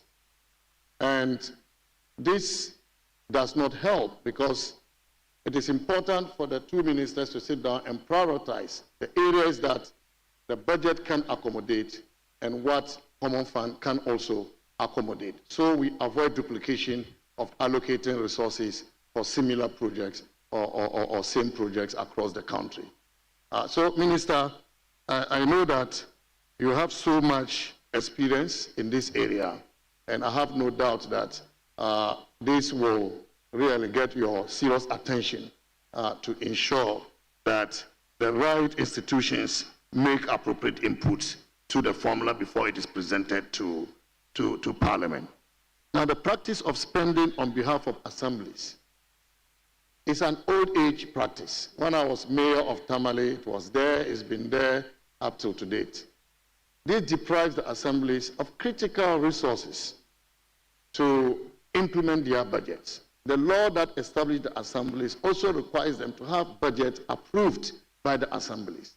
Now, what sense does it make if an assembly makes a budget approved by the assembly, and yet the revenue expected doesn't come in for the assemblies to execute this budget? This is very problematic, Mr. Speaker. And this is why most assemblies are living from hand to mouth, unable to execute critical projects that they have promised their people in their localities. And so, Mr. Speaker, I do not know what mechanism the minister will use when approved, but it is critical that we stop the practice of the Common Fund spending and contracting suppliers and paying suppliers on behalf of assemblies. That is not, for me, an efficient way of spending the Common Fund money. Also because it does not address the priorities of the various assemblies. Mr. Speaker, for Honorable Elizabeth Ogosu-Ajari, one of the key measures that you need to pay attention to is the ease of doing business. We are at a critical stage where we have to be able to attract as much investment as possible to support us grow the economy. And the ease of doing business is monitored seriously by investors across the world. And you need to pay serious attention to that, particularly in addressing some of the challenges that the report brings out. The Tema Port, the harbor, is one area that has been highlighted in many of the reports on ease of doing business in Ghana. In trying to address this problem, I face a lot of resistance. There are so many stops at the port, so many stops. And therefore, you need to be able to reduce the number of stops importers go through, or even exporters go through, in order to establish a one-stop solution that will make the ease of importing and exporting real. This is so important because the business community, as you engage them, will tell you more about that. But we face serious challenges. No institution wanted to give up. And I hope you'll be guided by this in helping to address that problem at the port so that we can attract more businesses into our country. My last point, Mr. Speaker, is on agribusiness, particularly in relation to horticulture. We can create a lot of businesses around horticulture. And I've been looking at the situation where the White Volta can be declared the horticultural belt of Ghana, so that the water flowing through the White Volta can be used to irrigate horticultural farming, vegetables, like onions, etc., which we can trade in Ghana, but also for export. What is critical about this also is that the White Volta is closer to the Tamale Airport, and the Tamale Airport is within 2 hours to about 5 countries around the country. And so, if we do this, Ghana will become a major exporter of horticulture. And that, I believe, will bring a lot of meaning to adding agribusiness to the Trade and Industry Ministry, because I see a lot of coordination, or complementarities, and I hope that you will take this very seriously. We'll put fire at your feet so that you can do this for the benefit of our country. So I thank you, Mr. Speaker, for the opportunity. Thank you very much. I believe you all understand why I gave him some time. We realized he was giving very good. So, come again. So now we will turn to Honorable Faustina Eliprim Akulugu. Yes, Honorable, you have the floor now. Thank you very much, Mr. Speaker, for this opportunity to contribute to the report by the Appointments Committee of the nominations of Honorable Ahmed Ibrahim, Honorable Agnes Namumu Late, Honorable Elizabeth Ofosu Ajari, for the Ministries of Local Government, Chieftaincy and Religious Affairs, Gender, Children and Social Protection, and Trade, Industry and Agribusiness, respectively. Indeed, Mr. Speaker, these appointments by His Excellency the President are more than enough testimony of his commitment to resetting Ghana. Mr. Speaker, the Honorable Ahmed Ibrahim has been a ranking member of the Local Government Committee of the House. At his vetting, he demonstrated a considerable understanding of local government issues in the country. We are confident that his appointment will support His Excellency the President's vision to deepen decentralization and also enhance revered institution of chieftaincy in our country. Mr. Speaker, we also believe that as a former whip of this House, the Honorable Ahmed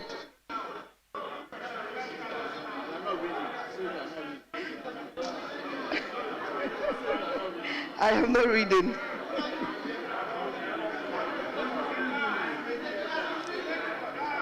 Sit down. Sit down.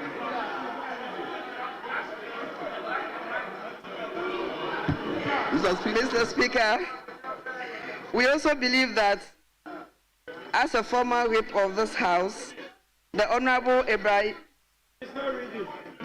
Ahmed Ibrahim will instill discipline in the yet-to-be appointed chief executives of our various Metropolitan Municipal Assembly, and more importantly, get him aligned with the vision of the President and members of Parliament. I must also add that, personally, Honorable Ahmed Ibrahim has been a great help to me. I've had to rely on his advice and support a number of times to win the mighty Domi-Kwabenya constituency. Hey. Read on. Finally, Mr. Speaker, the appointments of Honorable Agnes Namumu and Honorable Elizabeth Ofosu Ajari is a committed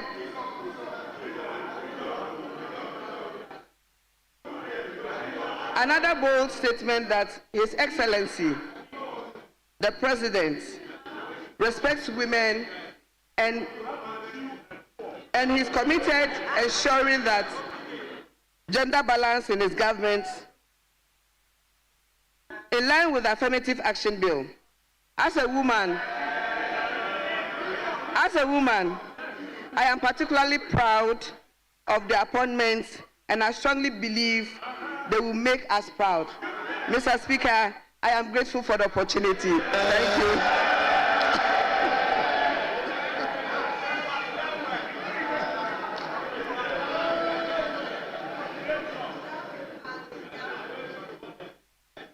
Thank you very much.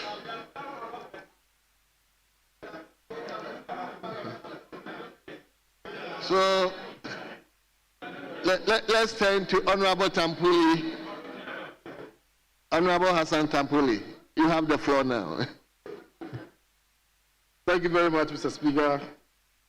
I appreciate the opportunity to contribute to this report, consideration of the House for the approval of the Honorable Ahmed Ibrahim, Minister for Local Government, Chieftaincy and Religious Affairs, the Honorable Mrs. Naamomolati as Minister for Gender, Children and Social Protection, as well as my sister, Honorable Elizabeth Ofosu Ejare, Minister for Trade, Agribusiness and Industry.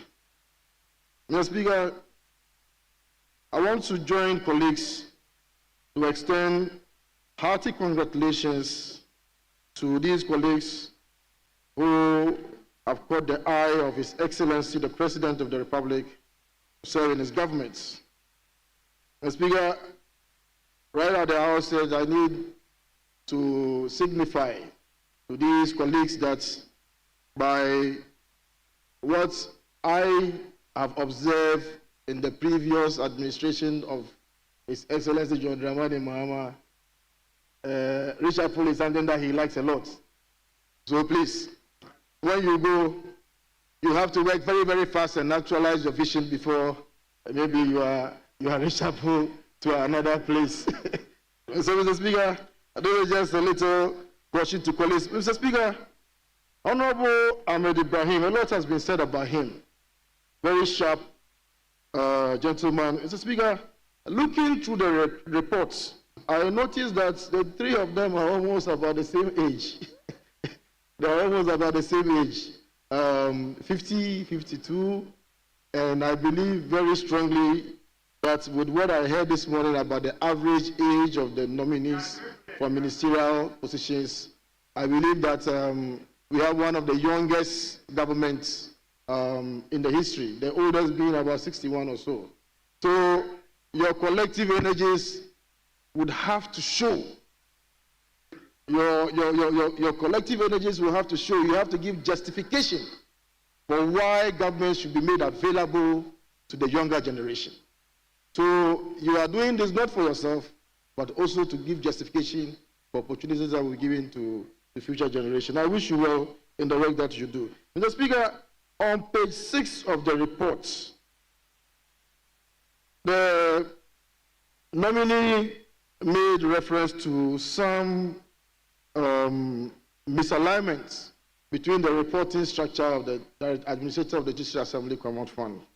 And I think that it's important that this is rectified so that the malady doesn't continue to fester and then create enough confusion as it is doing right now. But as far as I'm concerned, Mr. Speaker, the legal maxim that the general laws shall take precedence over specific laws, specific laws shall take precedence over general laws, would convince me that generalibus non derogat specialibus. That is correct. That's the Latin maxim. Mr. Speaker, I would insist that the District Assembly Common Fund Act 1993, Act 455, which establishes that the Common Fund Administrator should report to the Minister for Local Government, is the one that should be adhered to. Yes, Mr. Speaker, there will be some challenges as far as canons of interpretations are concerned, that you might say that the later legislation will take precedence over former legislations. So that argument can also be made, but I would insist that once it is a special legislation, I would insist that the District Assembly Common Fund Administration should report to the Minister for Local Government for the proper alignment of the function of the local government administration. Mr. Speaker, on point 4.3 of the report, improving the local economy in collaboration with the MMDCs, there's no doubt about the goodness of the spending power of the assembly, what it does to the local economy. I mean, the cascading effects is unimaginable. When everything is done from Accra, you know, contracts are awarded in Accra, procurements are taken from Accra. Sometimes the members of parliament, and I believe some of us have experienced it one way or the other. You'll be sitting in the chamber, and then somebody moves to site. It's even sometimes the case that even the MMDCs do not even know where these contractors are coming from. The next thing you find somebody, you know, on the ground executing the contracts. So, Mr. Speaker, I would urge on my colleague, the Honorable Ahmed, to take a very critical look at that issue and then deal with it. Mr. Speaker, I noticed also that the ministry is quite a behemoth right now. Minister for Local Government, Chieftaincy, and Religious Affairs, Judicial Committee of the House of Chiefs, and so on and so forth. So they are going to be superintending a huge space that previously was occupied by, I think, 2 or 3 ministers. But there was a minister for Water Resources and Sanitation, Chieftaincy and Religious Affairs, and then local governments. Now you are going to carry almost 2.5 ministries. And I don't know how you are going to do it, but based on what we have seen you do in this house, your diligence, your ability to think on your feet, and so on and so forth, I believe that you'll be able to discharge this duty with gusto. And I wish you well, Honorable Ahmed Ibrahim. Mr. Speaker, Honorable Agnes Na Momo Lati, Doctor, the Minister for Gender. Mr. Speaker, that ministry is one of the youngest. Now, if I remember correctly, the former minister and member of parliament for Takrade, Gladys Asma, is the one that birthed that ministry in 2001. And I believe there's a great deal that can be done about that ministry. I'm not too sure. I may be corrected, Mr. Speaker. But if I remember correctly, Gladys Asma was, in recent years, the first minister for gender. So it's a work in progress. There's a great deal that can be done at that ministry. And I believe that you will give effect to the Women Development Bank. Mr. Speaker, after the election, a woman told me that she was waiting for the Women Development Bank to be said. That's why she didn't vote for me. So, Mr. Speaker, I'm also, waiting patiently for that ministry to settle so that I can send my woman organizer to go and see if she gets some loan from the facility. So, Honorable Member for Quorum, I wish you well. Mr. Speaker, Honorable Elizabeth Ofosu Ejari, I served with her on the Appointments Committee. Very diligent. I don't know whether it is parliamentary, but she is a gentle assassin. Her questions are slow in coming, but they are piercing and biting. And then she will punch you where you least expect. And she will just, Mr. Speaker, I don't have much to say. But when the questions come, Mr. Speaker, you will shake small before you are able to answer the question. And senior at the bar as well. And I greatly appreciate that she is more than capable of discharging the obligation of that ministry. Mr. Speaker, there is a little bit about the cross-border trade that I read from the report on page 28. And it says, with your permission, Mr. Speaker, it says, according to the nominee, when the tax system is attractive, so she proposed a imposition of a reasonable and fair tax system. And according to the nominee, when the tax system is attractive, non-exorbitant and reasonable, people are more willing to pay. Mr. Speaker, if I refer to President Mahama's first 100-day social contracts, bullet number 6, Mr. Speaker, if you permit me to just read quotes.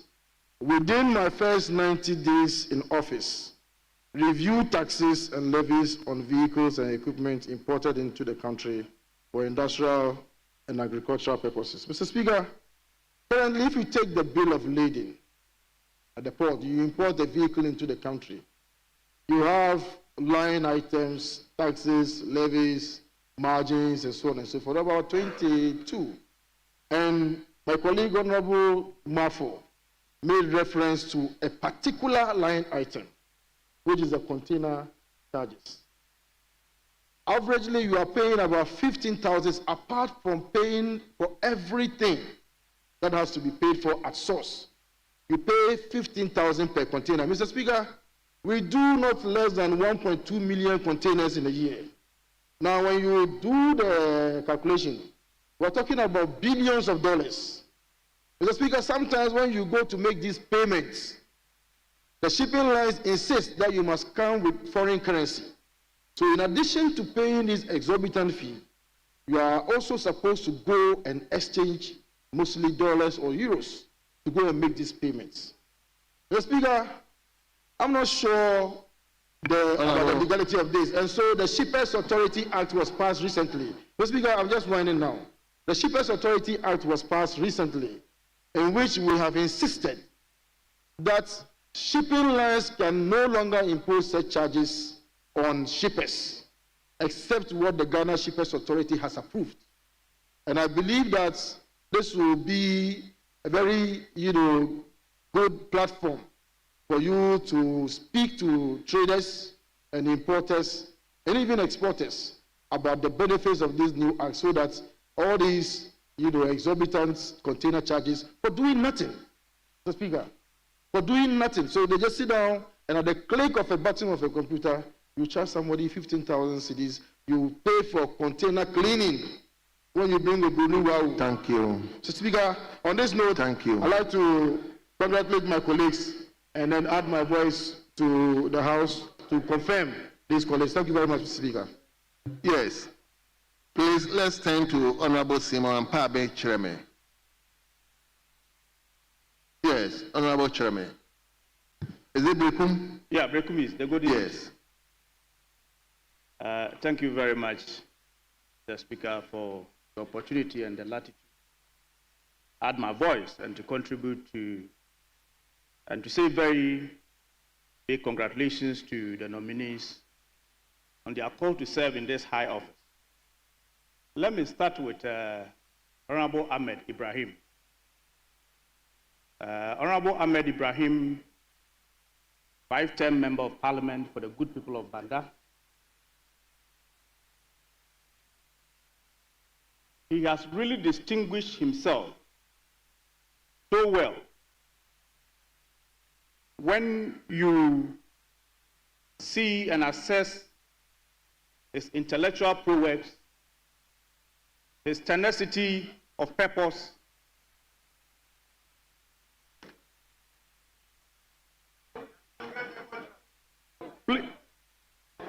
when you look at Honorable Ahmed Ibrahim, sincerely, and if we will be very forthright, Mr. Speaker, Honorable Ahmed Ibrahim is a luminary. His tenacity of purpose, just like I said, and his testicular fortitude in the way a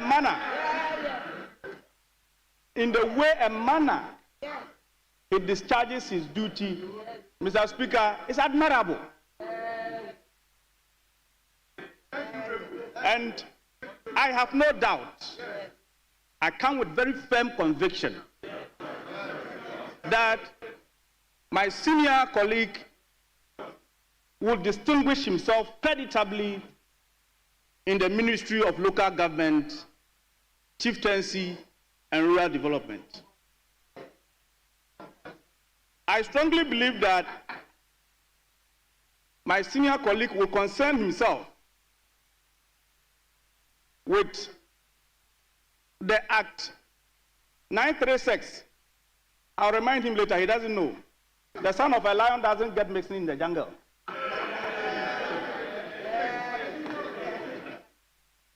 Honorable, just focus. Later on, we come to that. Let's focus on.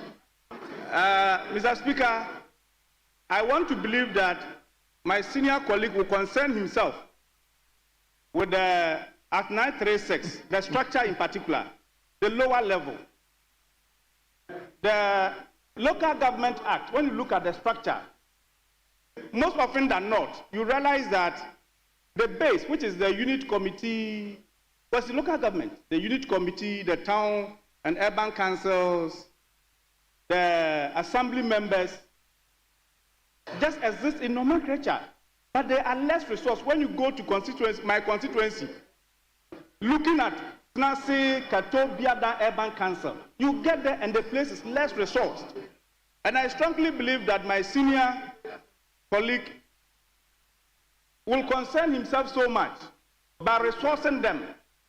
Most often than not, you realize that, Mr. Speaker, they are not even consulted. And it is only at the evaluation stage. But I strongly believe that democracy must be participatory. And once it's for the people must be involved at the grassroots. And I strongly believe that during the problem assessment, through to design of the program and project, through implementation to evaluation stage, the unit committee, the assembly members, and the urban and the town councils will be involved. And I think with that, we can have the full realization. With him, as a royal member, I strongly believe chieftaincy is not an issue. And as an elder of Church of Pentecost, I have no doubt in my mind. As long as religious issues are concerned, we will do justice to that. Then again, on my good sister, Honorable Elizabeth Upusua Jare. Honorable, you spend almost all the time on Honorable Ahmed. I have a lot of confidence in her. And that again,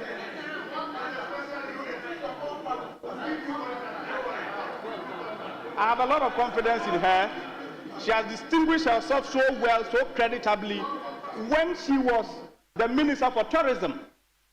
And Ghana became a destination or a tourism hub. So I have no doubt in my mind that she will distinguish herself. Likewise, Honorable Namumu, I wish them all well, and I want to congratulate them for the appointment. I wish them well. Thank you so much. Let me, the last batch, let me call Honorable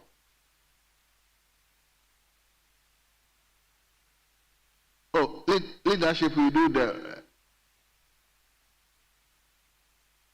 Okay, let him take the last batch. You gave me the list, so let me take the last batch. Let me give Honorable former Minister for Western Region.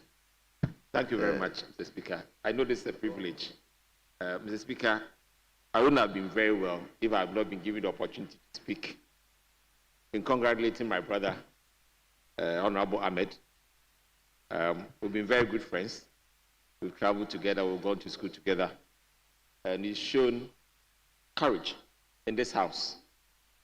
I therefore don't have any doubt in my mind that he can get this job done. Mr. Speaker, I know that local government is a very huge portfolio, but local government is local, and that is where people benefit or they become dejected and create problems. Mr. Speaker, if you take some of the answers that my brother had given, one of the biggest one I believe I want to comment had to do with the issue of releases of funds to the Assembly. Mr. Speaker, it is very important for us to understand that the monies are released by the Ministry of Finance. Therefore, the administrator, they only disburse. So not until finance releases this money, the disbursement will not happen. And I believe that that is where, as Parliament, we should put the emphasis and the pressure.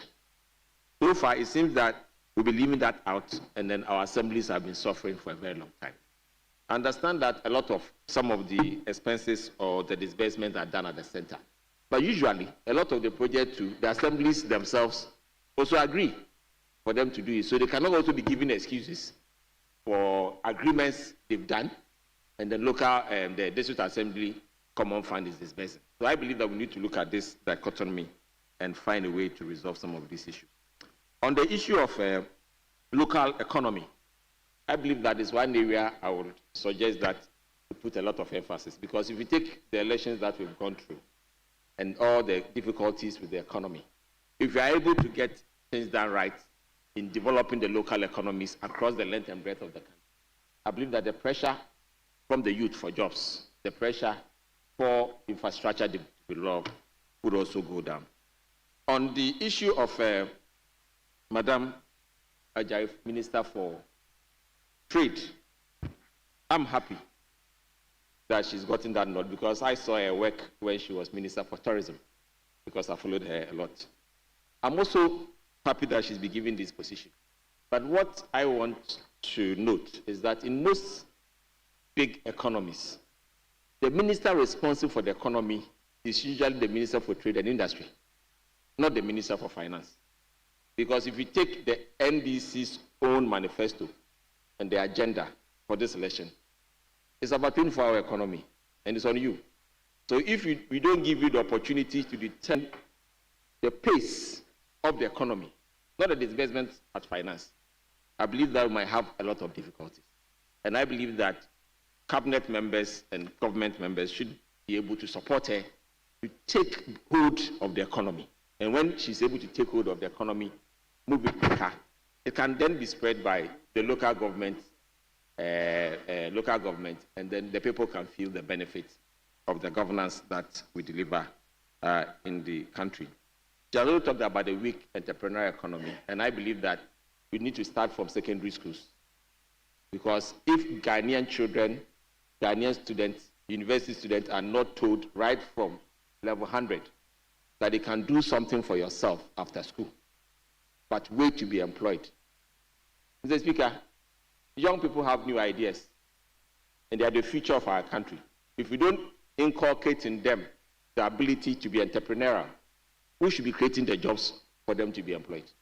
So I believe that that education should also be taken by the Minister for Trade to create that enabling environment and also raise more revenues to support the economy. With these few words, I know they'll be able to deliver. Let's support them to be made ministers. Thank you very much, Mr. Speaker. Thank you very much. Last but not the least, Honorable Suleimana Adama. Thank you, Mr. Speaker, for the opportunity to contribute to the report on the appointment of 3 ministers of state. Mr. Speaker, Honorable Ahmed Ibrahim started from time. When he first came to the House, he represented the good people of time. I was his constituent secretary. So today I'm very happy to see him rise through the ranks to become the Minister for Local Government. Mr. Speaker, if you go through the report, he has served on so many committees, but perhaps the Local Government Committee is the one that his impact was greatly felt. He has gone through the whole country. He is aware of the challenges of this country. So I'm very confident that his practical knowledge about the challenges of the local governance structures will inure to the benefits of the office that he's coming to hold. But Mr. Speaker, perhaps the most profound statement I found during the vetting was the one that he said, Mr. Chairman, I will not allow any MMDCE to disrespect members of parliament. Mr. Speaker, the friction between MPs and chief executives is a well-known documented fact, but I'm sure with his knowledge and with his experience, we will scale over this friction.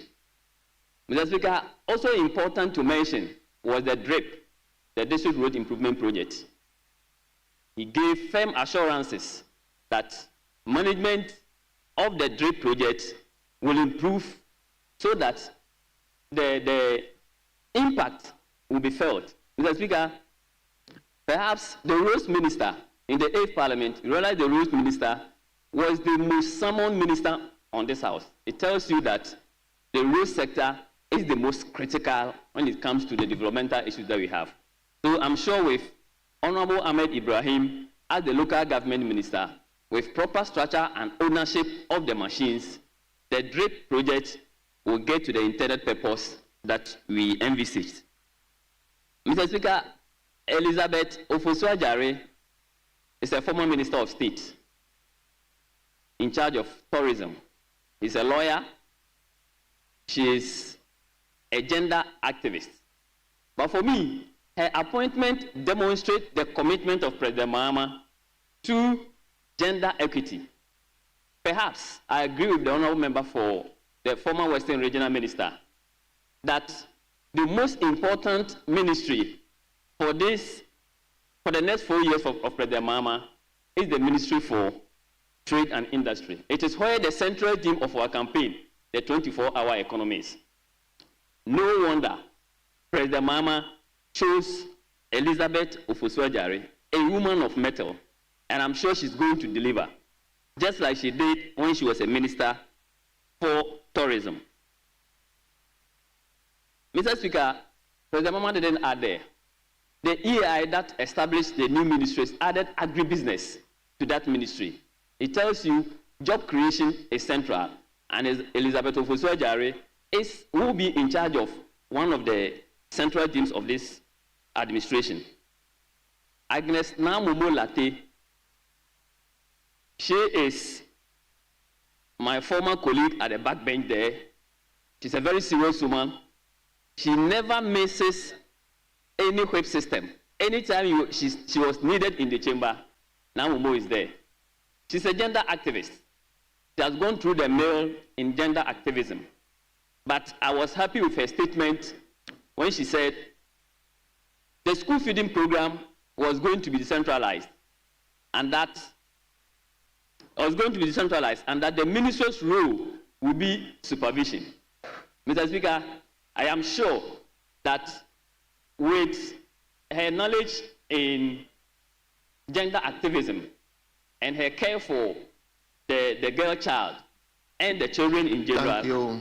I'm sure she's going to deliver. Thank you so much. I thank you, Mr. Speaker, for the opportunity. Thank you. Let me now come to leadership. Yes, minority leader.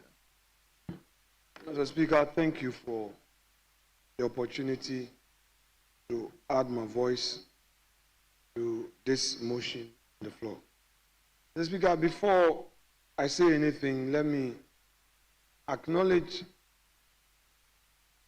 the Honorable Simon Ampa being chairman, the Member of Parliament for Brekum East. He demonstrated strength and ability in his short advocacy.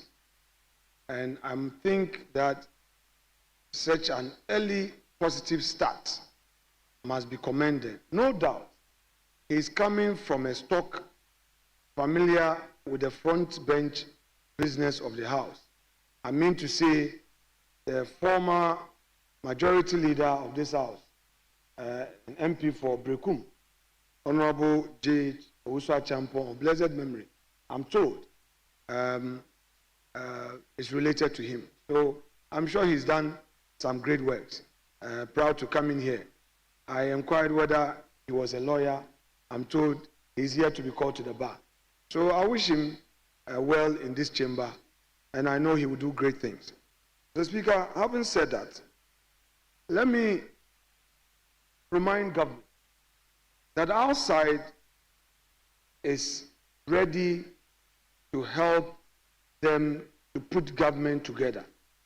But they should not shut their eyes to and on the law. We have passed a law in this House. That law makes it mandatory to have a ministry for national security. I refer to Act 1030. We've had so many appointments, but we are yet to hear of minister designate for national security. Only yesterday or so, we got this notice from Mr. President about the Interior Minister designate. Because of certain exigencies, we are ready to vet him tomorrow. Mr. Speaker, we will do our part, but they must also do their part so that we don't create certain impressions. Mr. Speaker, that said, the number of ministers. We are seeing Minister for Local Government and Chieftaincy Affairs. The political class of this country must be bold and own the political narrative. I will not criticize because I am in opposition. When we make mistakes, let's admit them and apologize. 60 ministers will not help your political cause. But when civil society comes out with the narrative, as if everything is done by the political class, instead of us boldly explaining to them the intricacies of politics, then we also fall for the trap and we make political commitment. I don't doubt the competence of Honorable Ahmed Ibrahim, but that huge ministry, local government, and chieftaincy, all these conflicts, the behind the scenes, negotiations for peace, and local governance. Mr. Speaker, I am not the president, but if I were to advise Mr. President, I would say, Mr. President, you can apologize to Ghanaians and say, look, you underestimated the thing. I think I need to engage more ministers. Because, Mr. Speaker, we cannot allow this. And the civil servant, what people have forgotten is that as you put two ministries together, the staffers are the same. All the civil servants who are there, they remain same. And then you say only one minister to supervise and monitor. Things will soon get out of hand and you take the collateral damage. And then they say there's corruption. So it is your government. We leave that to you. I will not belabor the point. To conclude, I want to say something about the Minister Designate for Trade and Industry and Agribusiness. I am a lawyer by profession and a businessman. I'm an entrepreneur. And practically, I know the benefit of the 1D, 1F. All I want from you, my respected senior colleague at the bar, do all you can to give meaning to this initiative. You may call it another name. I understand, politics. But if you don't give relief to the private sector, you aren't going anywhere. All these young men and women chasing us here and there, government support alone will not be enough. You and I know that many of the support we give them, they abuse them.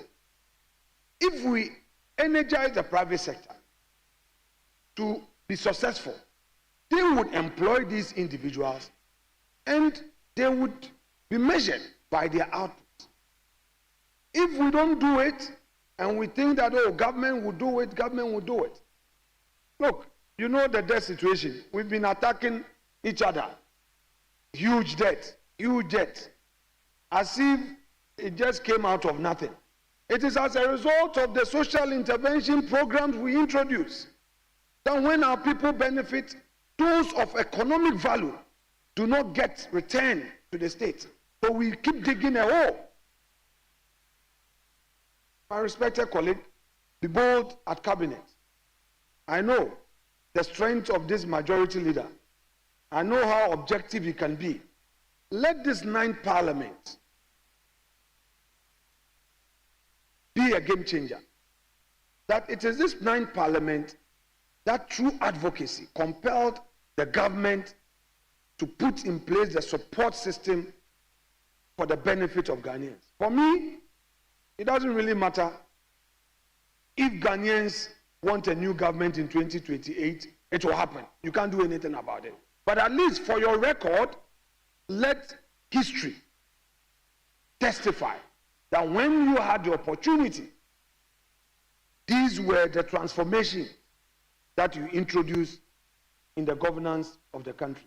Mr. Speaker, without more, I shall rest my case and support the motion that this House approve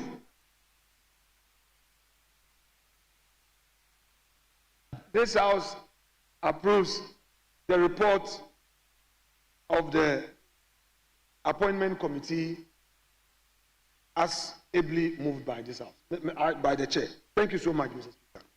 Thank you very much. Now, majority leadership.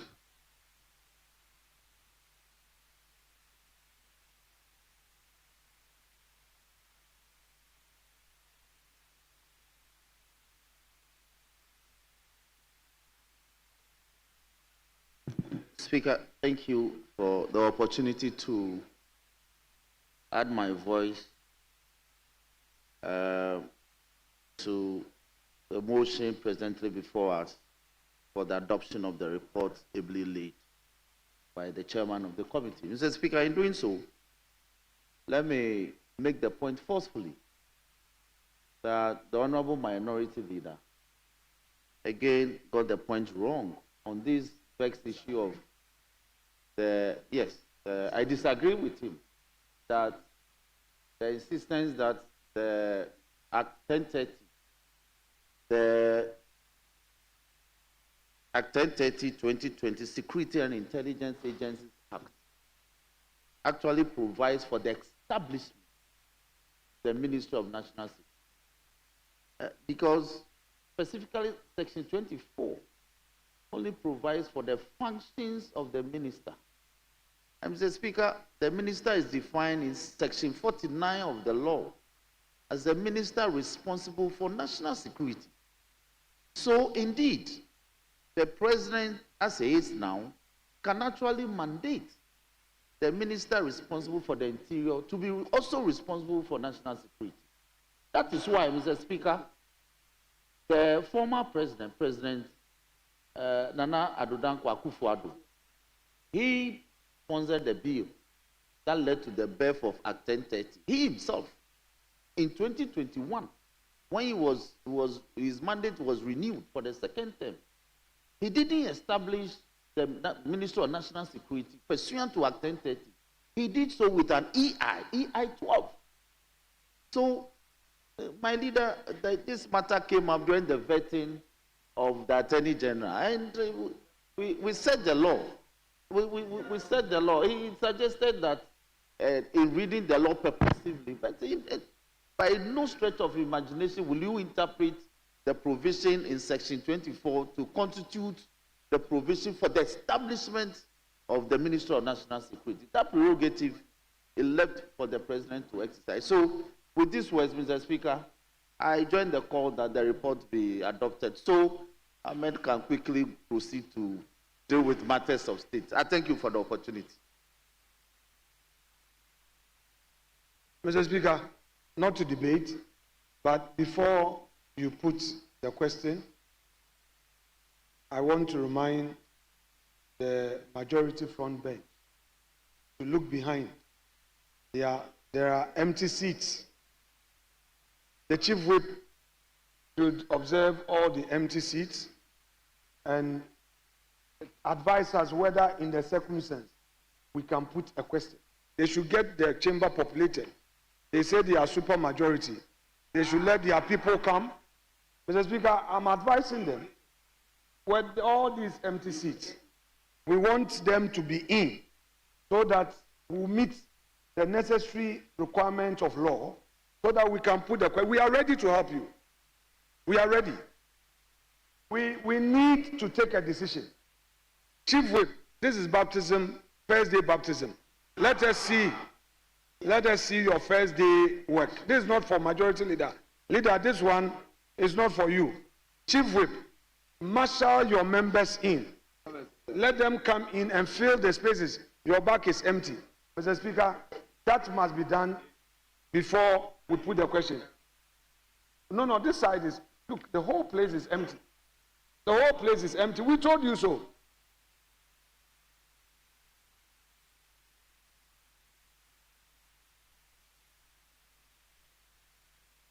Yes. Mr. Speaker, I am minded to make the point that we have the numbers We have more than one question. So you may put the question, Mr. Speaker.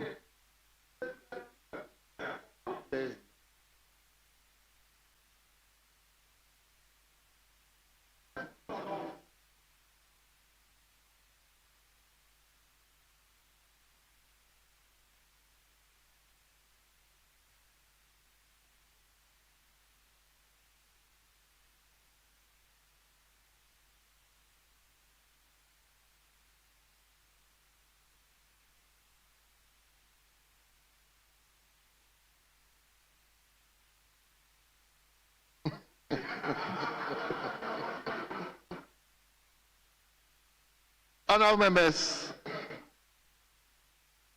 at the conclusion of the debate,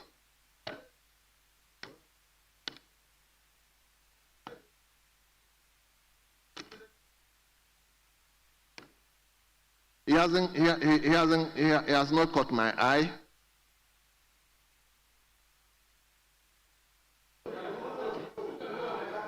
No, so tell me. Thank you, Mr. Speaker. No, Thank you, honourable members. No.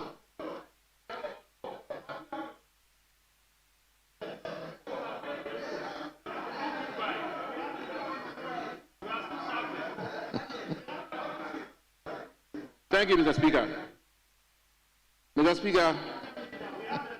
Mr. Speaker. Mr. Speaker. Mr. Speaker, thank you very much.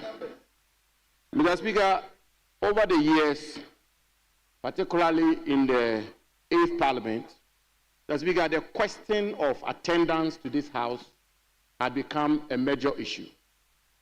And indeed, Mr. Speaker, on several occasions, civil society organizations, the media and the rest have had the occasion to discuss at great length the attendance of members of Parliament to the business of the House. Mr. Speaker, we are here this afternoon conducting extremely serious business. Mr. Speaker, we are here as an arm of government to exercise our constitutional mandate in supporting the President to constitute his government. And Mr. Speaker, indeed, we are here to approve 3 very important ministers: the Minister for Local Government, the Minister for Trade and Industry, the Minister for Gender. And Mr. Speaker, let me say that it is refreshing that all 3 of them are here. But the majority benches and seats are empty. Mr. Speaker, empty. Empty.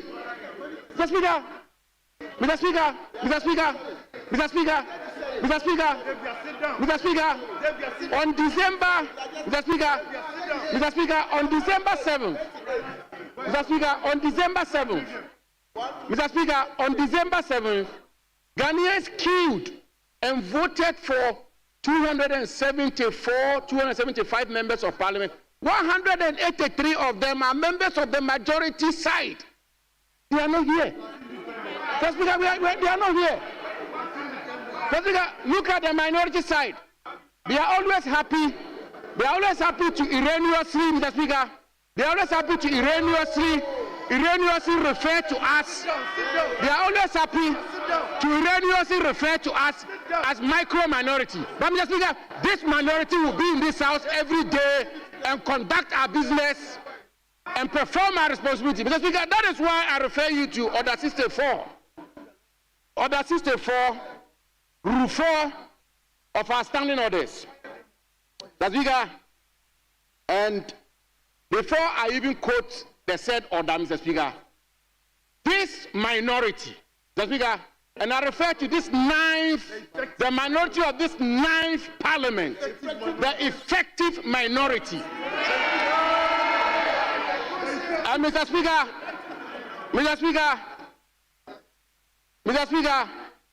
the good book, the Holy Bible, teaches us that a few people under God can conquer a multitude of people. And that is why we are well represented here. Mr. Speaker, I've referred to the order, but indeed, as the venerable distinguished minority that rightly pointed out, some of the people who have been approved today are indeed have been members of this House over a period of time, and we know them quite well in the 8th Parliament. I refer particularly to the Minister of Trade Designate, the Minister of Local Government, the two of them in particular. Mr. Speaker, we have worked with them in this House, and for their sake, Mr. Speaker, for their sake, we will temper justice with mercy. We will temper justice with mercy. But, Mr. Speaker, before I take my seat, Mr. Speaker, I will waive the application. I will not make the application. And I mean, I will not make the application under Order 64, Rule 4. I will not. But let them bring their people to this House before we take the question, Mr. Speaker. The majority leader should ensure, the majority chief whip, he's one of the people who used to raise these issues. He used to raise this issue in the 8th Parliament. Mr. Speaker, he should fill his seats.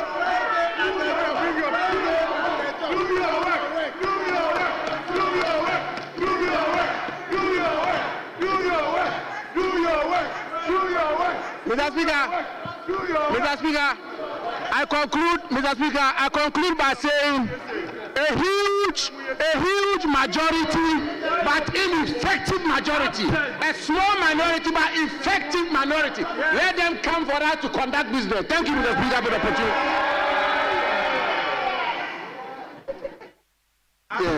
Yes, Majority Leader.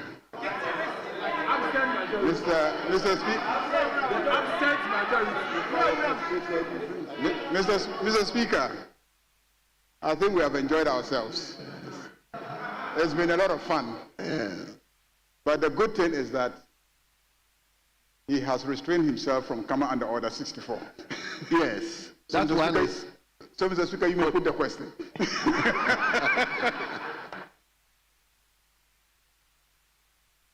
Yes, Honorable Minority Leader. Mr. Speaker, today is the majority leader's first day at work. Especially the majority whip. Yeah. Mr. Speaker, today is the majority leader's first day at work. As the respected member who spoke said, we will temper justice with mercy. We will not visit the sins of the majority chief whip on the majority leader. We will not visit the sins of the majority chief whip on prayer for government business to go. Thank you. Thank you very much, honorable members. At the conclusion of the debate, the question is all those in favor that motion listed 10 in today's order paper. All those in favor of that motion, say aye. All those against, say no. Honorable members, it is obvious the ayes have it. The motion is hereby adopted.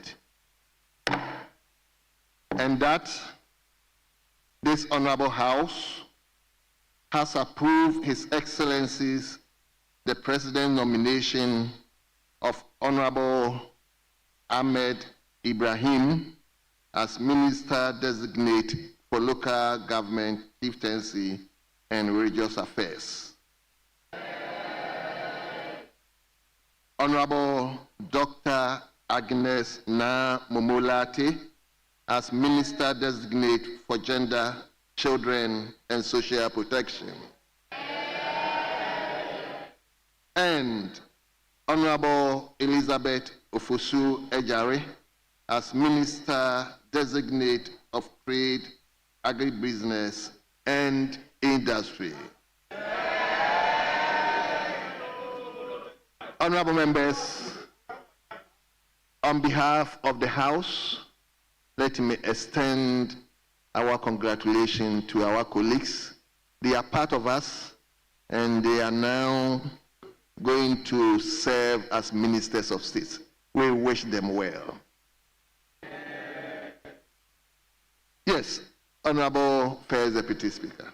Right, Honorable Speaker, thank you very much for the opportunity to thank the committee and the House on behalf of the nominees for having the confidence to endorse them by consensus by way of approving them to their various sectors. Right, Honorable Speaker, I am so grateful for the opportunity. Thank you very much, Chairman of the Appointments Committee. Yes, leadership.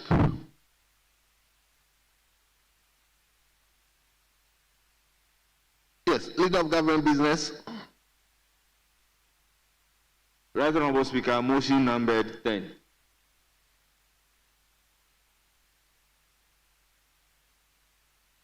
Yes. Leadership, is that the pleasure of the House? Speaker, that is so. Very well. Chairman of the Appointment Committee. Right, Honorable Speaker, thank you for giving me the opportunity to move the motion number 10 on today's order paper, particularly at page 3, that notwithstanding the provisions of Standing Order 1041, which require that a motion shall not be debated until at least 2 sitting days have elapsed after the notice to move the motion is given. The motion for the adoption of the 4th report of the Appointment Committee on His Excellency, the President's nomination for appointment as ministers may be moved today. Right, Honorable Speaker, I so moved. Thank you very much. Yes. Honorable Member for Wejabawe and second Deputy Minority Whip. Yes, Mr. Speaker, we second the motion. Thank you very much. Honorable members, the motion listed 10 has been moved by the chairman, has been seconded by the second Deputy Minority Whip. This is just a procedural motion, and therefore I'll go ahead to put the question. All those in favor of the motion listed 10, say aye. All those against say no. Honorable members, the ayes have it. The motion is adopted. Yes, Chairman, let's take the substantive motion 11. Right, Honorable Speaker. I beg to move that this Honorable House adopt the 4th report of the Appointment Committee on His Excellency, the President's nomination for appointment as minister, and in doing so, I present the committee's report of the appointment, present the Appointment Committee's report on the nomination of Honorable Ablajifa Gomashi as Minister for Tourism, Culture and Creative Arts, Honorable Emilia Atta as Minister for Fisheries and Aquaculture Development, and Mr. George Opare Ado as Minister for Youth Development and Empowerment. The Speaker, I will urge the Hansa Department to capture the report as having been read in its entirety and to state that various questions were posed to the nominees respectively. They provided the answers and all are contained in the report. And Mr. Speaker, I pray that the committee's report be adopted, leading to the approval of the nominees. Mr. Speaker, I thank you for your opportunity. Thank you very much. Honorable members, the chairman of the Appointment Committee has moved the motion. Yes. Yes, Honorable Member for Bosman Freon.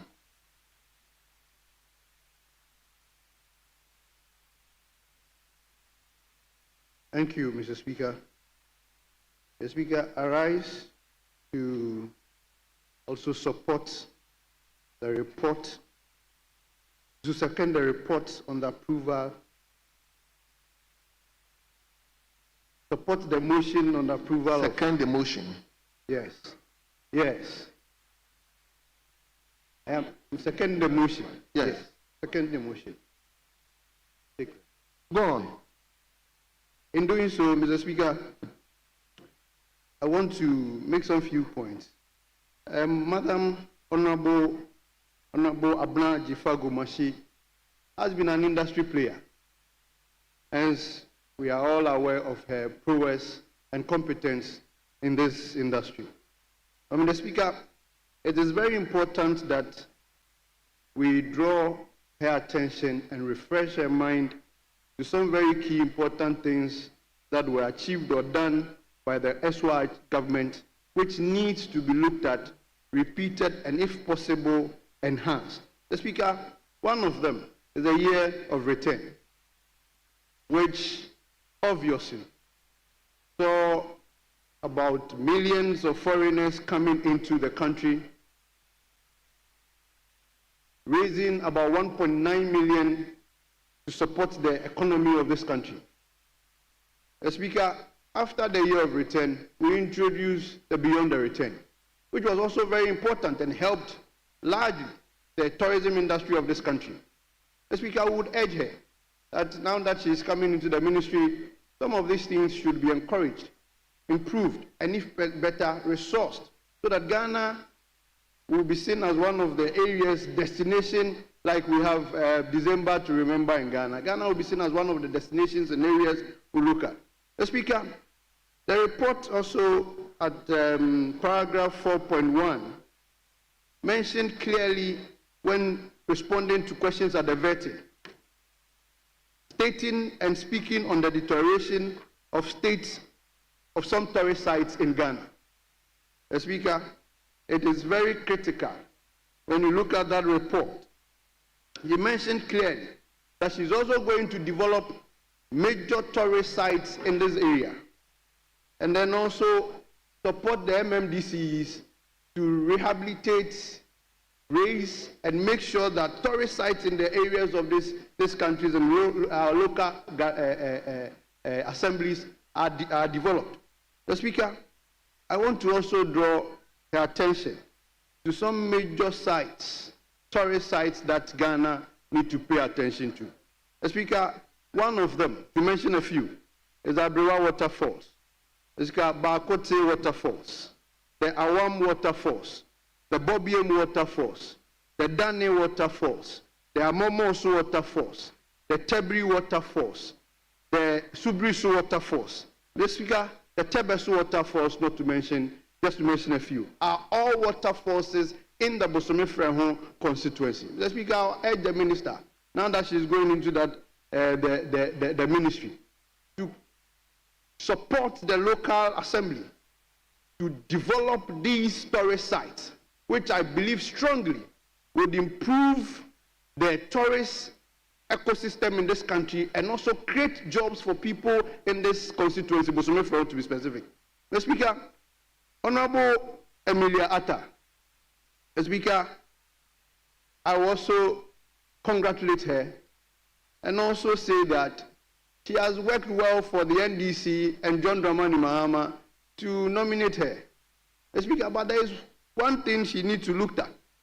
Mr. Speaker, that is the 14 landing sites that were started and yet to be completed by this government. Mr. Speaker, it is important that we ask her, we urge her, that going into the ministry, those 14 landing sites must not be abandoned. Mr. Speaker, one of the major issues that bedeviled the SWAT administration close about 2 weeks to elections was Galamsey, illegal mining and water body mining. The Speaker, as a minister designate to go for fisheries, it is important that when some of these water bodies are destroyed, it affects fisheries. So she should clearly, carefully look at this area and ensure that these bodies are safe. Promise the Ghanaian youth that we are going to eat 3 times or 3 meals a day. That we are going to eat 3 times or 3 meals a day. Now that he is going into the ministry, Mr. Speaker, that must be ensured. Mr. Speaker, he promised that there is going to be a formula, 1-3-3 formula, where 1 job, 3 people, and 3 positions. Mr. Speaker, Mr. Speaker, he promised, and we are looking forward to seeing that. Mr. Speaker, the NDC promised, and they made a huge capital on the LGBT, which largely, greatly affects the youth of this country. Mr. Speaker, we are urging him, as now the Minister designate for youth development, he should look at those areas and improve them. Mr. Speaker, with these few words, I would also support and commend and congratulate them. Thank you very, very much, Honorable Member for Bosome Freho. Honorable members, the motion has been moved and it has been seconded. It is now the property of the House for consideration. So my understanding is that we are taking 2 from each side. Is that not the pressure of the House? Yes. Speaker, that is so. Very well. So we are taking 2 from each side, and we will begin from Honorable Mumuni Mohammed Nuruddin. Thank you very much, Right Honorable Speaker, for giving me this opportunity. Right Honorable Speaker, I will first of all want to use this opportunity to congratulate my big brother, Honorable Hassan Ayarga, Honorable Muhammad Ayarga, for his elevation to the majority leader and leader of government business. He's my senior brother, and I'm very happy seeing him at this position. And Mr. Speaker, I want to plead with you and tell my senior brother that he should use his opportunity as the leader of the House for us to put... You have 5 minutes, and you have to speak with the report. I will wrap up with the 5 minutes. Let me make this important point. It's very important. I want my senior brother to use his position as the leader of the House and leader of government business so that we'll put our heads together and find lasting peace in Boku. That is very, very important. Thank you very much, Mr. Speaker. Right Honorable Speaker, I want to use this opportunity to congratulate the nominees for the wonderful work that they have done. I will start with the nominee for youth, the youth minister. Yesterday, I had an opportunity of sitting at the vetting, and I asked a very important question, but unfortunately, the speaker ruled the question. I want to tell the minister, if approved by the House, he should do all what he can to call the rampant youth of this country who has gone to ransack government offices in the name of change of government. I think before you can talk of giving employment to people, the first thing that you have to do is to bring peace within the youth. So I want to tell the minister to take that thing very, very serious for us to see both political parties. Whenever there's change of government, you see people running to institutions, taking over. That is unlawful. Another party also takes over. People are running there to take over institutions. That is not lawful, and we live in a democratic state. It shouldn't be happening in this democratic dispensation.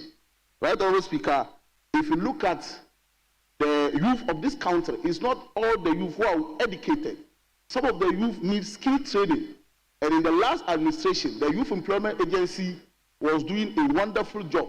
And my brother was a board member of the Youth Employment Agency. They did a fantastic job at the Youth Employment Agency, targeting those who are not educated, giving them skills.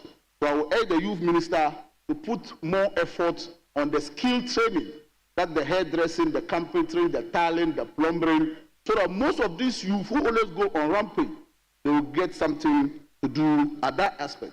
Right, Honorable Speaker, again, I will want the minister to put attention to youth in agriculture. If we look at how the country is going, most of the youth are into agriculture, so we can see how best the ministry can find support for the youth who are into agriculture, for them to get themselves busy. Right, again, right, Honorable Speaker, if you look at youth in mental health, there are a lot of the young people in this country who are mentally challenged. And you see that nothing is being done about that. If we don't take our time, it will get to a time that most of the youth will get into this problem. and it has to do with drug addiction. We have to find ways at that ministry to get a department that will go around to educate the youth about the effect of drug abuse and all those things. Thank you very much, Mr. Speaker. If you go to the Minister for Tourism, I want to congratulate the Minister for the wonderful job done during the vetting. But if you look at the tourism, mostly, if we are talking of tourism, they always concentrate on the southern sector. If you look at the northern sector, there are a lot of tourism potential at the northern sector. An example is Northeast region, my constituency, Nalero Gamba constituency. We have the Gambaga escarpment. It has not been given attention in recent times. I want the minister to give attention to the Gambaga escarpment in the Nalero Gamba constituency. It will help generate revenue for the district assembly in Nalero Gambaga constituency. I want to move to the Ministry for Fishery. She did very well, but one thing about this ministry has to do with, when we talk of fishery, they only concentrate on the coastal areas, but there are a lot of fishery potential in the north. There are a lot of river bodies that our people also use in doing fishery.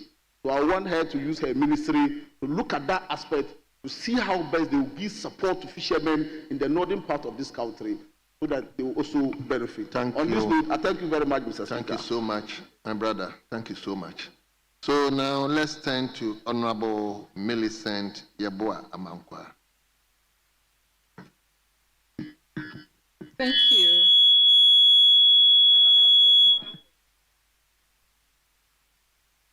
Thank you. Sorry.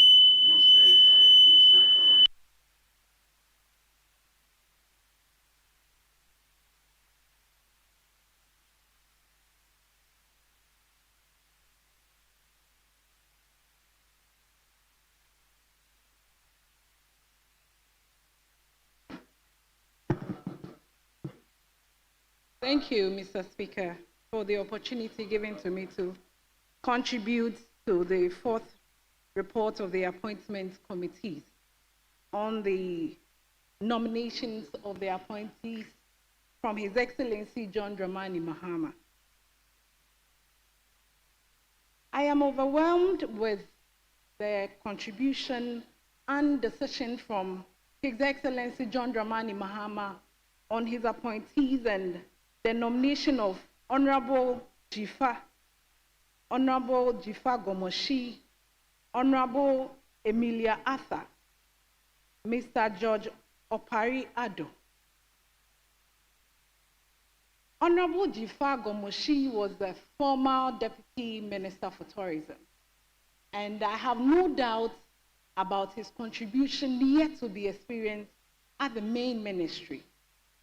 Tourism has been one of the key economic drives for the country, and it's something we have to pay key attention to as members of parliament. And I was very happy when the question and suggestion was imposed to her about MPs being able to witness these sites, because MPs represent the country one way or the other in other appointment conferences across the country. And they can equally be a rep, an advocate for tourism. It doesn't mean that it should only be the ministry that we have to look at. And so I was very happy that she answered that she was very happy and she would take that into consideration. When you turn to the page 10 of the report, the development of the tourism, the tourist sites, I think my honorable minority member spoke about it, and I was very happy about it. But there is one thing he conflicts with the LGBTQ. I believe that it is not mandatory for the Minister for Youth Development, but it's key. It is key under the tourism because it's culture-related custom. And that is one thing we need to pay key attention to because of the young ones coming up. I would move to Honorable Emilia Arthur's nominees. And I am very happy that if you listen to her vetting, you could see and clearly note that she has much more contribution. Even me, I have been once a student of hers. She had transformed a lot of humans, and I'm not surprised that when it comes to this ministry, she would excel. And even the question that was posed to her concerning, when you go to the page 18 of the report, paragraph 5.3, on the child education and inland communities. As women, we are much concerned about our young kids and young ones. You see a community with much fishery, you might be concerned about what these kids are doing at that particular time. And I was very happy about the answer, not directly on the burden of the mothers, but it is also a national level issue that need to look at, because maybe the education facilities are not enormous for them. And it's very key that you could clearly see that if a classroom that should contain 25 is taking about 100 people, and teachers who are supposed to take care of 5 people are taking 100, you can imagine the stress and the burden. And I believe that together with the Ministry of Education, she would equally do very well, and I believe in her as well. As a youth and a woman, I was very happy that the National Democratic Congress youth organizer was being appointed as the Minister for Youth Development and Empowerment. And so when in the conclusion of the vetting, the Honorable Majority Leader, Honorable Ricketts, said and asked the nominee about the ground plan development for women plan development. And I was very happy about the answer he gave, because women should be, when you look at the high level of unemployment, you could clearly see women are in the majority, and it gave us room to be very vulnerable, as we always speak. And so I was very happy he equally said that he worked in hand with the Ministry of Women and Gender to make sure they advocate for much consent, and very key in the ICT for women as well. And so all I could say is I wish all these nominees all the very best, and I believe that with God all things are possible, and the resetting agenda, inshallah, will come to pass. Thank you, Mr. Speaker. Thank you. Let's turn to Honorable Daniel Addo Kenneth. Come and see me. Thank you, Mr. Speaker. Mr. Speaker, I also want to add my voice in congratulating the 3 nominees for the various ministries. Honorable Jifa Gomashi for Minister Designate for Tourism, Culture and Creative Arts. Honorable Emiliatha, the Minister Designate for Fisheries and Aquaculture Development. And Giorgio Payado, Minister Designate for Youth Development and Empowerment, who is also a member of my constituency. And so I congratulate them, and particularly also congratulate him.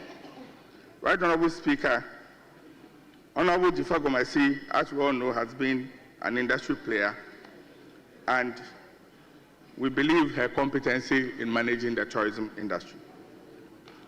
One area, just like my respected colleague indicated, is the expansion of the domestic tourism. We should not be focused only in the southern sector, and most importantly, urban centers. She has toured around.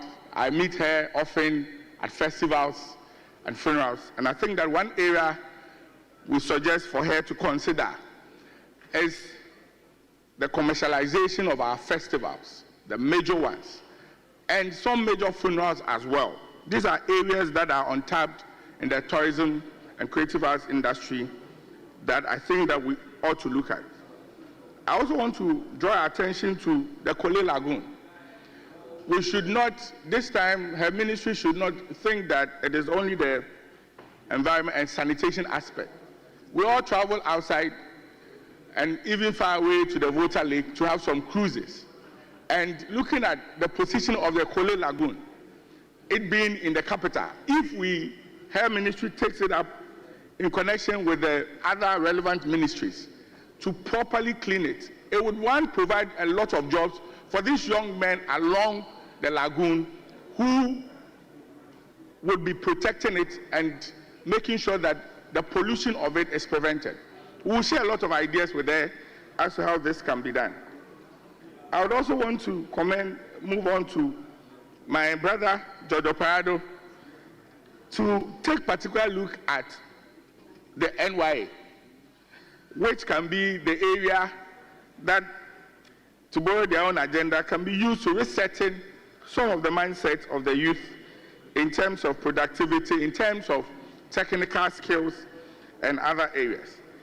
We also want to draw his attention to the YA, particularly those under the sanitation models. That is an area that should be looked at very well so that we can tackle some of our challenges we have in our major urban centers and city centers critically. Right Honorable Speaker, I would want to suggest to our Honorable Nominee for Fisheries that in page 19, looking at the report, she indicated that the consideration for her to continue the solar project for the outboard motors, she thought that she had a different view of it. Right, Honorable Speaker, just yesterday, our Honorable Member for Manson Kwanzaa made a statement, and we're all urging that we should go green.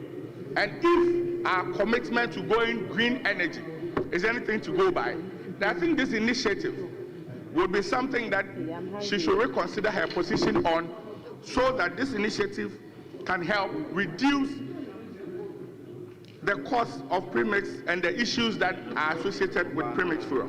It will also go a long way to support her initiative of using the subsidies or the profit made from the premix in supporting community initiative projects, which she listed on page 20.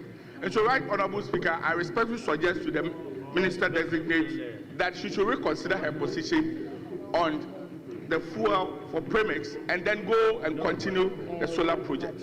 On that note, I want to wish them well, and we'll all support for their success. Thank you, Right Honorable Speaker. Thank you very much. You take the last one from Honorable Kwame Asalobing, Gumua Central.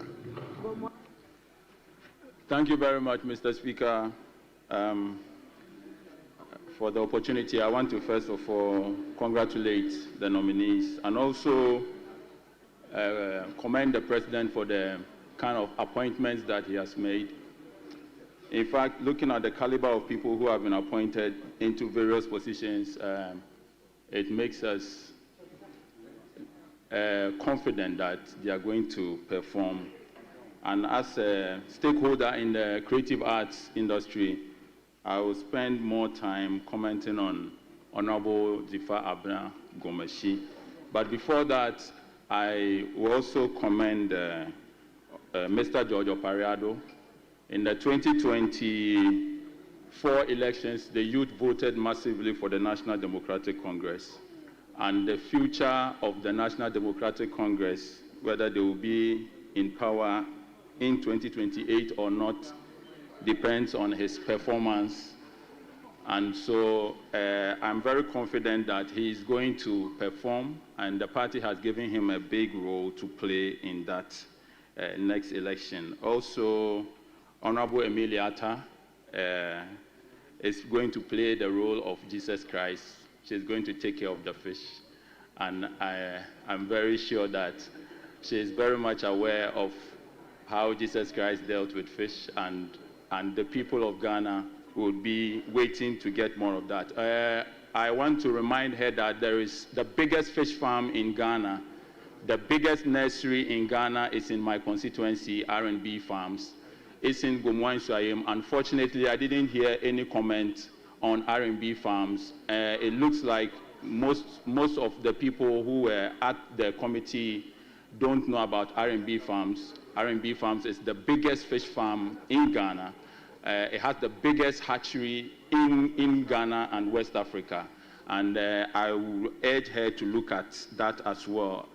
On Honorable Abna Gomeshi, she, apart from the fact that she has been a deputy minister who gained so much knowledge in His Excellency John Mahama's first term, she herself is an actress, she's a screenwriter, she has been part of almost everything that has brought the creative arts where it is today.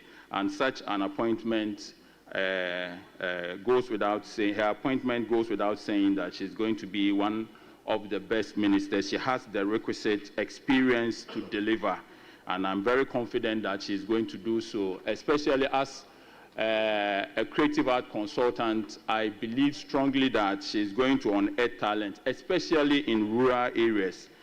Most people travel from Ghana to places like Israel to visit where Jesus Christ and an angel had a fight. They travel to visit where Jacob fought with an angel, where Jesus Christ had a conversation with Satan about sharing the earth, and all of those. I don't have any evidence to disprove those. The evidence that I have is where Kwame Nkrumah lived when he came back to Ghana, which I believe that if we improve on these, it is going to bring a lot of tourists and revenue to our country. I know where Konfanoche was born. I believe that the honorable member would consider looking into those, so that one day we will have people coming to Ghana to also take Tetakwashi's farm to their countries, instead of us going to bring the Garden of Eden into our country. If we are able to improve upon our existing tourist sites, we will have people coming here to take a piece of Kwame Nkrumah's chop box at Circle to their country, instead of us going to bring a stone to build the biggest swimming pool in the history of the world. And so I want to, I also want to remind her that showbiz, as somebody who has been part of the Trade and Industry Committee of Parliament, that she knows the meaning of show business, which is the show itself and the business that it comes with. And I believe that she will be able to marry the two. And she's herself a development queen, which means that she knows how to put culture, politics, and tradition together. I believe strongly that we are going to see a new tourism and creative arts ministry, and I want to congratulate her and wish that all my colleagues also support her to be the next minister. Thank you very much, Mr. Speaker, for the opportunity. Thank you very much. It is now the turn of leadership. It is now the turn of leadership. If minority leadership will yield to you, fine.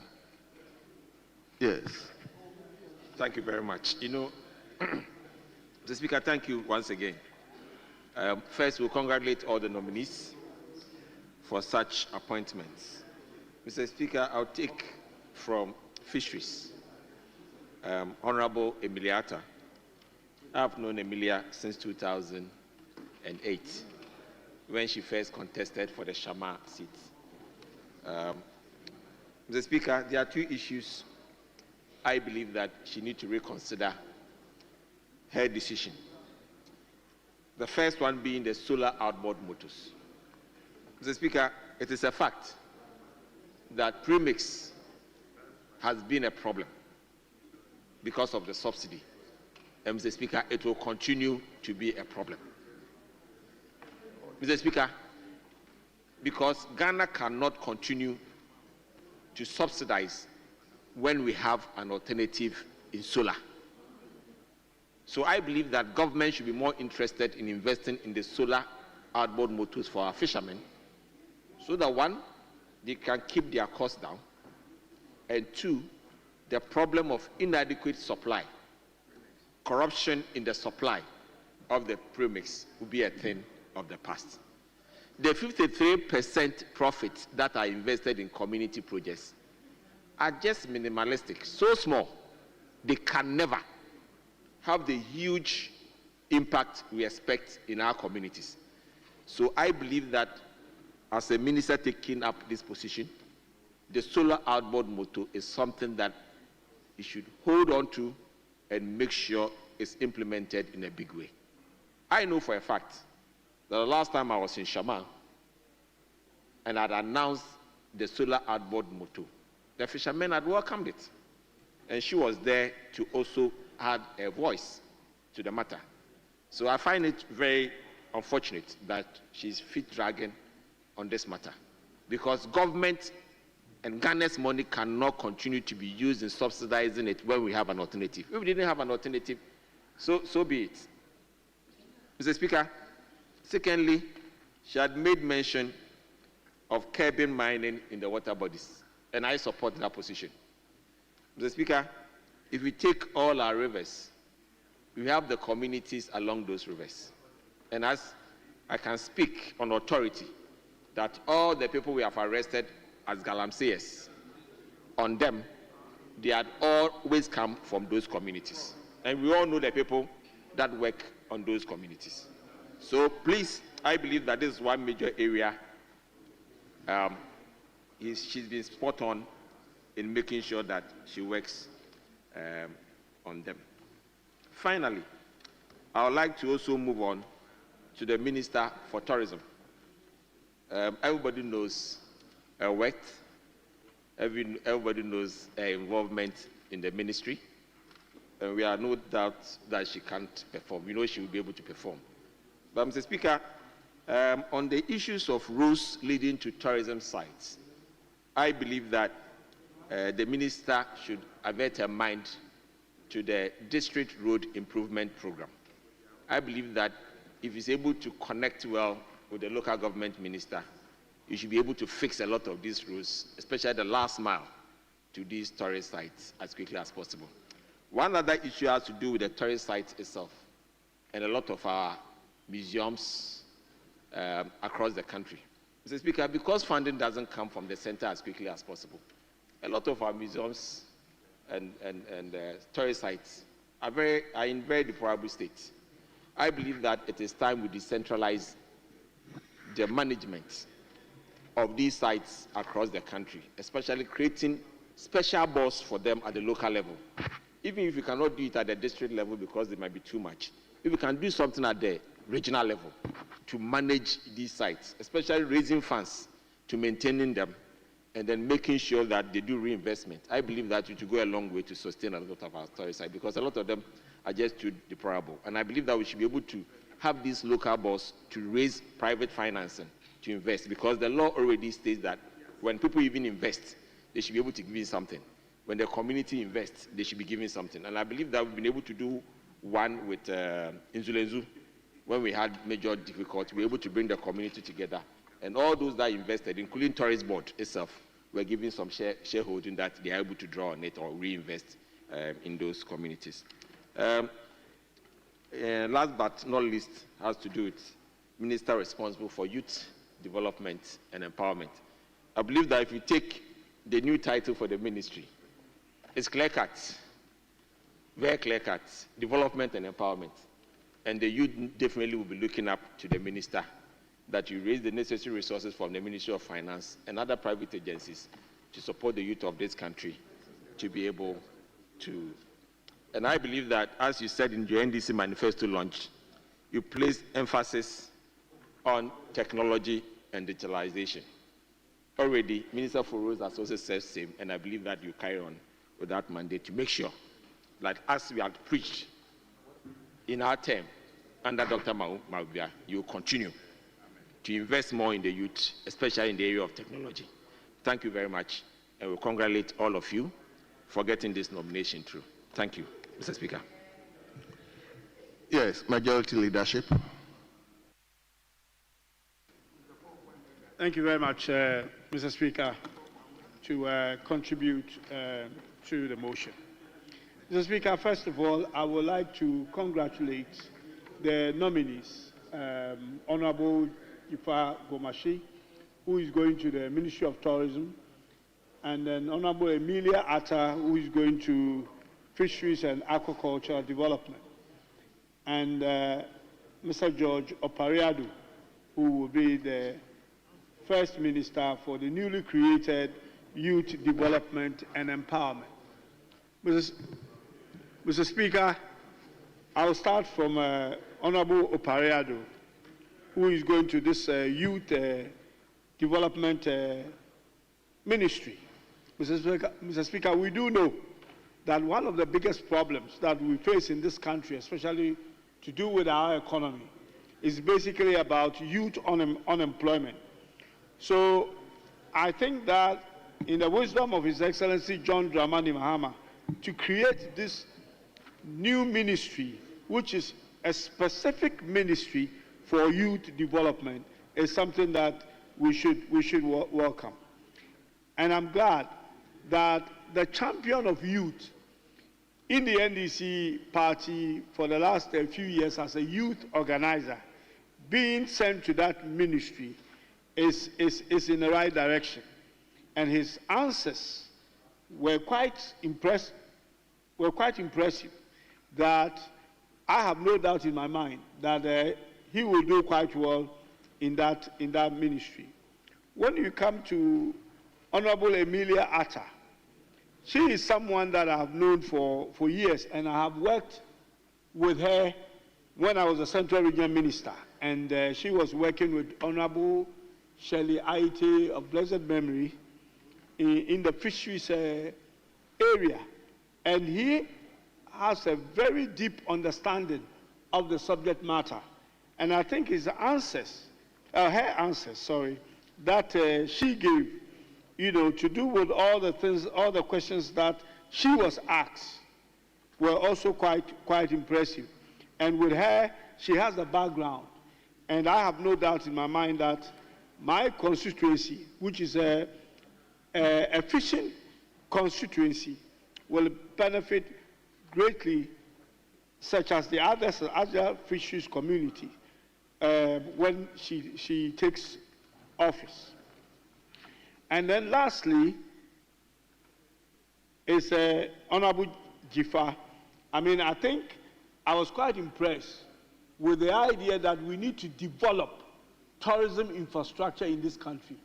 When you go to, there are not even enough hotels, not enough restaurants. When people go to places, when you come to Cape Coast, for instance, when you leave the castle, there is nowhere else to go in terms of even where you are going to, have something to eat. And she addressed all these issues. And most importantly, she's actually been a deputy minister of tourism before. So she understands the issue. And I have no doubt in my mind that when she gets in there, she will adequately address these issues in the policies and implementations that she will have the opportunity to put in place to improve Ghana's tourism, which, if it's well done, could be a serious revenue earner for this country and help us.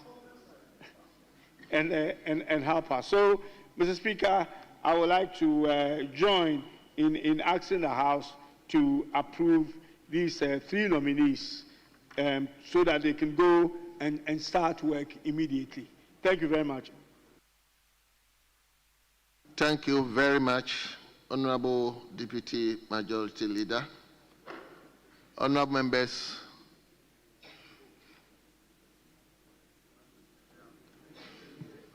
Honorable Speaker. Honorable, why? Let me. Honorable why? Speaker, Why? I rise. Honorable Speaker, in this House, there are some members who are always punctual. And one of such members is an honorable sister and a friend, a nominee, who is going to the Ministry of Tourism.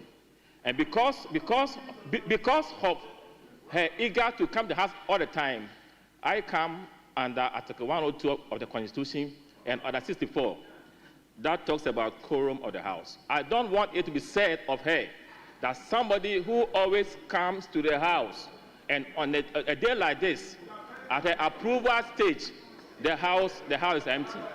The house is empty. I'm saying that Honorable Jifa Gumashi is here, and somebody who is always punctual, Camilo. We can't do this to her. Camilo.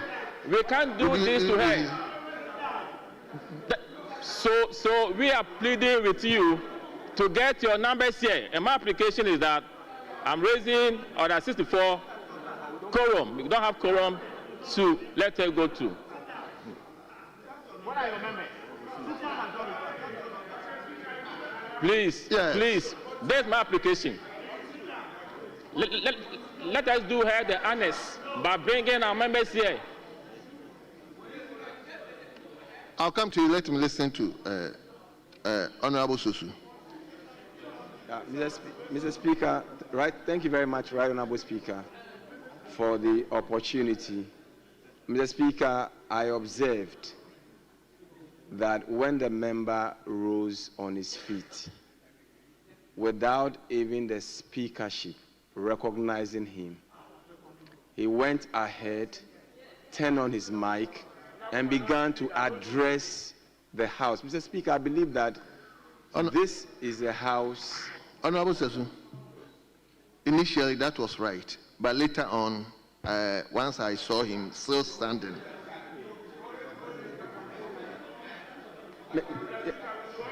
So, Mr. Speaker, I'm just urging the House that we would allow cool heads to prevail in matters like this. Because, Mr. Speaker, otherwise it would almost sound or look like once my colleague says, I want to support government business, you know, on the other side, there's a clawback clause trying to claw back the same goodwill he intends extending. So, Mr. Speaker, I believe that since we have ended the debate, Mr. Speaker, you go ahead and put the question so we move ahead. Mr. Speaker, thank you very much.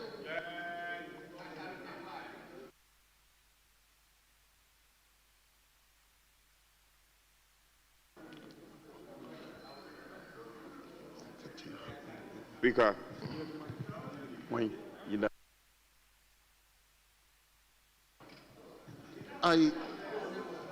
Mr. Speaker, I think he has yielded for me. Honorable Leader, yesterday something happened. Hold on, you sit down. Yesterday something happened, and my own brother, my whip, said if he gets up, I shouldn't observe anybody from behind. So that is why I asked him to speak. I don't want what happened yesterday to happen again. So, Honorable Minority Whip, you speak if later on I need to give the... Speaker, we are very minded to support our colleagues, to do business of the House. However, we need to recognize that there are constitutional provisions and the matter raised by the Honorable Kingsley Nyako. It's a constitutional matter. Quorum is a constitutional matter. There's no debate about it. Let nobody digress. And I'm happy I can see my good friend, Honorable Dafemekwo, very eager. This is baptism of fire. Whip your members to come to the chamber and do government business. A constitutional matter has been raised. At this point, we are at your mercy. Let's go by the route. Let's do the counting. And go through the process. Well. So, Honorable Dafiamapo, let me also hear you. Speaker, thank you very much. Speaker, I'm not on my feet to litigate this matter. But the invocation of the 64 points to the fact that a member may draw your attention to the inadequacies in terms of the quorum. But one, he didn't do that. He didn't point to any figure. The figure I have is that we are 142. But some, Speaker, I will explain. Some have proceeded because they were summoned by the chair for appointments committee to go and conclude. So once the matter was raised, the attention has been drawn to the fact that they must come back for us to deal with this matter. Then they can go back. That's why the chair himself has also come back. So we have quorum to commence business, which we have done, and we have quorum to take a decision, Mr. Speaker. Well. So I'm pleading with my brothers on the other side. Honorable member for Kwadaso. Speaker, I'm pleading with them so that we can take the question. I thank you for the opportunity. Honorable member for Kwadaso.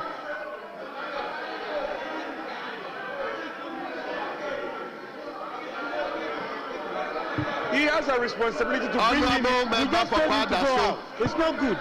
It's not good. Don't do that.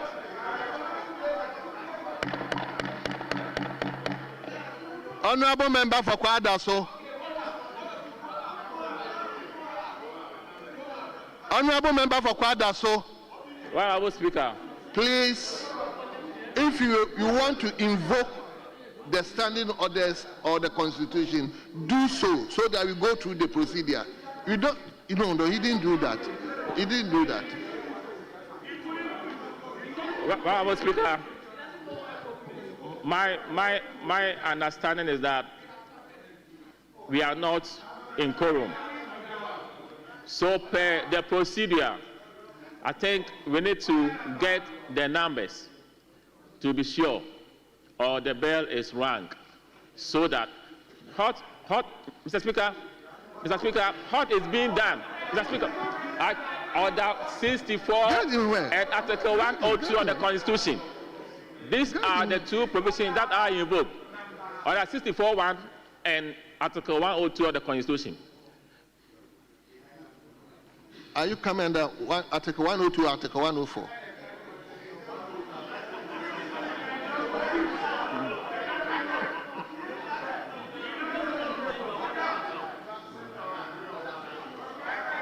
I'm saying that Order 64, Mr. Speaker, Order 64 says... We once we are going through this, we are learning. So just allow him, yes. Mr. Speaker, Order 64.1 talks about a quorum of Parliament apart from the person presiding is 1/3 of all members of Parliament. Mr. Speaker, so I come under this order. 64.1.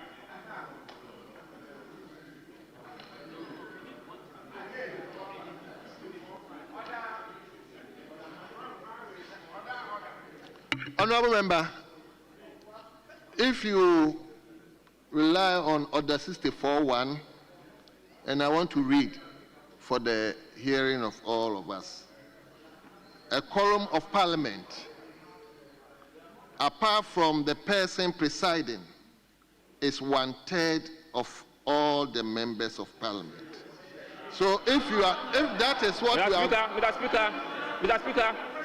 Mr. Speaker, I joined that one with Article 104. Article 104 of the Constitution. That talks about 104.1 talks about the fact that, except as otherwise provided in this Constitution, matters in Parliament shall be determined by the votes of the majority of members present and voting with at least half of all the members of Parliament present. Mr. Speaker,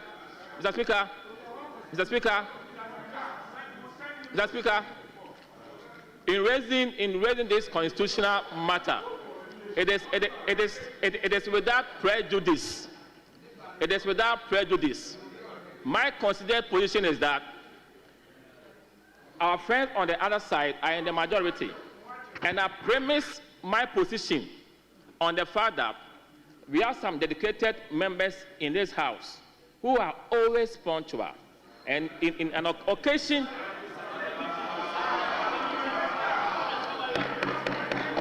Mr. Speaker, so I have invoked this.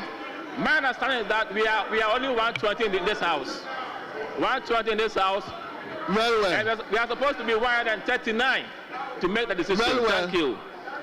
Honorable members,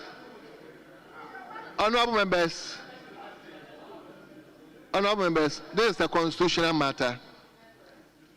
Once he has invoked Article 104, we will go through the process. So let me quickly ask the clerk at table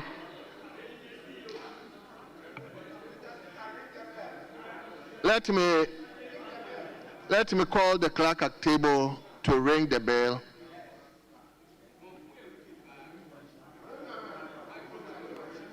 Please, now, Honorable Whip, if the mover wants to abandon it, then I can. If he's not abandoning it, let me go through the process. So please, let the bell. Yes. Let the bell be rung.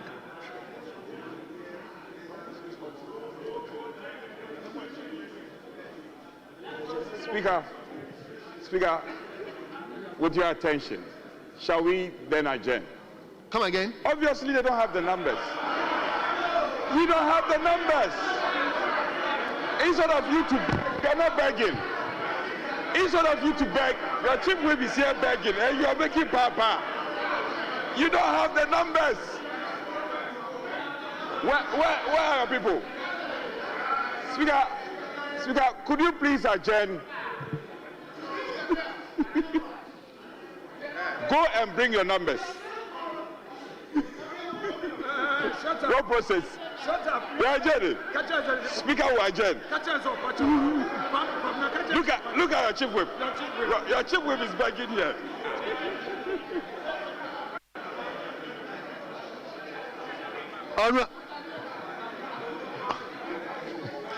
Honorable members, please. Honorable members, now we'll go through the procedure in order 64. So the first one is to direct the clerk at table to ring the bell. At least you will have 10 minutes. Then if you still don't have the numbers, then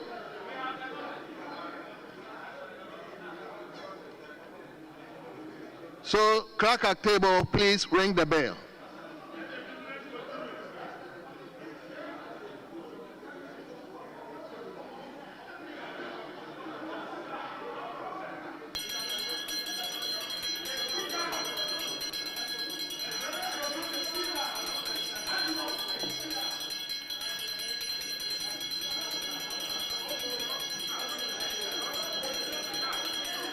Yes. Thank you, Mr. Speaker. Yes. Mr. Speaker. Yes, let me hear you. Thank you very much, Mr. Speaker. Mr. Speaker, I think that the majority should know that we are here to do government business. Nobody is here to thwart the business of the House. But members should also know that you cannot say one breath we are ready to support, another breath we are not ready to support. When you do that, you are accusing us wrongly, especially when a member comes up to raise a legitimate matter that we do not form a quorum. But for you to accuse us wrongly, I think that honorable member from is it Medina, honorable, yes, he's not been fair to this House, especially with the minority. And he should retract that, and let's all continue with the business, because people or colleagues that we are talking about, they are our colleagues.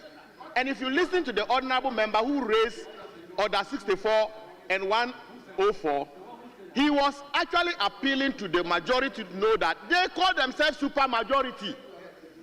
These are the people who are struggling, and these are early days yet. These are early days for us to be struggling on the floor. These are early days. The super majority. Look at all this place. We want to appeal to our colleague, especially our colleague from Medina, that sometimes his choice of words are not appropriate. His choice of words are not. You should know that we have government business to run. Please. So respect must be shown. So, Mr. Speaker, on that note, he should try to be mindful of his language, withdraw what he has said, and then we progress. We need to approve our colleagues, and we, the minority, are ready to do that. Thank you very much, Mr. Speaker.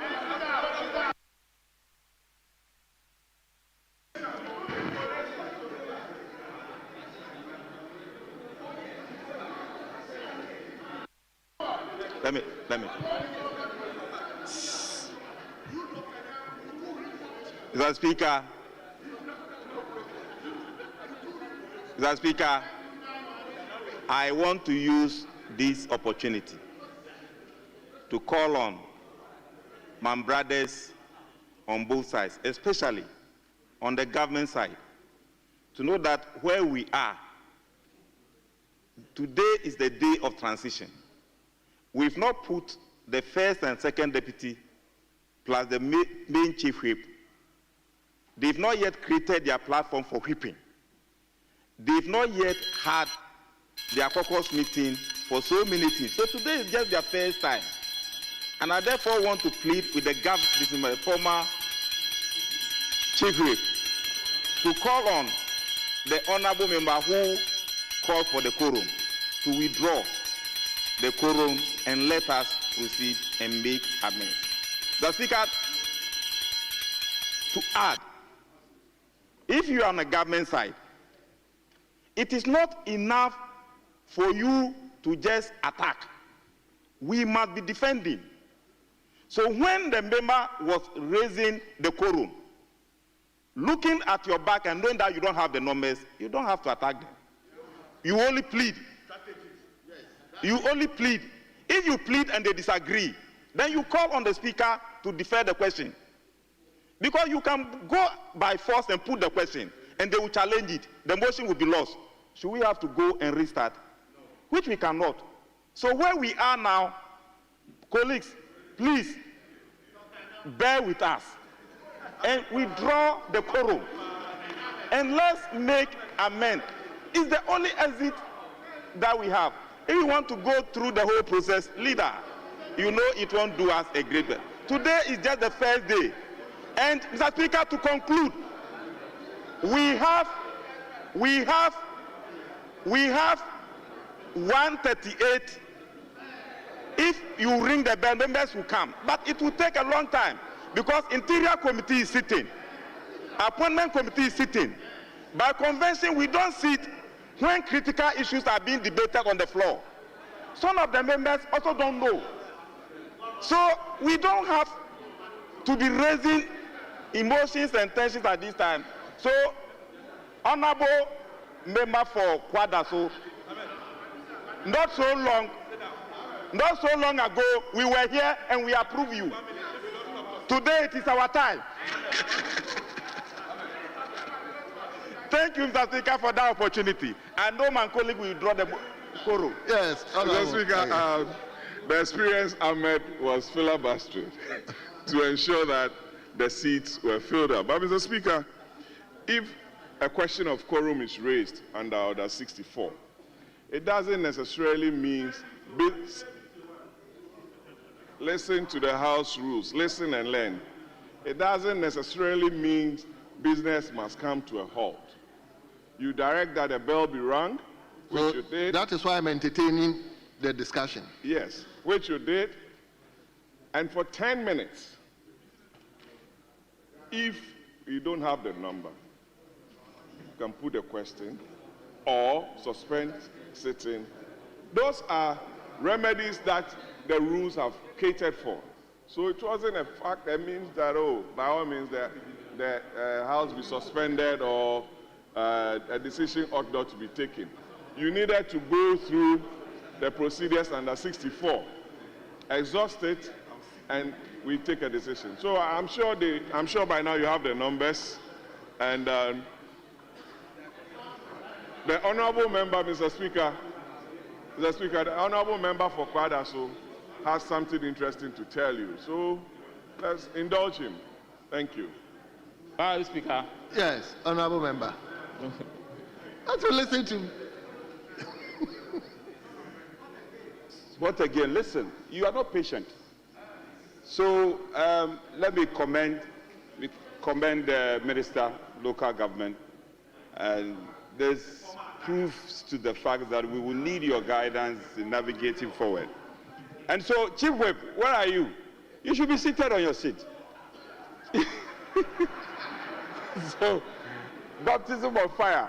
So, as the Honorable Boama said, We have done a very good consultation, and the Honorable Dr. Kingsley will show the way out. He will show the way out, certainly.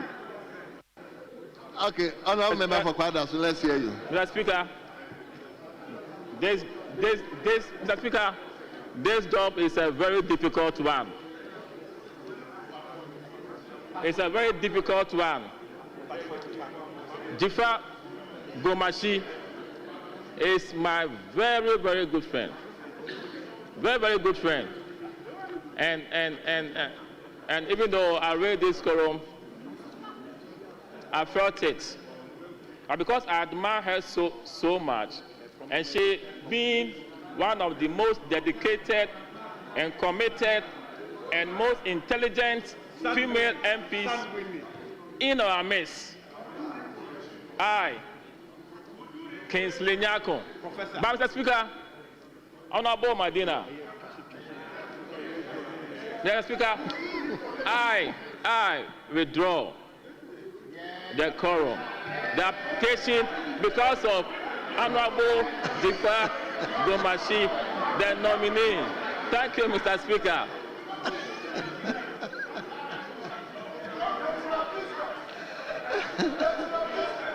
Honorable members,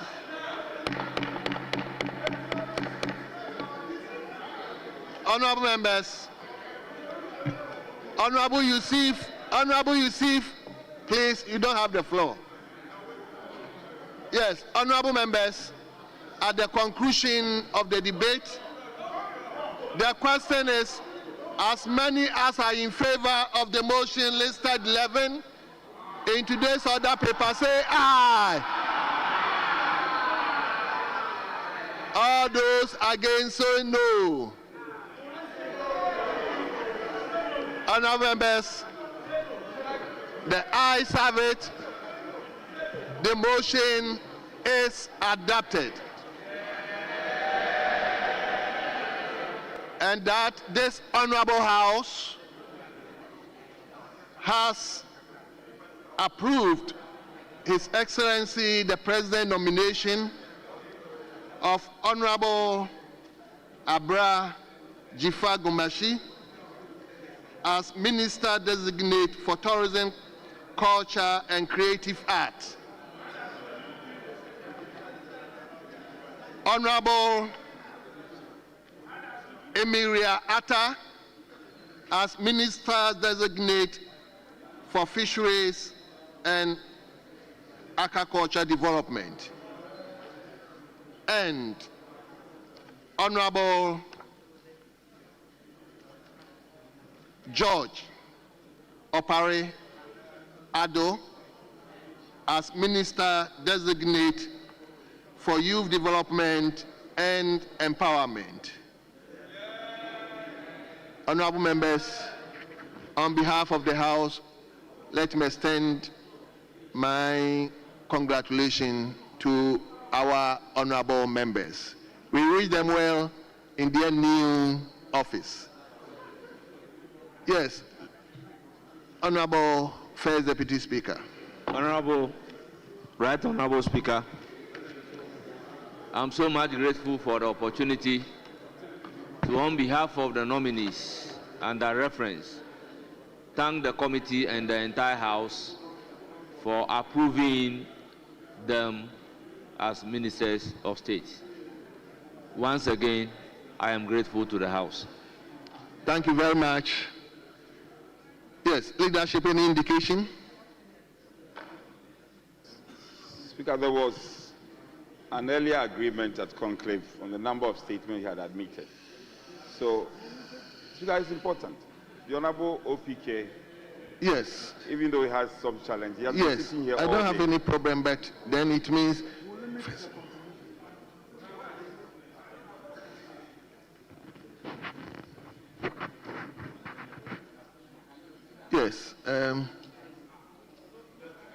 So, Speaker, we should. There are 3 of them. We can do 2, and then continue the rest tomorrow. Starting off with that of yes, the Honorable Davis. I want the First Deputy Speaker to help me so that I'll go and come. Yes. Speaker, shall we start off with the Honorable David Sopoku?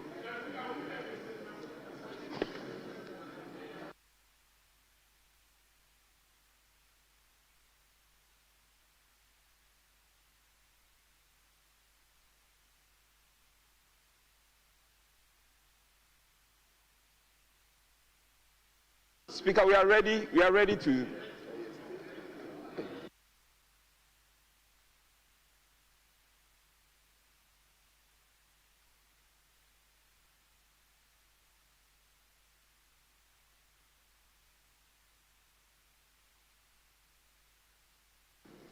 Yes. Honorable David Sopoku, you may start reading. Thank you very much, Mr. Speaker, for this opportunity to make a statement on the high attrition rate in Parliament and the need for reforms in political funding and candidate selection processes. So there you have it. Parliament has approved the second and the third batches of President John Dramani Maham's ministerial nominees as submitted by the Appointment Committee to Parliament. Earlier you saw the rigorous debate preceding this approval, and even on the approval of the third batch there was an issue of quorum raised but was subsequently withdrawn. I still have with me here in studio Sami Wiafe, my colleague in the newsroom, who help us with the events as they have proceeded so far. Sami, thank you so much for staying with us. It's been a long day. Very, very. We are still not done. No? Exactly, so because the vetting we is still two ongoing. Other, vetting of regional ministers to, to wrap up with. Then tomorrow, God willing, they will continue. But I understand tomorrow there will be a break on the regional ministers and vet mainstream minister like the defense, interior, and other key sectors. As President Mahama has released the list. So it's a long day. It's a long day today, tomorrow. Exactly. So for the benefit of those who may just be joining us, let's run you through the list of nominees who have been approved by Parliament. So for the second batch, we had Ahmed Ibrahim for local government, chieftaincy, and religious affairs. We had Dr. Agnes Namomolate for the Ministry of Gender, Children and Social Protection. We also had Elizabeth Ofosuejare for the Trade, Industry and Agribusiness Ministry. And then later for the third batch, we had George Opariado, who is heading for the Ministry of Youth Development and Empowerment. We had Jifa Ablak Gomashi, who is going to the Ministry of Tourism, Culture and Creative Arts. And then finally, Emilia Arthur, who heads to the Fisheries and Aquaculture Ministry. So this is what we have now. The committee is not done with its work. In fact, today they were supposed to vet 2 more nominees. We do not know what time they are going back to the appointment committee sitting. But as and when they start that, we'll cross over and then bring you that vetting process. But Sami, so far, so good, I believe? So far, so good. So far, so good. At least these 6 individuals displayed high level of intelligence and competence from their meeting with the appointment committee during the vetting, and the committee felt that they've done well enough to occupy the various offices that the president has, nominated them to go and occupy. So for the 6 of them, yesterday we saw the swearing of the first batch of 6. Today we are going to see, we saw the 6 others who have been approved by the House, and it's most likely that either today or tomorrow the president may swear them in. Even though Parliament has, approved their nomination, they still can't hold themselves as ministers. They can only do so after the swearing in by the president, which a similar thing happened yesterday. So until that is done, they can't really, hold themselves as ministers. So Sami, on the swearing in, I was interested to know how the convention is like. Is it that as and when appointment committee is done and Parliament approves them, then they get sworn in? Yes. It's not done as a whole, so that when everybody is done, or is it because the government wants to quickly put itself together? Well, because the government wants to fast track things. There could also be the idea that, okay, why don't I hold on with the swearing in? When Parliament approves all of them, then we can do all en bloc. But then the president, in his wisdom, may think that, no, these are key sectors which I need, these individuals to immediately resume work from there. And I understand the first batch, that was, those who were sworn in yesterday.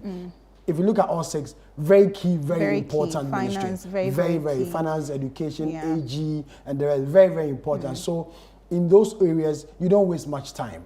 Okay. Because as the finance minister, there's a lot you need to do.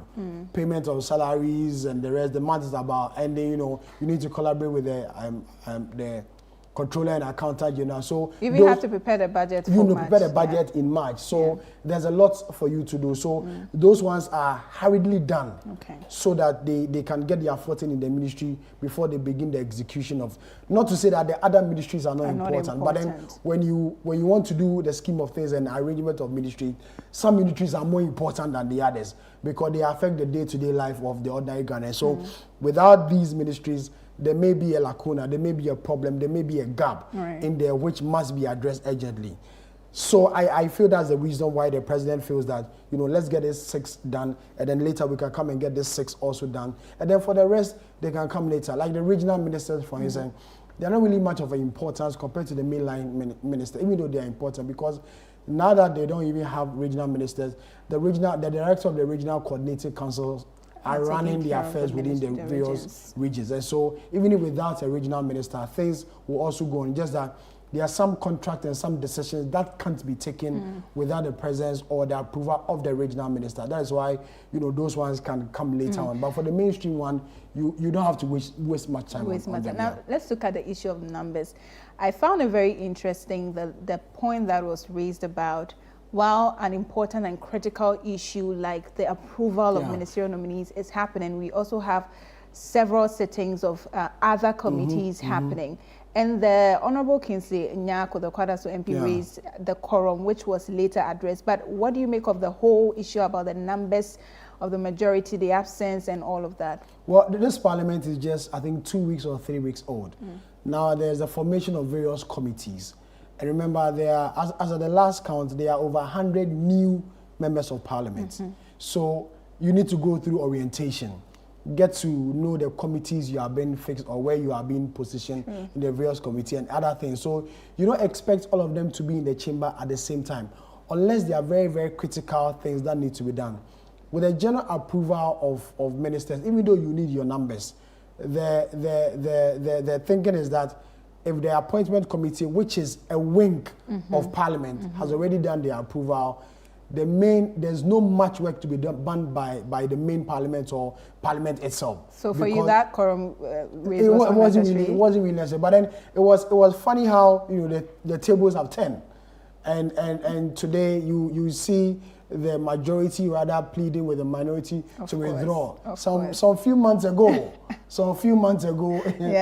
was an issue. But that is politics. You find yourself at this side today, the next day you find yourself at the other side. So it's understandable. They are politicians. They know how to play their own games. Let's look at the regional ministers. I think the last person we have on our list is Rita. Who is going to the Eastern region. Eastern region, yes. Yes, Awate. And she has been, applauded by the three Krobo enclave. You have the Yellow Krobo, the Lower Menya, and then the Upper Menya, all hailing the experience she brings to the table and why they are happy that the president nominated her. For you, earlier we were talking about the Northern Regional Minister designate, the vote and the NUT. So far, what you have seen today, how are regions looking like? Are we getting the people to the right people to man the regions? I think so. If the veteran of the Northern Regional Minister designates anything to go by, and the OT Regional Minister, which lasted less than an hour, very short, very short, you should know that at least these are local people. I'll continue to use those words. These are local people who know the region within their fingertips, who know the region, in and out. And so their vetting was really not anything serious you could go with. For instance, the Volta Regional Minister, James, knows the region very well. He's been regional secretary for a long while. And so you know that he knows the challenges within the region, what he needs to do as a regional minister to ensure that the region develops. And his focus was mainly on tourism. Very well. And how to, sure. Unfortunately, I have to catch you here because the woman who we were talking about earlier is ready now for her vet in the Eastern Regional Minister. So let's cross over to the appointment committee now and witness her vetting.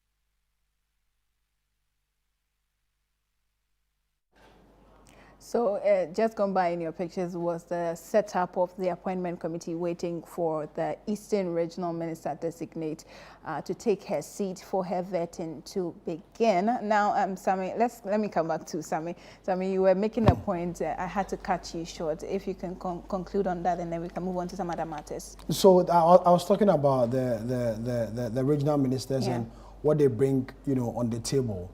As far as development in their various regions are concerned. The Northern Regional Minister designate gave an explicit plan on what he wants to do in the region. A number of things: security, the witches camp, improving on agric, and then ensuring that the rural-urban migration in his region, is brought to a minimum or even, reduced totally. And let's talk about some of the need for the party to fulfill many of the campaign promises they made to the people in that particular region, which obviously the people in the region will be looking out for. The more reason why hold them accountable, the more reason why they vote for the NDC, or they voted for the NDC in the last election. Now, I am interested in the fact that through all the three that we have seen, they sort of place very key premium on collaboration with MMDs. Yes. Because I think that is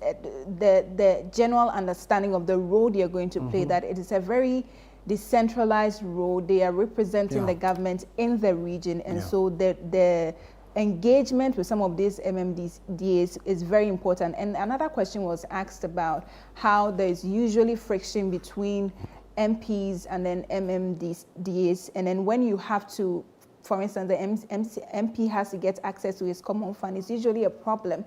What do you think about the whole plan by these regional ministers designate to engage with the MMDs to move the local governance forward?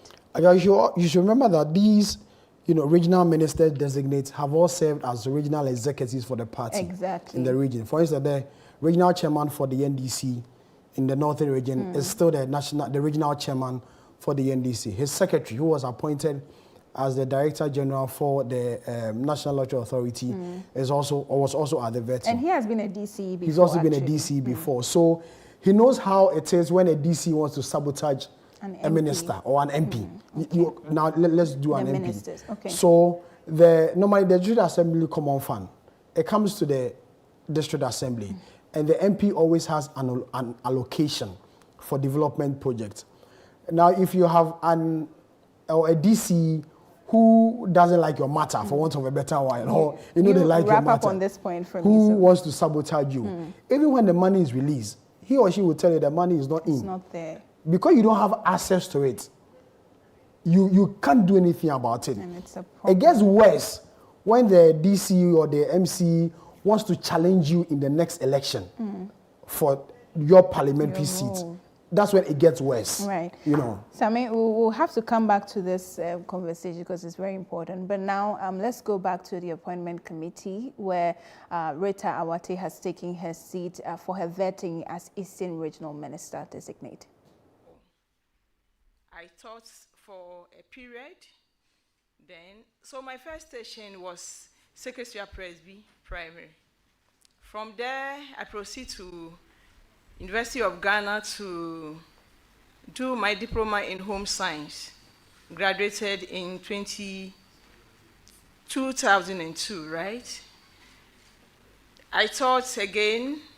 After a period, I had my BA in political science psychology, same in University of Ghana.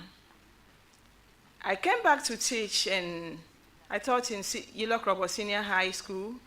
Whilst in Yilok Robo Senior High School, I had my MPhil in leadership in the University of Professional Studies, Accra.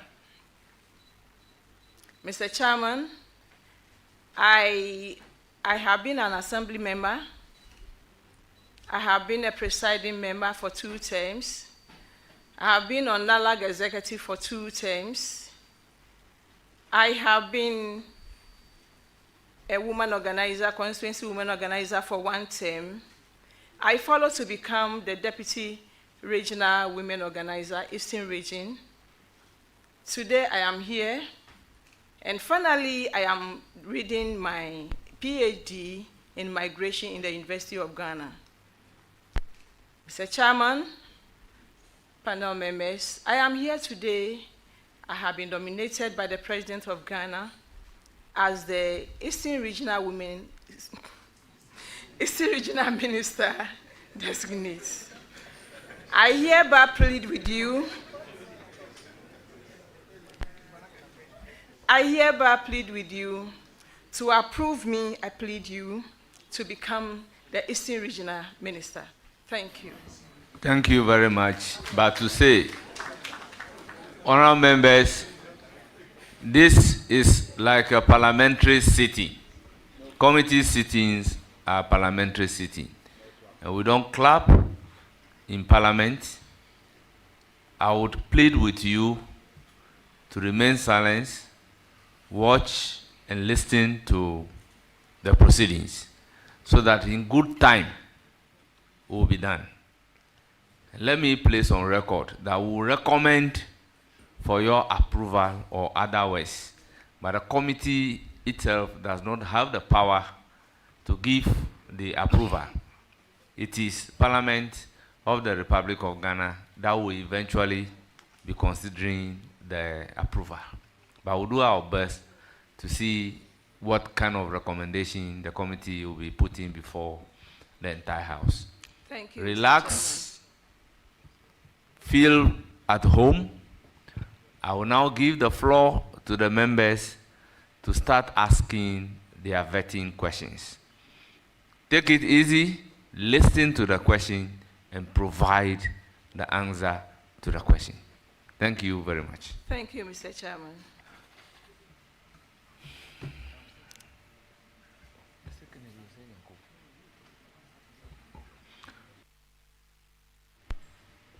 I have to give the floor to Honorable Asafua.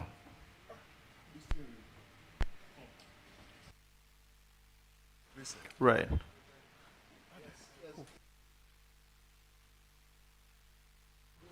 Thank you so much, Mr. Chairman. And let me congratulate the nominee on his appointment as the Regional Minister for the good people of Eastern Region.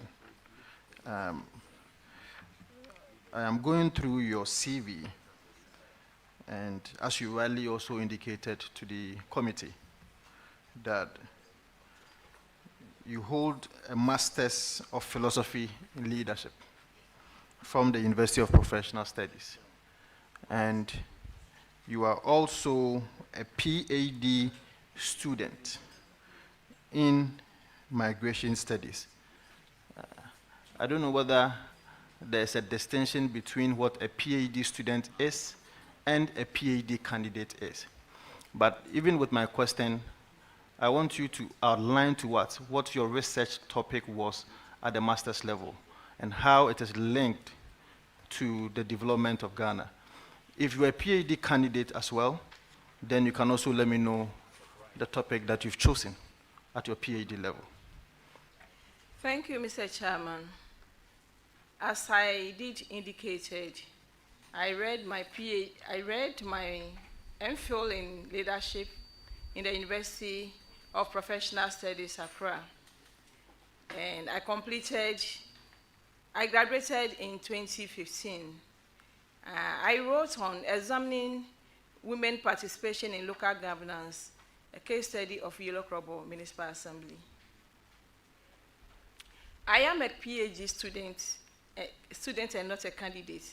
This is my first year. I'm still on my coursework, so I'm still a student. Thank you. Thank you. That's a smart answer. I'm impressed. My second question to you is that with the region that you are going to superintend. Honorable nominee, after speaking, you put off your microphone. Thank you. With the region that you are going to superintend over as the regional minister, as far as the 2024 elections are concerned, the New Patriotic Party garnered almost 52% from that region. Your party, the NDC, garnered about 47%. Now, my question to you is that, are you going to have, or are you going to lead a region where everybody in that region, irrespective of his or her political affiliation, will be able to have a fair share in your administration? Can you convince the people of Ghana and the people of Eastern region that you are going to be a mother for all? Thank you, Mr. Chairman. The Eastern region, as you rightly indicated, has been mostly for the MPP. And I think it is even this year my party pushed a little bit ahead. As the regional minister, I am a mother for the region. I will be a mother for both MPP and every party. In fact, if you even look at the region, my party had only 8 parliamentary members, so the rest are all MPP. There's no way I can succeed as a regional minister if I have to depend on only my party. I will be a mother for everyone that is in the Eastern region. And I believe there are even people who hail from Eastern region who don't stay there. Wherever you come from, once you have Eastern blood in you, I'm your mother. Thank you. Thank you very much. So what happened to those of us with voter regime blood in us? Thank you, Mr. Chairman. I'm a mother for all. My last question. Mr. Chairman, my last question to the nominee is to the effect that MMDAs are going to be directly answerable to you as the regional minister. And so the capacity of these MMDAs is very crucial in administering their services to the people of Eastern region. What are you going to do to boost the capacity of the MMDAs, especially through internally generated fund, to be able to have effective service delivery to the people of Eastern region? Thank you, Mr. Chairman. It is right, as you indicated, that I'm going to be working directly with the MMDAs. And one of the problems of municipal assemblies are lack of funds.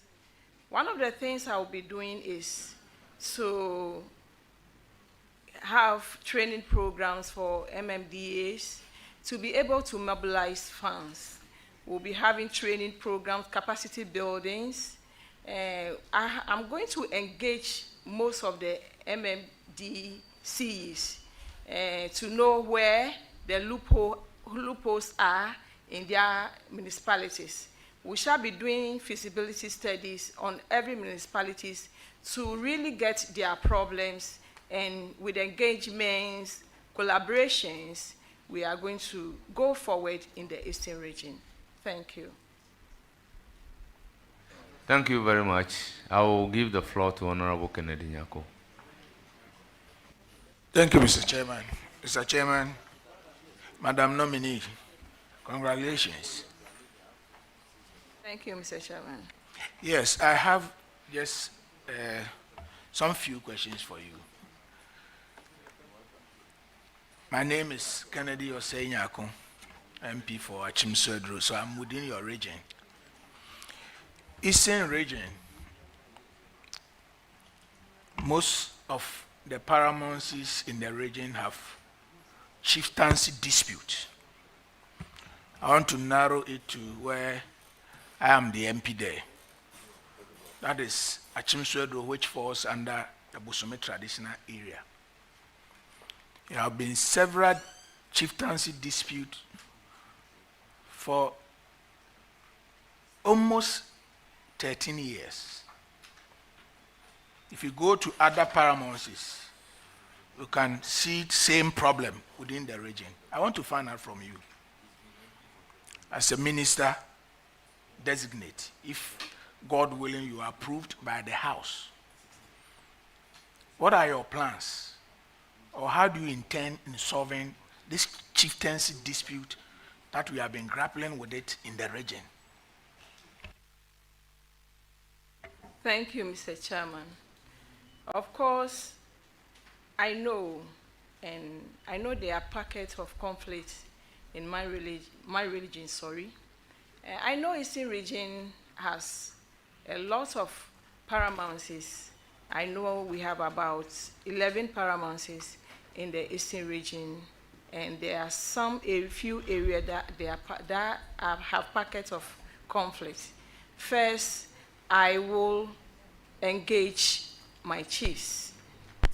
I will engage my chiefs to really know what the issues are. We shall be doing a lot of consultation with community leaders, and there are going to be times we are going to have capacity building for them to really know the effect of conflict and how conflict is not going to help. So at the end of it all, I will have training programs that will bring people on that will talk about conflict resolution. And I believe with them, if I engage them, I involve them to know the problems and its effects, we are going to have a very beautiful Eastern region. Thank you. Thank you so much. Any further questions? So, deducting from your response, are you giving the good people of Eastern region the assurances that when you are giving the nod, you'll be the first person to resolve chieftaincy issues within the region? Is that what you are saying? Yes, Mr. Chairman, I will. God be my help. So I'll move to my second substantive question. And this time around, it is about illegal mining. There are a lot of illegal mining activities within the region. Most of them, you see, because of this menace, have destroyed water bodies. Major among them is the River Brim River. I want to find out from you, what are your immediate steps in tackling this problem, which is currently destroying many water bodies and rich lands within the region? What are your immediate plans? Thank you, Mr. Chairman. Eastern region, of course, is blessed. We have so many resources, including gold, diamond, and all the natural minerals. And I believe God has given us such beautiful place to enjoy, but we must enjoy with rules. Ghana as a whole has rules for mining, and we are going to apply the rules.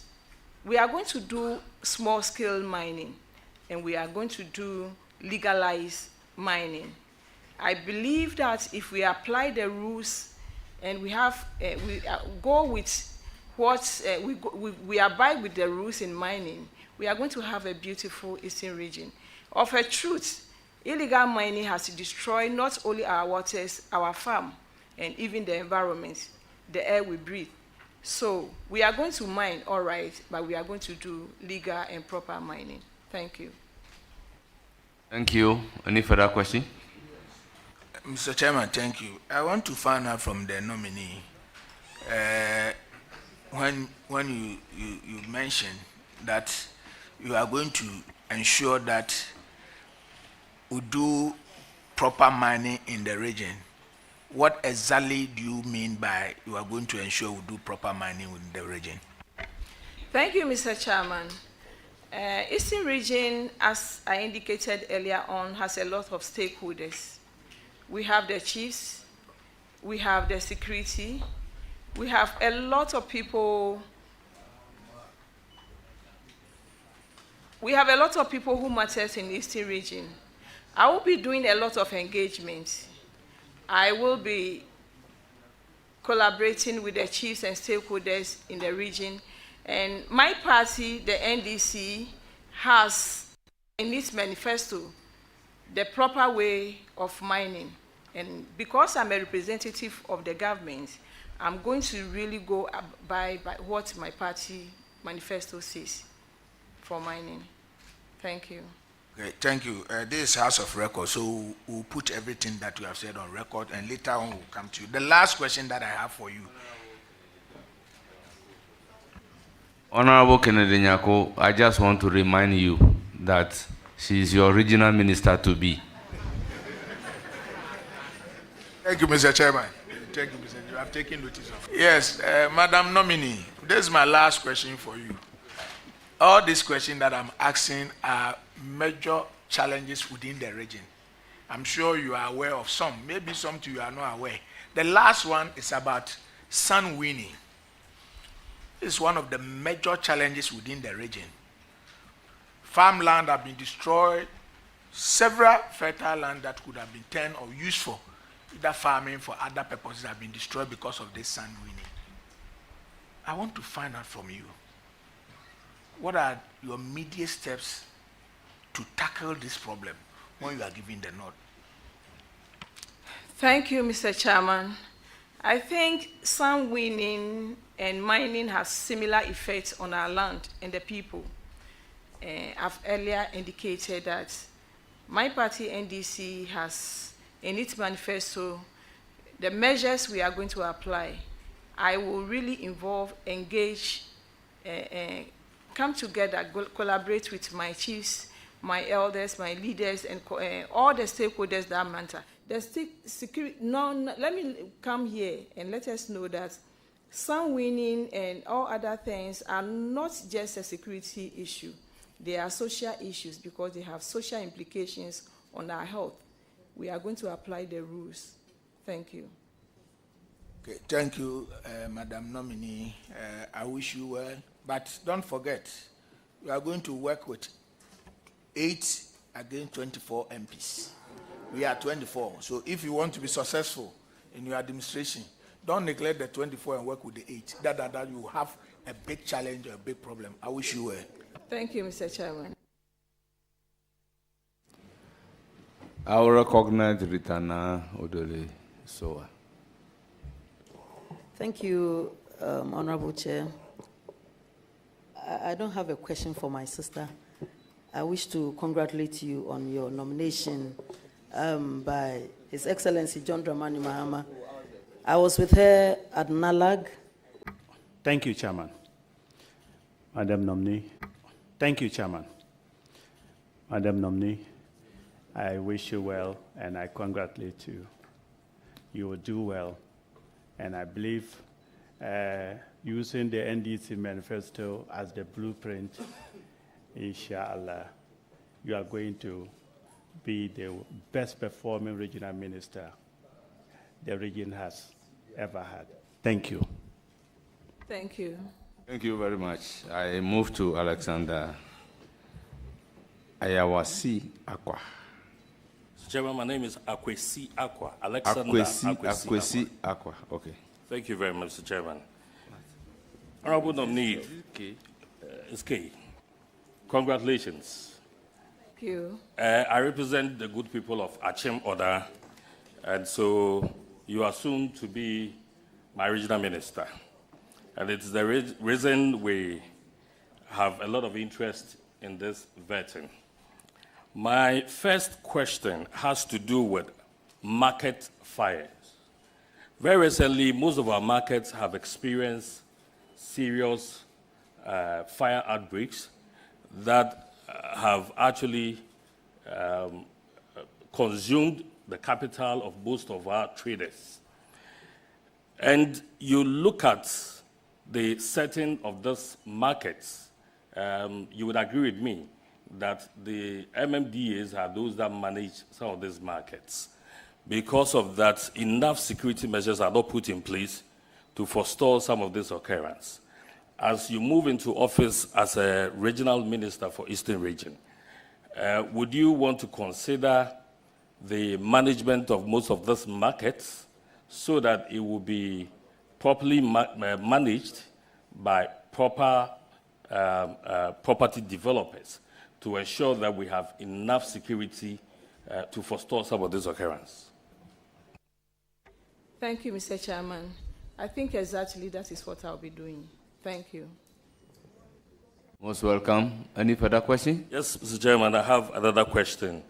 The local government minister who just got approved by Parliament promised this committee that he would not allow any MC or DCE to have issues with members of Parliament.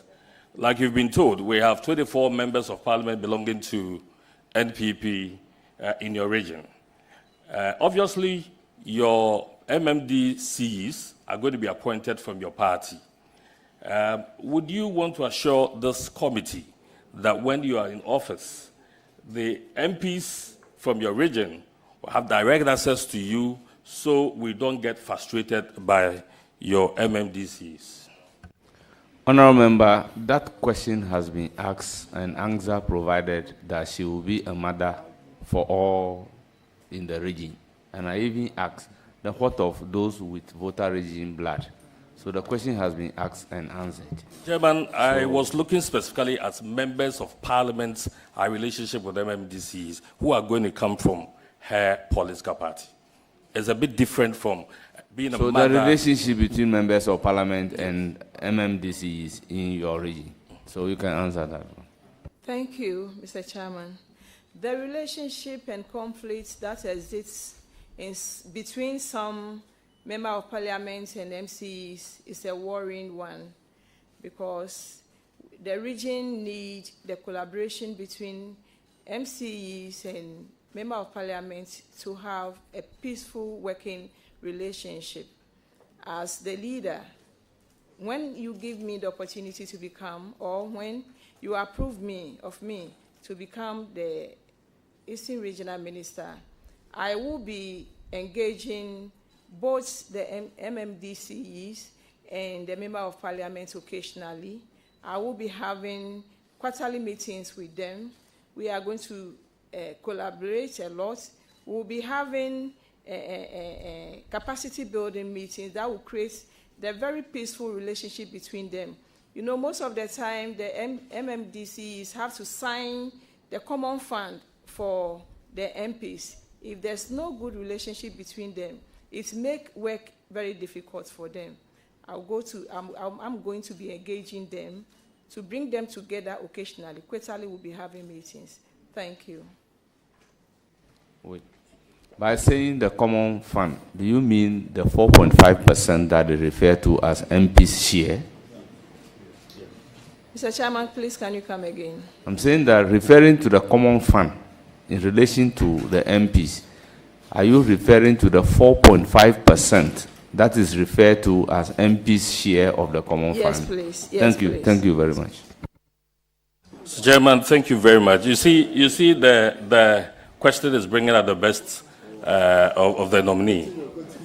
My last question, Mr. Chairman. I want to know from the nominee. I see you are so related to the Yellow Crobble area. I want to know whether your area has an Agenda 111 project ongoing. Mr. Chairman, thank you. Can you please come again?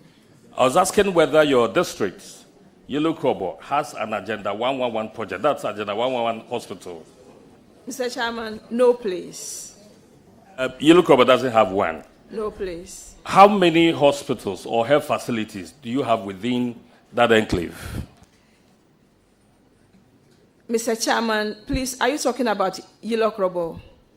Yes. I think Yellow Crobble has one municipal hospital. We have one polyclinic, and we have several cheap compounds in Yellow Crobble. Thank you very much. Honourable Member, I think you have exhausted your questions. So let me give the floor to Honourable Shaibu Mahama. Chairman, thank you so much for the opportunity. Honourable nominee, congratulations. Thank you.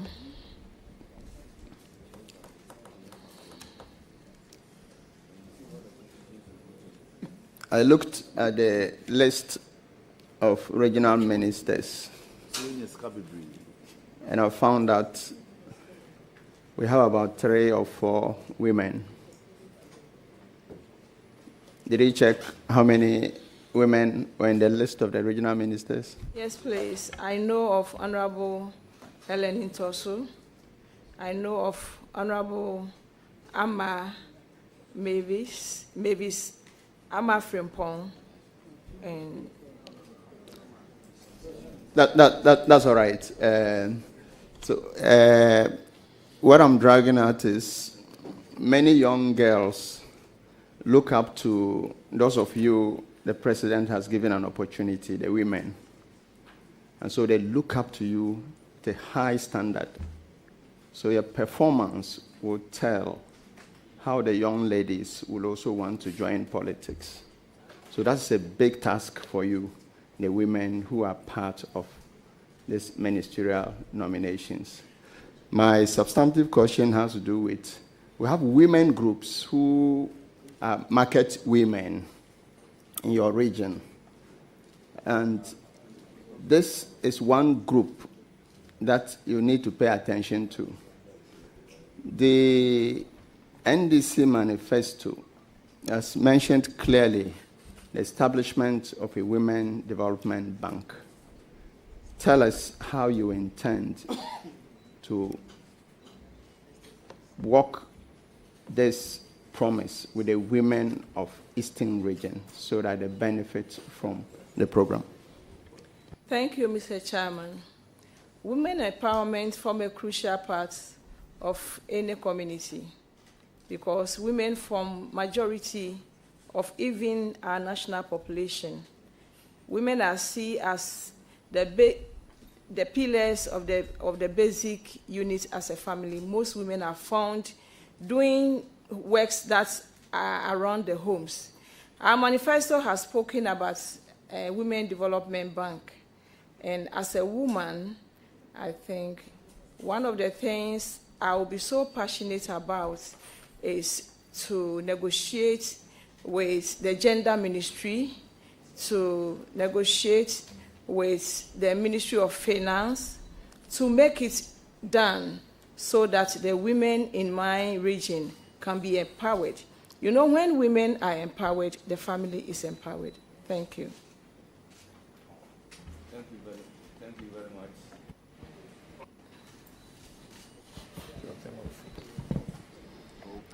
Thank you. It's now the turn of Honorable Kofi Mafu. A question, please. Thank you, Chairman. Madam Rita, you are welcome to Parliament. Thank you. Sorry. It is difficult coming from the party leadership and becoming a regional minister. Sometimes it's a bit difficult for you to shed off your party attire, but you have to do well to do that because you are going to be a mother for the whole region. My question is ecotourism in the region, which is going to be one of our economic benefits that both the country and then the region will get. So I want to ask you, even where you're coming from, the Boti, I understand Boti is also in your constituency. Honourable Member, can you proceed to ask a question? Yes, I'm going ahead. Yes. Thank you, Mr. Chairman. My question is, what are you going to do to improve on the ecotourism in Eastern region? Thank you, Mr. Chairman. The Eastern region has numerous tourism potentials, running down from the Quorum area and coming down to Debris, where we have a very beautiful hotel, running down to Esojamai, where we have very, very beautiful resorts, And by the date of where my region is, we have a lot of festivals. We have the Home Festival that brings people into the region. We have the Ojura that brings people close to us, which is celebrated by the Kwapin people. We have the Yellow Krobo celebrating Quorum Siklim. We have the Lower Manya Krobo celebrating Mayim. All these potentials bring people around. One of the things I will be doing as a regional minister is to invite or look out for investors to invest into all the tourists that we have. We have the Boti Falls, we have the paragliding in Kwewu, we have the walkway in Bunsu. These are all things that bring people around into my region.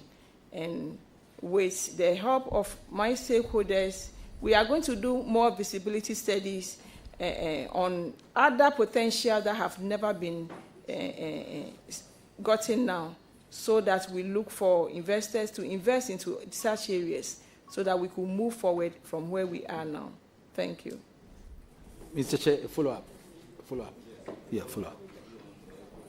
Yes, a follow-up. Yeah. Madam Rita, I want to ask you, what kind of collaboration are you going to have with the various MMDCs in order to get this ecotourism, the economic impact of this ecotourism be felt in their various districts? Thank you, Mr. Chairman. Like I did indicated, there are some of the tourist sites that have even not been discovered yet. I will be collaborating with them to first do feasibility studies to know which ones have never been discovered yet, and to know what we need to add up to the existing tourist sites that we have. We need investors, we need funding, we need to do a lot to open up the region. And these are some of the things I'm going to do with the MMDCs, so that Eastern region can still be open up to, can be a home that many people can come to. Thank you. Thank you very much. Roxanne. Yeah, so I will recognize Roxanne Nelson, Honorable Roxanne Nelson, Kwame Eche Dapamekbo. Chairman, thank you very much. Rita, you are welcome. Thank you. And let me seize the opportunity to congratulate you for catching the eye of the president and getting this nomination. You'll be heading and administering a very important region in this country, the Eastern region. It's a multi-tribal, multicultural, multifaceted region. And I believe that you will deliver. I know places like Afram Plains North that gets cut away because of Dafram River, which is Dafram Lake, part of the Volta Lake. There were efforts to get a bridge over Dafram to ease transportation, because the ferry as it is now is not in good shape. So as the regional minister, I will urge you to, in the interim, ensure that you get a new ferry so our people can oscillate between Echi and Nketepa to ease the movement. I wish you all the best. I wish you all the best. Mr. Chairman, thank you, sir. Thank you. I will now give the floor to Jerry Shaib. Thank you very much, Honorable Chair. Honorable Chair, I see on the nominee's CV. Congratulations, madam. Thank you, sir. I see on your CV, current PhD student in migration studies, University of Ghana, Legon, Accra. Expected graduation date. What do you mean by that, please? Which is 2028. Mr. Chairman, the PhD program is a 4-year program.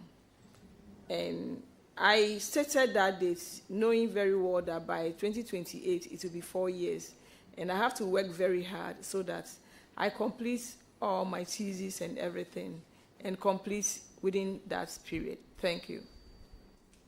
As regional minister, you are expected to spend your working hours in your office and to provide the needed services for the good people of the Eastern region. Are you, against the backdrop that you are supposed to pay attention to security and the welfare of the people of Eastern region, are you saying that you know that you are going to finish your PhD in 2028?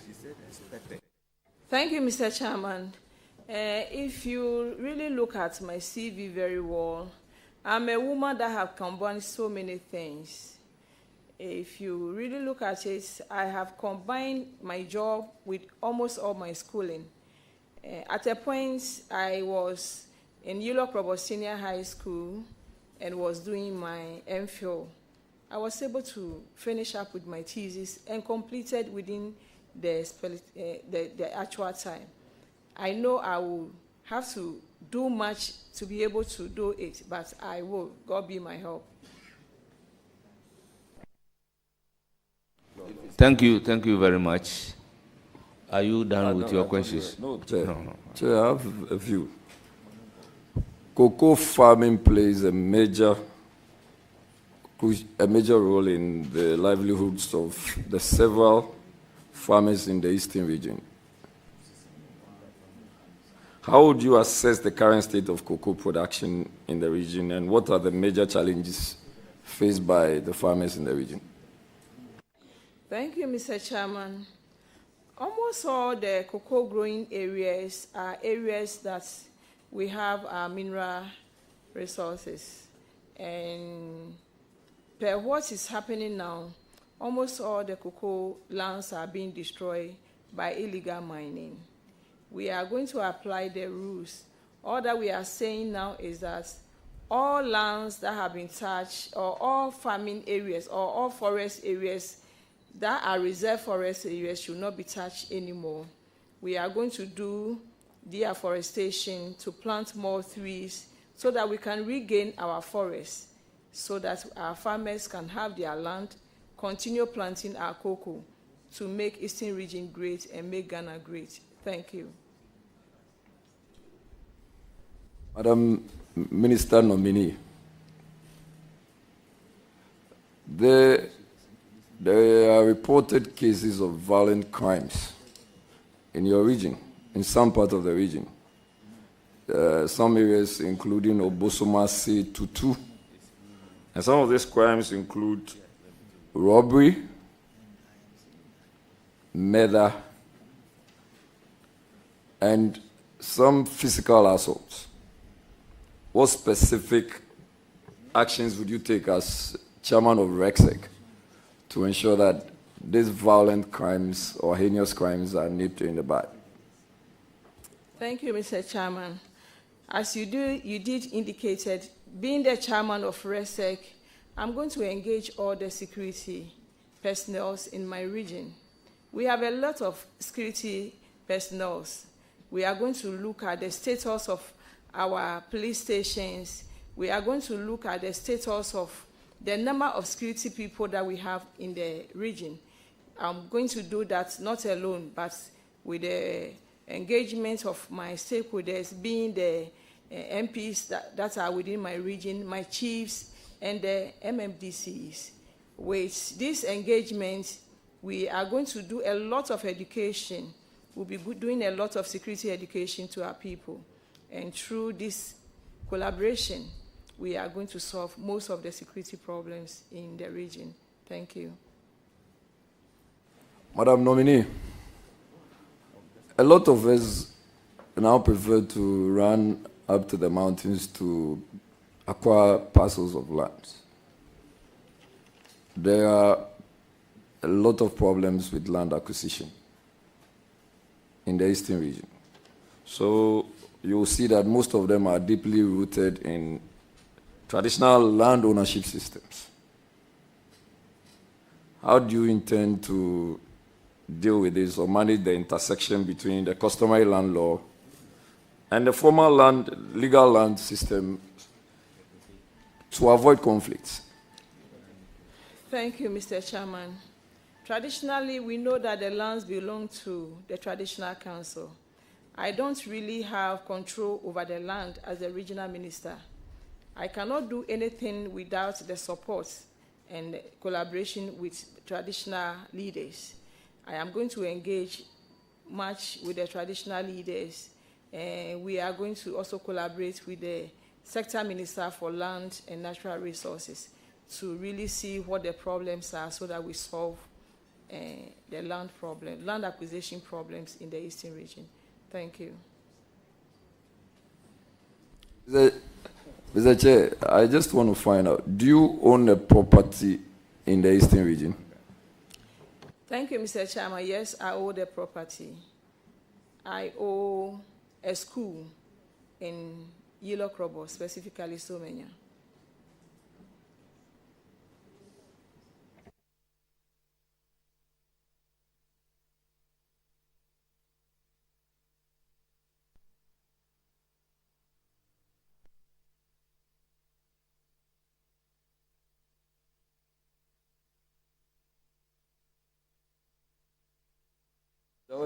Please, you ask your question. She said she owns a school. Social intervention, helping Yes. the government to educate the young ones. Can I go? Yes. Because of How long have you owned the school, and have you paid the requisite taxes towards the ownership of the school and the usage of same? Thank you, Mr. Chairman. Larry's Royal School began in 2009, and Mr. Chairman, I've paid all my taxes. Thank you. You have an idea of the population of the school? Thank you, Mr. Chairman. Currently, the school is 674.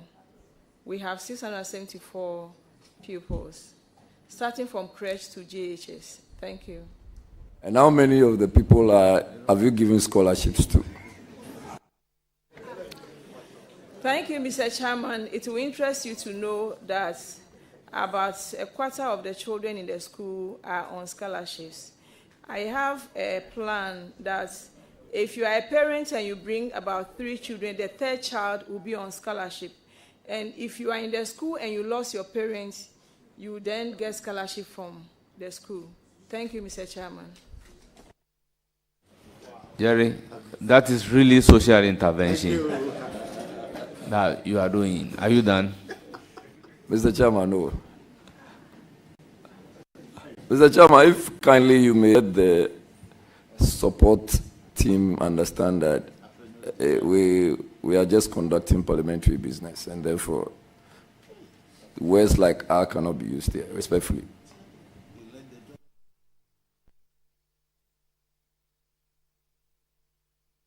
Don't worry, you can wait. If you become chairman of this committee, probably you will do that. Mr. Chairman, that's why I asked of leave for you to do that on my behalf. So, please, are you done with your questions? No, Mr. Chairman, I have a question. Please do. Madam, there are issues of corruption and unethical practices in land registration or allocation processes, especially in the Eastern region, where on some occasions you would realize that people would have lands that are in Ayi-Mensa, registered in Greater Accra, and sometimes in the Eastern region. You would also have people registering lands in Berikusu, and also Berikusu, also seen as land. And I can see the Ebri MP excited about the question. Or giving us a lot of issues. I know you are now coming in, but I expect that you have the capacity to deal with it. So I would love to have a feedback from you, how you intend to deal with that. Thank you, Mr. Chairman. I did rightly indicate that issues concerning land, I will incorporate the Sector Minister for Lands, but as the leader of the region, I will be doing a lot of capacity building for my people. You know, in the municipal assemblies, we have transactions like contracts, like procurement, like so many other things. And to curb corruption in the municipal assembly, I will be having training programs to build the capacity of my workers, my staff, so that there will be transparency and accountability. Again, I know the works department deals with these kind of documentations of land.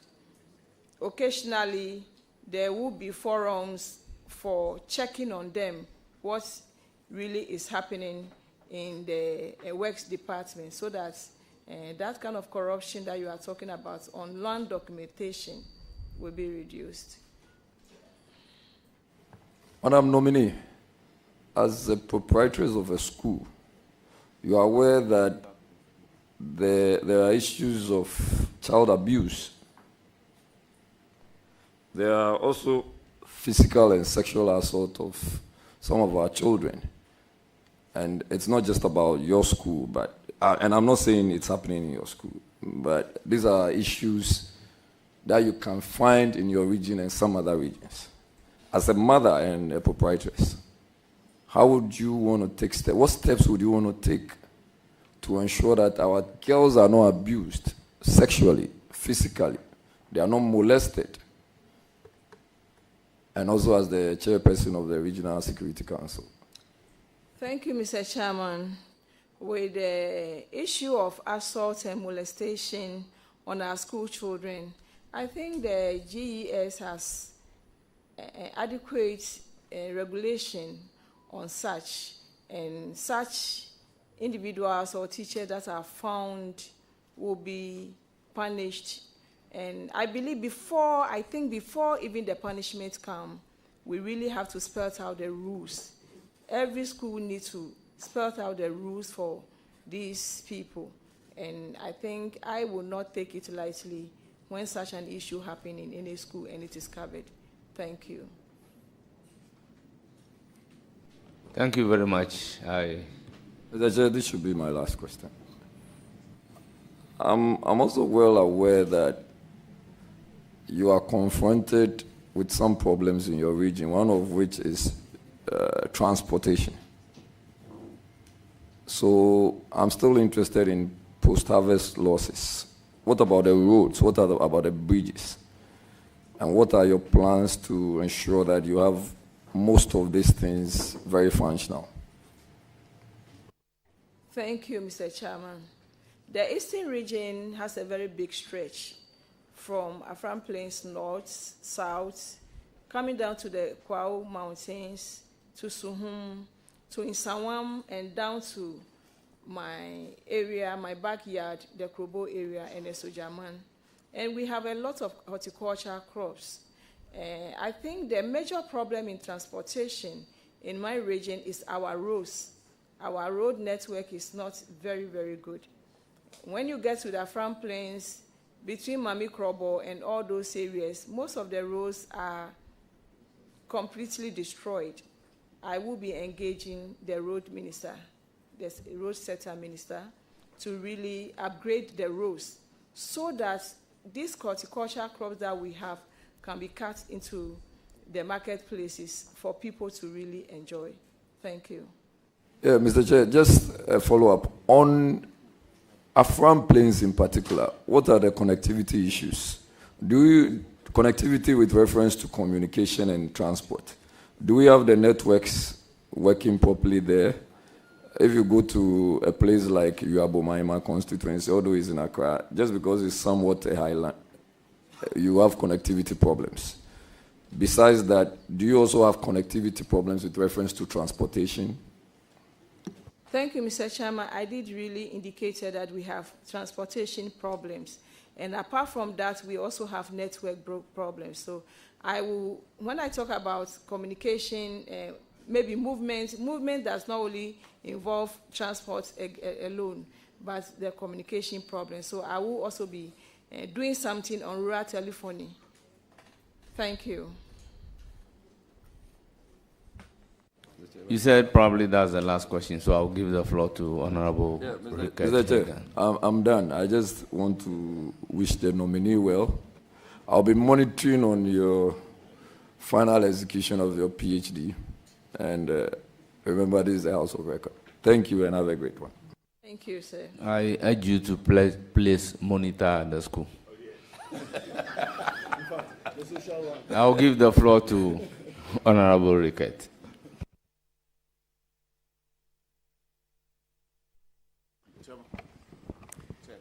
Thank you very much, Mr. Chairman.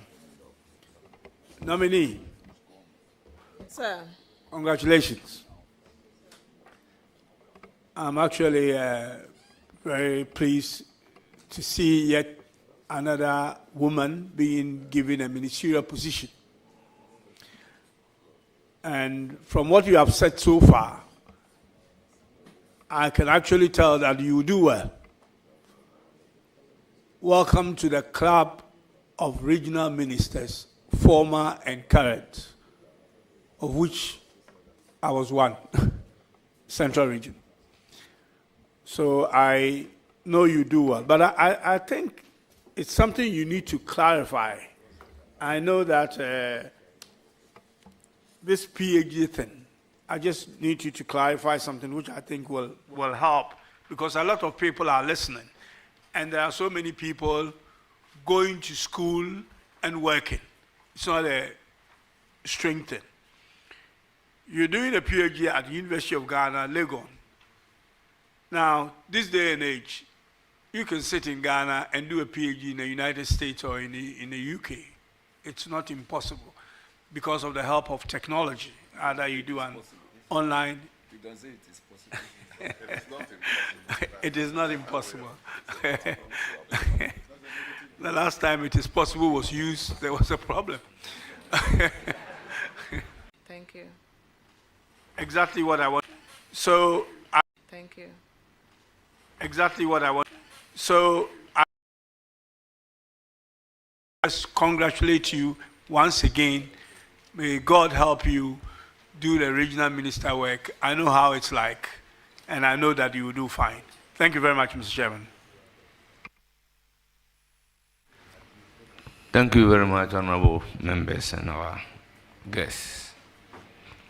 I have a list of invited guests who are here to give moral support to our nominee. First on my list is Reverend Lawrence Awate, spouse of the nominee. Mr. Kwajo Jechi, member, NDC National Elections Directorate. Ngenge Oklepeme Nua Anoba Sasraku, Paramount Chief of Ilo Krobo. Ngenge Sakite II, Paramount Chief of Manya Krobo and President of the Eastern Regional House of Chiefs. Nana Awo Kosi Otino, Swapo Manye of Ilo Krobo. Dr. Mark Oliver Kevo, NDC Eastern Regional Chairman. Arnold Ngenge Awate, son of Mrs. Rita Awate, the nominee. Emmanuel Akumate Okra, aide in charge of communication. Mavis Odonko, aide to the nominee. Shelina Ana Amping, NDC Eastern Regional Women's Organizer. And then Ngenge Naneke Tekwete Ofori Ago, Divisional Chief of Okpo in the Yilo Okpe in the Yilo Krobo traditional area. You are most welcome. And we have at the table MPs from the Eastern region, Some even have the opportunity of posing questions. I use the opportunity to congratulate the nominee. Congratulations. Thank you, Mr. Chairman. You are hereby discharged, but you hear from the committee. Thank you, Mr. Chairman. Thank you, panel members. Thank you, my people.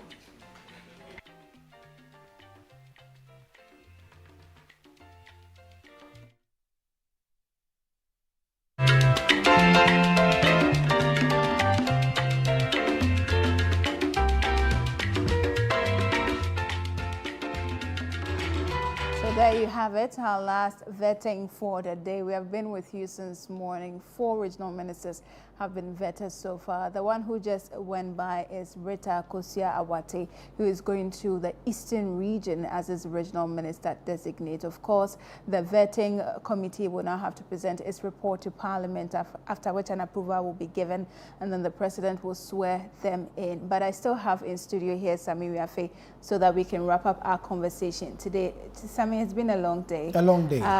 This woman who was just vetted appears to have an understanding of her role as a regional minister if she's given the nod. She also appears to have an understanding of the region and the issues pertaining to the everyday lives of the residents of the region. She spoke about illegal mining, she spoke about security, she spoke about one thing I was happy about was the fact that she was interested in bringing everybody on board. If you recall, the members of parliament from the New Patriotic Party side kept asking questions about the phenomenon where a regional minister from another party comes into office and then the distribution of resources are not equal per se, or when you go to DCs or MCs, it's a problem. So she gave an assurance that she was going to work with all. In fact, she gave herself the name Mother for All.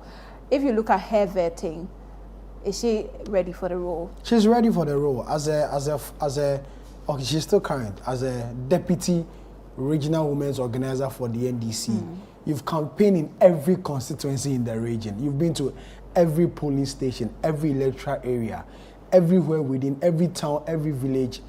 You've been there before. You know the challenges, they go through. The more reason why when any president is appointing a regional minister, you must always look for the grassroots person, because they come face to face with the challenges that people go through. And they can only act when they are in power of authority. And from the way the nominee spoke, it tells you that she's aware and appreciates the challenges, in the region and what can be done to solve it. It's different when you know the challenges and you appreciate it. And it's different how you are going to solve it. And in solving all these issues is the resources. You can know all the challenges in there, but if you don't have the resources to tackle them and solve it for the people, you can't really do anything about it. So it boils down to resources, and it boils down to budgetary allocation. When your budgetary allocation do not meet your specifications and do not meet the evaluations that you have done, believe you me, there's little really you can do. And going into a region which is dominated by the main opposition, which is the MPP, and considered one of the strongholds or the stronghold of the MPP, where the NDC had only 8 seats out of 23 or 24. Against 24. Yeah, 24. Yes, from the other side. You can't do anything but to collaborate. You can't do anything but to seek the support of the members of parliament who are your partners, your development partner, your development agents. And in this way, if you go in and say that, oh, I'm just going to work with my party members or my party only, you are bound to fail. Believe you me, you are. But even though the DCs and other MCs are appointed by your president or your government, without the support of the members of parliament, believe you me, you are going to. So I'm excited, or I was excited when I heard her say that she's going to be a mother for all, and she's going to seek the support of the members of parliament in the region yeah. to help her prosecute the agenda, the resetting agenda that the NDC is hoping to do. Fair for it, and I'm hoping that she gets it right, and I wish her all the best. Secondly, she spoke about tourism. Yeah. The Eastern region is one area where, you know, when we pay attention when it comes to tourism, you expect some goodies from that side. Exactly. You know, in every April, you hear Ko, and this year is no an exception. Obviously, you are going to hear the noise about Ko from next month, you know. And there's always the Ko, is it paragliding, you know, which is always there every time. It's actually a whole festival. It's a whole festival on its own, you know. And governments can cash in. Yeah. Or yeah, I know government cash in, but then when innovation is added, new things are added, you expect to cash in. And she mentioned that, you know, is one area she's going to pay very much attention to that place and see how government, you know, can cash in and bring the needed development in that area. Because when you look at the statistics over the years, when you compare domestic tourism and international tourism for the last 8 years, there have been significant improvements. I just run you through some figures I came across whilst I was reading about tourism. You know, it says that before 2017, you know, the international tourists or tourism, you know, was making only 355,000, you know, visits annually. Okay. But from 2017 up to 2023, Ghana is doing over 1 million visits, you know, every year, over 1 million. And that largely could be attributed to the year of return. The year of return, Ghana was beyond the sold return, to, you know, December in GH. Exactly. We have other events in December, Dirty Rev and the rest, you know, Afro, those events. So a lot of people, you know, come in. That's the international fund. Domestically, it also increased from 456,000 to 1.4 million. That's a lot. That's a lot. Domestic tourism. So if we put things right, we do it well, I'm sure we'll get more numbers increasing, because already there have been some renovation and rehabilitation works done in certain, you know, tourist sites, like the Kintampo, you know, waterfall area. Yeah. Recently, we saw the renovation of the Kwame Nkrumah National Park, and we understand that tons of people visit that place every day, generating, you know, money for the state. When it's holidays and you go there, it's a lot, because you know, I've not had opportunity to go there since this renovation. You actually should. And I understand that it brings a lot of people, you know, and I'm sure other tourist sites in the region, which is the Eastern region, can also benefit from, you know, when these areas are also developed and then attract more tourists in that area. So tourism is one area I think every government should give a considerable look at, because it's one area we can generate revenue from the foreign and domestic. Yeah, I'm sure you must be happy with her, because she spent a lot of time talking about the tourism benefits. I'm one person. I love tourism. You know, on normal times, you know, I could just drive and visit places and just come back home. You know, so it's one area we can make a lot of money. And she spoke about Galamsey, illegal mining. Exactly, one of the big ones. One of the big ones. You know. And I am impressed how she spoke about it and how candid she was and how she feels, you know, can be addressed. Galamsey is not only Eastern region problem, it's a national problem. And in the lead up to the election, we saw or we heard the promises President Mahama now made in the fight against Galamsey. The previous administration was accused of doing little to fight the menace. It is our hope, expectation, and prayer that President Mahama would take up the fight and, you know, do what is expected of him to address this particular mess. So I won't pin down Galamsey on her specifically, but then it's a national problem, and the direction must come from central government before she, as a regional minister, you know, can do we anything have about it. 3 minutes to wrap up. So, but I'll just spend 1 extra minute on the Galamsey because prior to the election, we know the Media Coalition Against Galamsey made all the presidential candidates sign a pact for commitment towards the fight. And per our engagement in the newsroom with the coalition, they say that they have begun engagement with the current president, you know, for a roadmap to be developed on how they're going to tackle the illegal mining menace. So that's something I'm expecting and looking forward to. But one thing that struck me was also the presence of the traditional authorities. She seemed to have a lot of backing there.